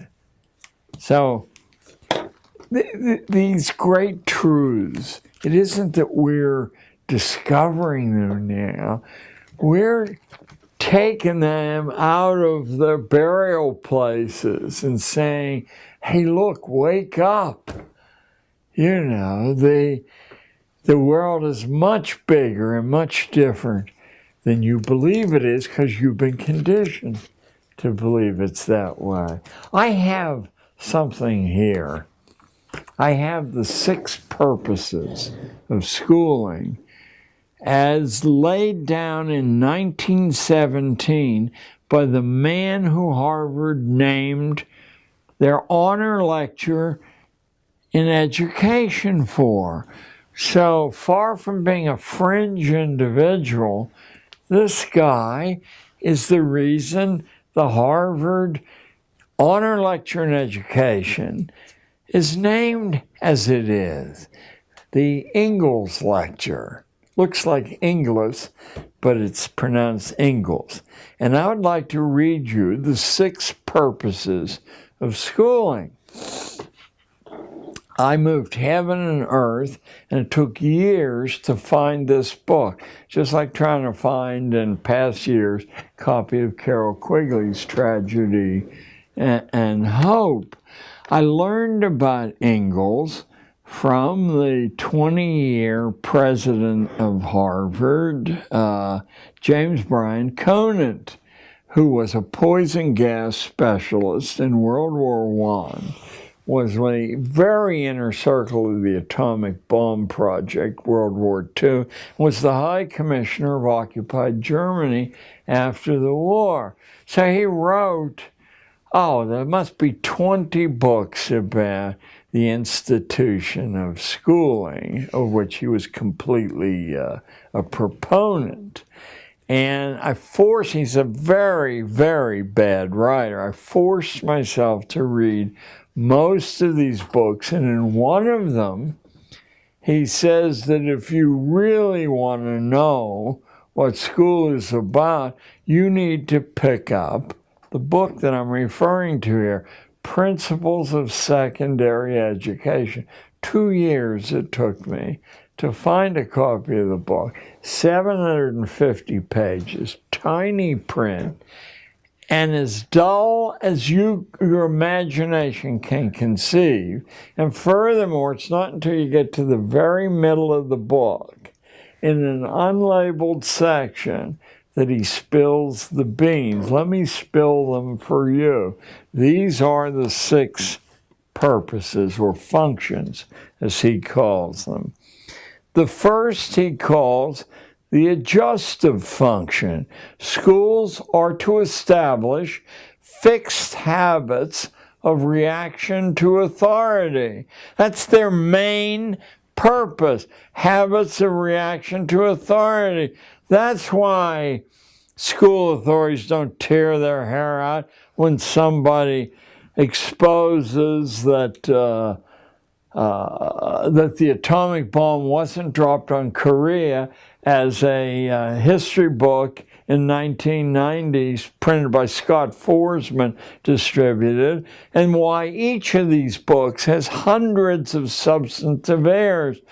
Learning isn't the reason the texts are distributed. So first is the adjustive function, fixed habits. Now, here comes the wonderful insight that being able to analyze a detail will give you.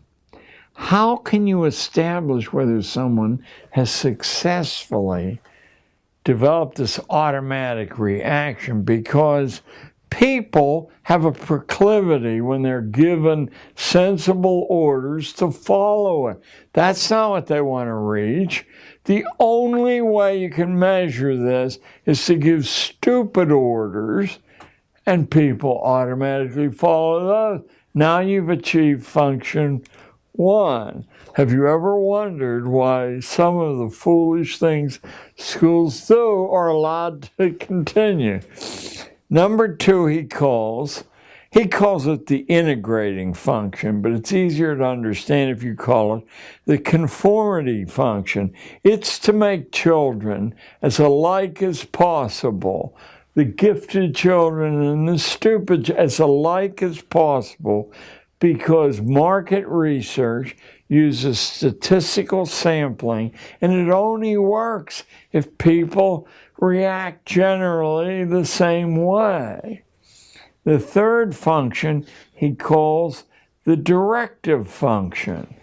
School is to diagnose your proper social role and then to log the evidence that here's where you are in the Great Pyramid, so that future people won't allow you to escape that compartment. The fourth function is the differentiating function, because once you've diagnosed kids in this layer, you do not want them to learn anything that the higher layers are learning. So you teach just as far as the requirements of that layer. Number 5 and 6 are the creepiest of all. Number 5 is the selective function. What that means is what Darwin meant by natural selection. You're assessing the breeding quality of each individual kid. You're doing it structurally because school teachers don't know this is happening. And you're trying to use ways to prevent the poorer stuff from breeding. And those ways are hanging labels, humiliating labels around their neck, encouraging the shallowness of thinking, you know. I often wondered, because I came from a very, very strict Scotch-Irish culture that never allowed you to leer at a girl. Well, when I got to New York City, the boys were pawing the girls openly, and there was really no redress for the girls at all, except not showing up in the classroom. You know, high absentee rates. Well, you're supposed to teach structurally that the sexual pleasure is what you withdraw from a relationship, and everything else is a waste of time and expensive. So the selective function is what Darwin meant by the favored races. The idea is to consciously improve the breeding stock. Schools are meant to tag the unfit with their inferiority by poor grades, remedial placement, humiliation, so that their peers will accept them as inferior. And the good breeding stock among the females will reject them as possible partners. And the sixth is the creepiest of all, and I think it's partly what Tragedy and Hope is about. It's a fancy Roman name. the propaidutic function. Because as early as Roman big-time thinkers, it was understood that to continue a social form required some people being trained that they were the custodians of this.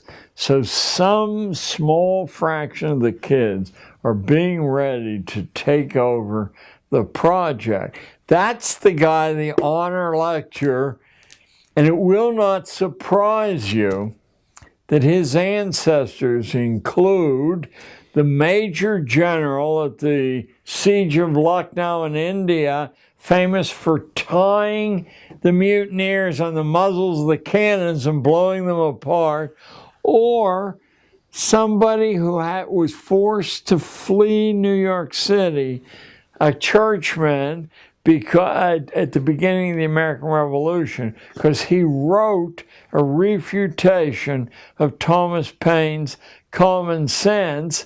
They were going to tar and feather him. He fled and was rewarded by the British by making him the Bishop of Nova Scotia. Those are Ingalls' ancestors. So Al Ingalls is certainly, when I learned of this and wrote to Harvard asking for access to the Ingalls lecture, strike me dead, Lord, if I'm exaggerating at all, I was told, well, there is no Ingalls lecture, hasn't been for years, and we have no records. It was the same thing that happened when I discovered that Elwood P. Cubberley, the most influential schoolman of the 20th century and the bionomics genius, had been the elementary school editor of Houghton Mifflin.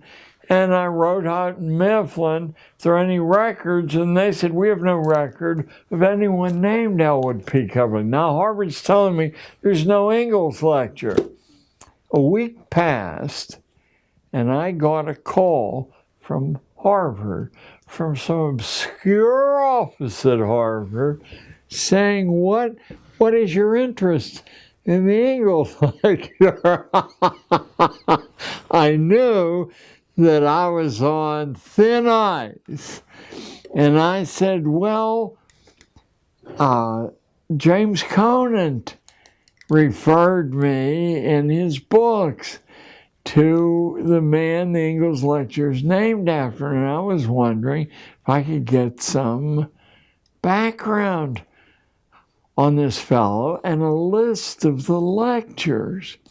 And in due time, I got a list of the lectures and instructions how to access the texts, but not easily. Enough hoops that someone who has to mow the lawn and burp the baby, wouldn't jump through those hoops. I was able to prove Harper's wouldn't publish when they did the cover essay I wrote, which Lou Lapham named Against School, probably after Jeremiah's Against. But I had called the artificial extension of childhood, because I think that's the key mechanism at work here. So they wouldn't print the information about Cubberley because Houghton Mifflin denied it. It was only months afterward that I looked through my extensive library of incredibly dull books about schooling and opened, and the facing page said Elwood Cubberley, Editor-in-Chief, Elementary School, publishing arm of Houghton Mifflin. By the way, the secondary editor-in-chief was Alexander Ingalls. So you see how this cousinage, the incest, works. If Martin Luther's idea was to cut out the middleman and teachers read books. Why can't students just read books instead of going to the middleman for their information? Well, the more highly placed the schooling is, the more likely it is that they do that. They go to primary documents. They understand how suspicious all secondary documents are. Not that they aren't useful, but they give the writer or the editorial staff the ability to shift the information. That's why in the reprints of Quigley's Tragedy and Hope, we really need some of you out there to sit with the original and sit with the reprint and make sure that key things aren't eluded on perfectly reasonable grounds that, we want to shrink this down from 1,300 pages to 1,000 or whatever. Oh, it was an oversight.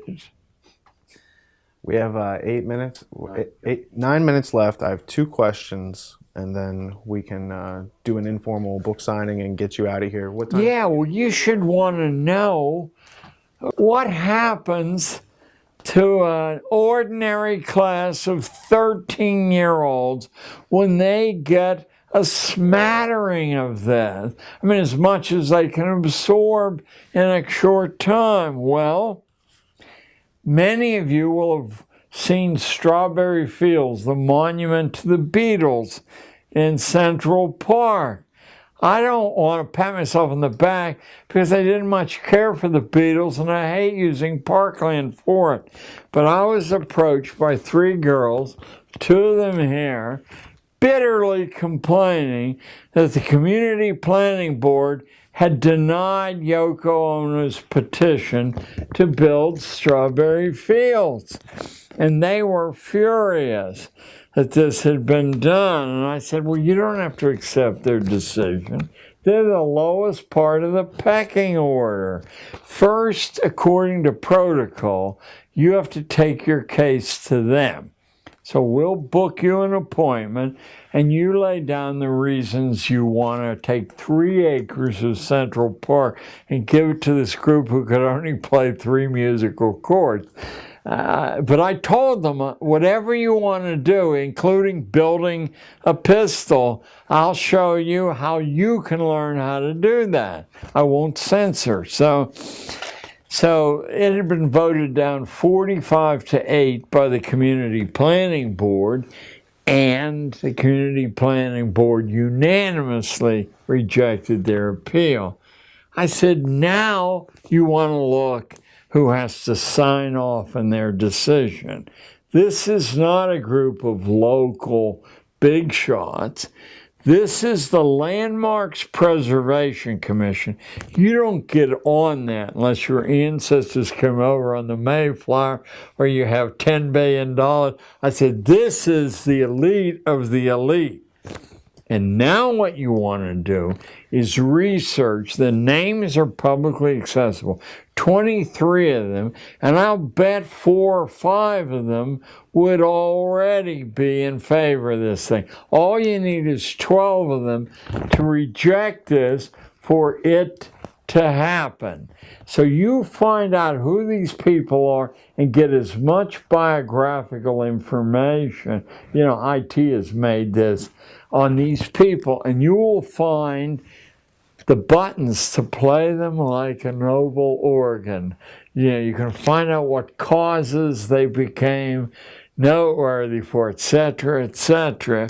And now what you're going to do, because there's 12,000 kids in this school district, is I'm going to free you from school for a month, and you're going to split up. You go from school to school, find troublemakers, and get petitions. Because what we need, because your letterhead will say committee of 5,000. We need 5,000 signatures on a petition, and you're going to write an individual letter writing campaign to each of the 23 members of the Community Planning Board, asking them to please immortalize this group. Well, I get a phone call in the front office from someone out of class. I was 6 weeks later. And the voice on the phone says, "Hello, this is Yoko Ono." And I thought it was one of my cockamamie friends. I said, "This is George Washington, Yoko. What's on your mind?" Fortunately, she didn't take umbrage. Maybe didn't even hear me saying it. She said, "The decision has been reversed. I want to hold a party at the Dakota for these girls. Could they be released from school?" Well, I don't know, Yoko. I mean, I'm going to miss a lot. So, that's one. Look at this one. Here's a 12-year-old C student from, he lived in Hong Kong. He was a C student, but he was a polite young fellow. He was going nowhere there, and he had the effrontery to go to a pizza parlor in an all-white Upper West Side in 1980, and the owner of the parlor, a 6'6" crazy Greek who happened to be a friend of mine, took his pizza, took his soda, threw them away. The charge was he had taken 2 straws. You only let 1 straw, right? So he comes over ranting about racial prejudice. I said it was the wrong thing to do, and I'm going to show you how to deal with it. But I don't think it was racial prejudice. His clientele at lunch comes from the collegiate school. They wear blue blazers, gold buttons. John F. Kennedy's kid went there. They leave big tips for his staff. And he knows that public school kids, black or white, go in there for lunch, he's going to lose that blue ribbon trade. Nevertheless, you're going to give him a chance to back down. This is an absolutely massive, insane Greek who believes violence is the solution to all problems. Once Jerry Mulligan, the famous jazz saxophonist, bounced a $10 check. He had it blown up to billboard size and mounted outside the restaurant. Okay, so I said, you go to the phone and I'll listen, and you say, "I'm the guy whose pizza you took, but I'm willing to let bygones be bygones," if I could. Nick hangs up on him. I said, "I'm going to give you what in law is called an affidavit, that you attempted to solve this problem peaceably." Now, I said, you want to go over there in person tomorrow, and I'll provide a long-distance witness, and you want to say, "Look, it's just a slice of pizza. Give me my slice of pizza back." But Nick had the bit between, out the kid goes. And now I said, you're going to call him one more time with a different teacher as a witness. Then you're going to write him a letter, certified, return receipt requested, 65 cents in those days. And now you have 4 pieces of evidence to provide to the court. And then you're going to sue his ass in small claims court. Only cost like $3 in those days. But it was 17 miles from the school. Kids can't sue. I said, anyone with $3 can sue. It doesn't mean you're going to win. But the way the referee in small claims court decides, since it's one person's, is who has evidence that they acted reasonably. And you will have 4 pieces of evidence, and this guy will be steam coming out of his ears. Well, he was awarded triple damages. How about that? Now, what do you suppose the small claims court referee said when he got home that night to his friend? "You're not going to believe what I just adjudicated." So beginning about 4 days later, we get a call from the Brooklyn College Law School. Could he come over and lecture? Of course, he said no, and I said, "Listen, I'll ruin you if you don't. We'll work it out." Then Columbia Law School called. Then we got daily calls from judges to take him out to lunch, because isn't this a symbol that the system really? Okay. He's the only kid in 30 years of teaching that took my advice not to waste your time in high school. I said, any number of very good colleges will take you in at the end of your sophomore year if you provide the documentation. You're ready. He went to Duke, full tuition scholarship, then Duke University Law School, and by the way, these two events, Strawberry Fields and Pizza Palace Soon, are from the same term in a junior high school. Just a few more of these things. Here's a PhD from UCal. Here's a 13-year-old girl who came to me complaining that her mother was a liar, said she could go to Paris alone that summer if she could raise the money. She said, I just checked and nobody. I mean, she was a single parent household. Mother was a secretary. She said, nobody. I said, well, you can't do it. Well, on a job, but there's not very much money if you have a little business. And she said, 13-year-old kids can't have businesses. I said, if you have something people want, they don't care how old you are. I mean, Sean Fanning almost ruined the music business with Napster. He was 17. So she takes a week out of school, figures out a really interesting exotic business that you can read my book and find out what it was, and raises enough money in a short time by cutting school for 6 consecutive weeks that she could afford to pay her mother's way to Paris. She came and said, I've got much more money than I need. I said, why don't you take your mother to Paris? She might appreciate it. On the basis of that, she went to what I believe is the finest college in the United States, Hampshire College, where you write your own curriculum and then you negotiate with the faculty. My granddaughter goes there, will be graduating next year. Hello, Christina. That's all I'll say. So, What phrase in Icelandic means writing of God? yes.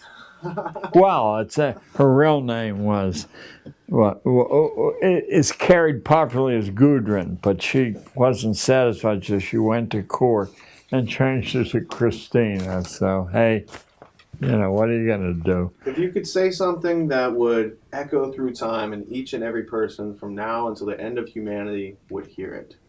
Yeah. What would it be? Sensible children do not wish to be incomplete human beings.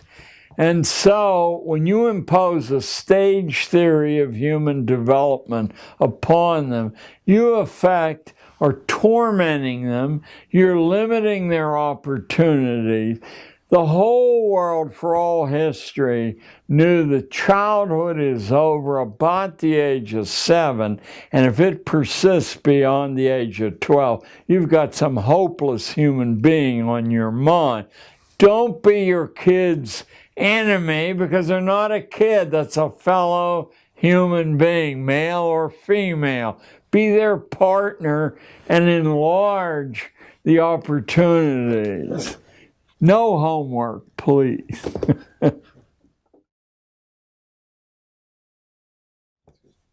What does a college education really get you in the 21st century? I think it's consistently given less and less. It essentially was the last hoop to jump through, but it never delivered much to most of the people who jumped through that hoop. It is possible, if you understand that an education is something you have to take, to use the resources that are assembled there and actually stitch together an education for yourself and get some value. But most people, of course, follow a prescribed plan which has been put together by a committee somewhere. And in fact, doesn't do much for most people. I went to Cornell, Columbia, and Reed College, and I can guarantee from Cornell and Columbia, I remember nothing except the babes, the alcohol, hangovers, etc.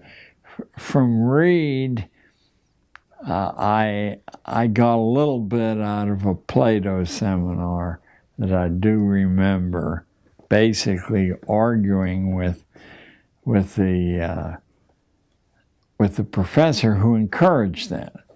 You know, it doesn't give you a bang for your buck unless you commit, which who does? Isn't it supposed to produce a certificate that certifies you as eligible?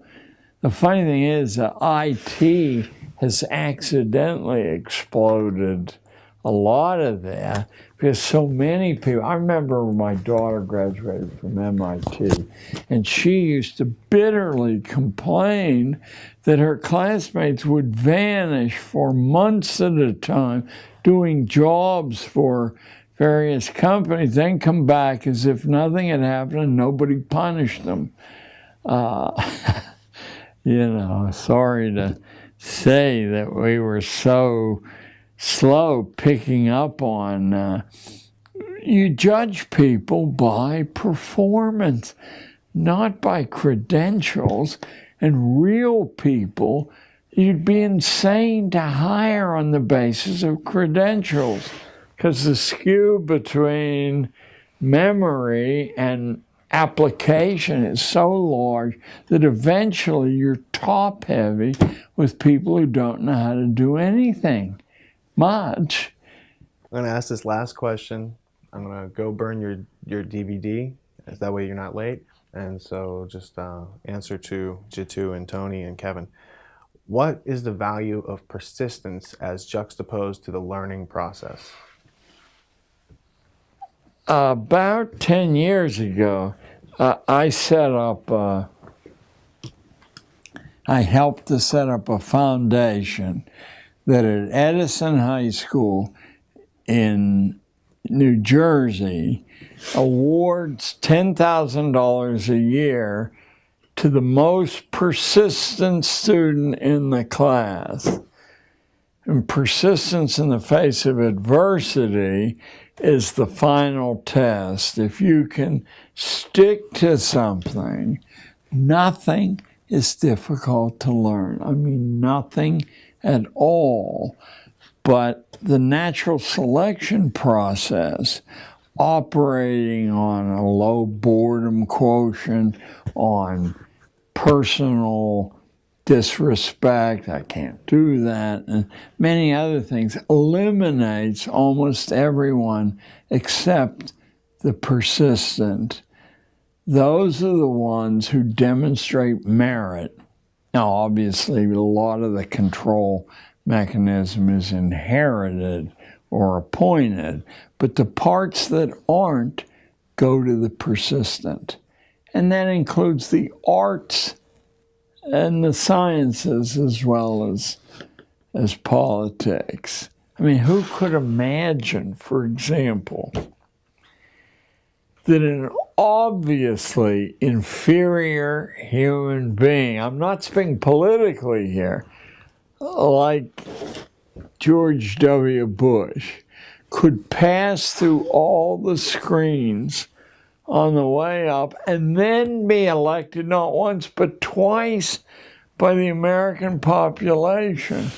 He flunked his pilot's course, 25 out of 100, and now he's supposed to be given a jet to fly in combat. But of course he pulled strings, he didn't do that.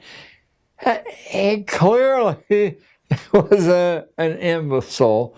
He looked like an imbecile, he talked like an imbecile, and you cannot believe that any decisions attributed to him were actually made by him. No one would be crazy enough to put him in charge and say, you mind the store and I'll go off.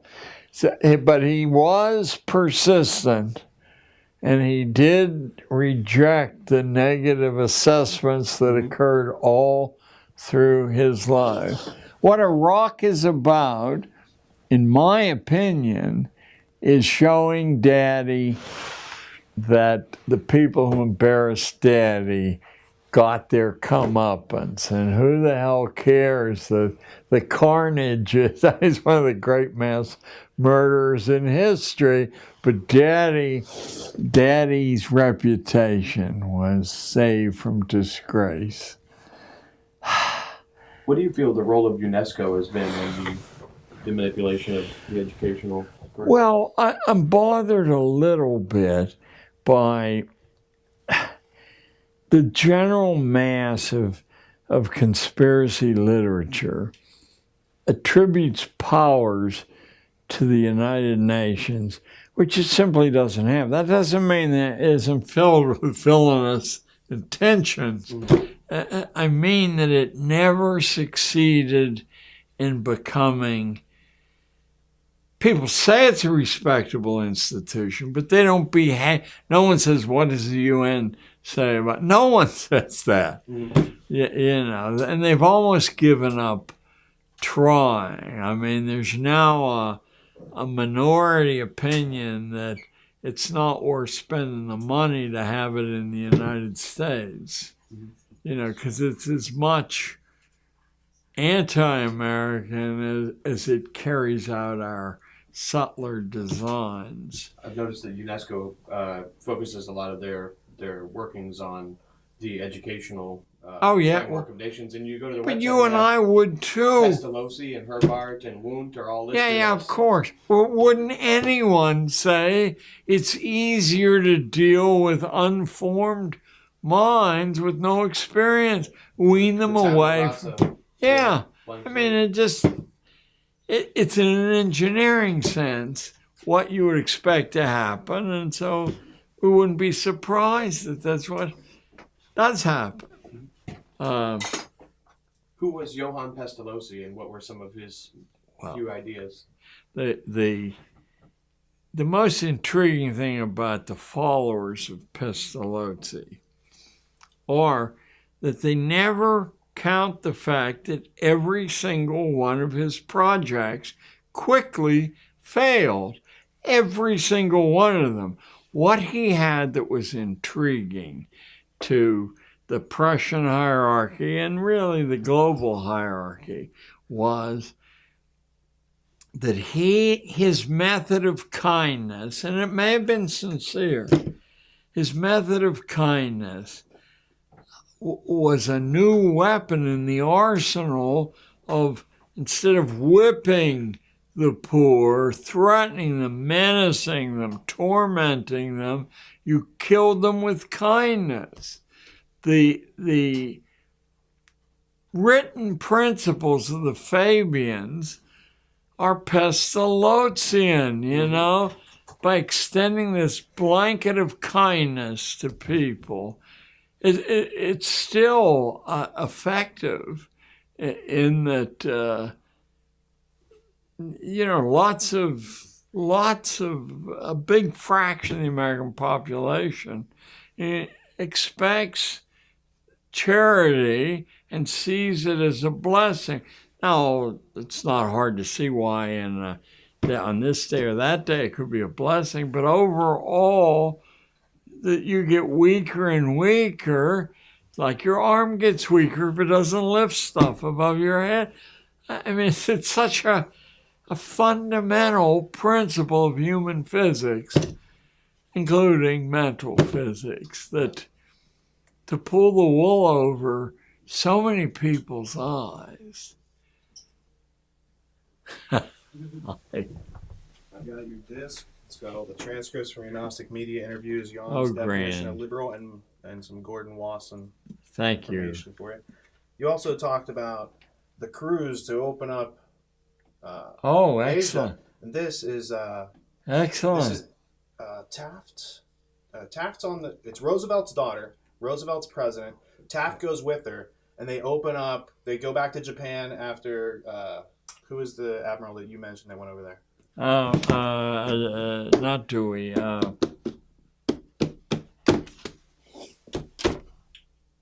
But you know what I'm saying? They had already gone over Yeah. there, and this was the second one, and then this sets up the whole World War II, World War I, the whole scenario, the opium smuggling, it's all in there.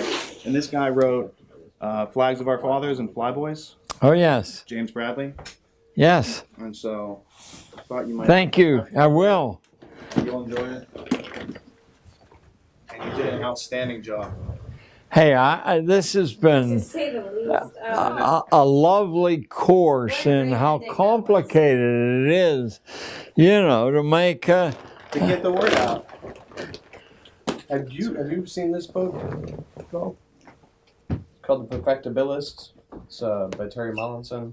no. That was the name of the Illuminati before it was known as the Illuminati. It was the Perfectibilists, and they were a private club. And this means per me kaki vidant means through me the blind become sighted. So their top secret is the trivium and learning, but they use it out of order, so they don't establish what exists first. They assert logic without. No. If you look in the back, it has a full glossary of All the individuals. members. He's cataloged. Now this is my copy, but I want you to take it, and I can get another one. Oh, And then you can look God through it. bless. Chris Milligan. And God this, bless. This here is the reference of Carl Wundt, and it goes into some of his colleagues, and you'll have a lot of references to your own material. Thank you all. And certainly, Now you got a heavy bag to carry. now I got a heavy bag to carry. I'll take it for you. You're good. Let me get your mic off, yeah? Yes.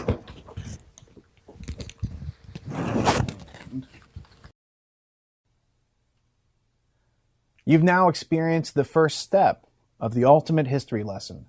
We've done the hard work of organizing the facts, and now it's up to you to think, learn, communicate, and take action among yourselves. But we don't expect you to do this alone, and in fact, since this message applies to all of us, it's truly a circumstance which unites us and makes us indivisible, so that we might deliver freedom and justice, not just to ourselves, but to people around the world. If there is a point to all of this, it might be in realizing that the system isn't broken. It was built this way, on purpose. It serves those who created it, not those who are managed by it. As a result, our potential as human beings has been undermined. Our birthright has been stolen, and our adolescent period of life has been extended indefinitely. We have been numbed to these facts, which have been obscured further by the 15,000 hours of public schooling, which is mandatory in order to earn the right to live and work in our civilized culture. We have been under the impression that public schooling was about educating us as a measure to prepare us for life, but those assumptions were formed based upon information supplied to us by our natural predators, who may dress and speak like us, but in their minds, intentions, and actions, they hold us in contempt. They manage us like livestock, and they poison us both figuratively and literally, as if we were pests. Each of us has a choice to make, and the question is, what is most important to us? Is it the products which money buys, or is it having a safe, happy, and healthy family? Unfortunately, it doesn't seem that we can have both in this culture.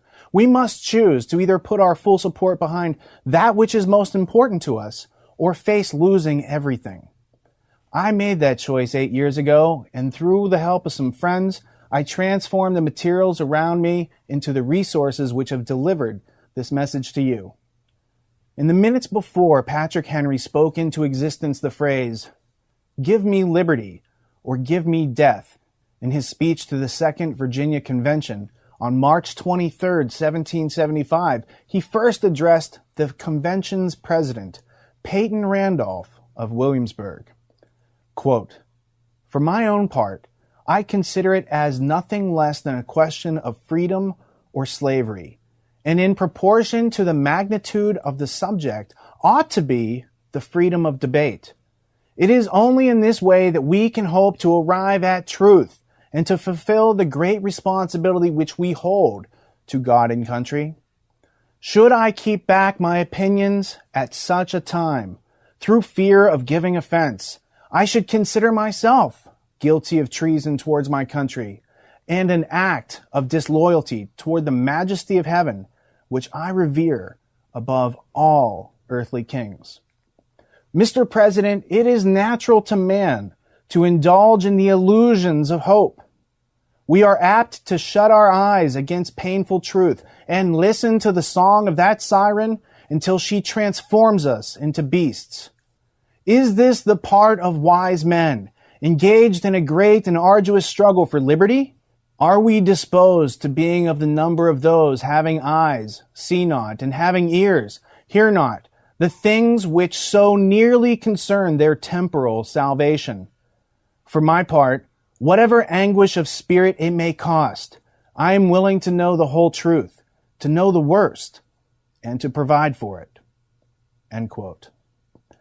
So, if you realize that your family and or community was in danger, how would you make them aware of it as a measure to protect them from the peril? Well, once you meet and surmount the mental obstacles by employing your use of reason, it would then be logical to organize the facts, connect and communicate with your loved ones and community, to learn together how to dispel confusion, how to take informed constructive actions, and when you meet resistance, how to learn your way forward. It doesn't benefit anyone to continue to sanitize the world for our youth, as it prevents them from developing a strong immune system and thereby undermines their chances of survival in this world. To that end, as I mentioned in the introduction, we've also created the ultimatehistorylesson.com, which specifically hosts the YouTube version of this interview in video form, as well as the MP3 versions for your downloading pleasure, as well as the transcript, references, notes, links, primary source materials, and every other piece of media associated with this interview set, all with the goal of helping you to understand. And while this all might sound like a good idea, most people need a little help outgrowing the habits which enable us to be so easily manipulated. In order to help each and every individual tap into their internal natural resources, we created tragedyandhope.com, which acts as a next step for those who seek to learn more after screening our productions. Now that you've heard John talk about the book, Tragedy and Hope, A History of the World in Our Time by Dr. Carol Quigley, you'll indeed appreciate the fact that we've created an international network of independent media producers, all of whom consistently provide educational films, podcasts, and video reports, commercial-free and free to the public. With over 1,400 people from all over the world posting videos, posting blogs, forming study and research groups, and learning the arts of intellectual self-defense and strategic problem solving, we have built a truly unique experience which has thus far been denied to the general public. And it is in every way designed to help you realize your birthright. In this last hour, I was surprised to learn about John's key role in helping Yoko Ono get approval to create Strawberry Fields, a section of Central Park in New York dedicated to John Lennon, across the street from where he was shot in front of the Dakota Hotel. We've done a lot since creating Tragedy and Hope in 2009, so let me share a bit of synchronicity about how all this began. These are the last few pages of the premiere issue of our interactive magazine before it evolved into an interactive community of critical thinkers. I'd say that not only have we come a long way, but we've also stayed on track, and I think that's reflected in the synchronicity of these full circle moments. We're serious about studying the big problems, identifying the root causes, and enacting constructive solutions. And we sure could use your help. And in return, we'll help you catch up on what you've been missing. We must ask the questions. Can we have peace without understanding the root causes of war? Can we have liberty without the responsibility and reason incorporated into our actions to bring it about? Why aren't we preparing our children for their lives? Why doesn't public schooling prepare us for the fact that we are entering a world where there are predators and systems of predation to be avoided? And in learning the answers, we've found that it's due to the fact that the predators designed the public schooling system. It's time to reclaim our birthright, and this interview is aimed at delivering it to you. What you do with it is your choice. Figure out how to teach yourself anything by asking substantial questions and identifying valid answers. Help us create a network of affiliates and continue to spread this message of self-liberation. By understanding the problems, the solutions become known. The truth is the future, and we want to see what the world looks like when you develop the habits which reveal your inner potential. Last but not least, learn how to use the active literacies to liberate yourself and share what you've learned with others. Because the world is made up of words, and if you know the right words, you can make of the world what you will. Go and do likewise. Be persistent. Refuse to give your consent to irrationality, and realize that in your heart and mind, that we are only victims until we mature and take responsibility for our thoughts and actions. And to that end, keep learning, keep moving forward. Thank you for tuning in and not dropping out.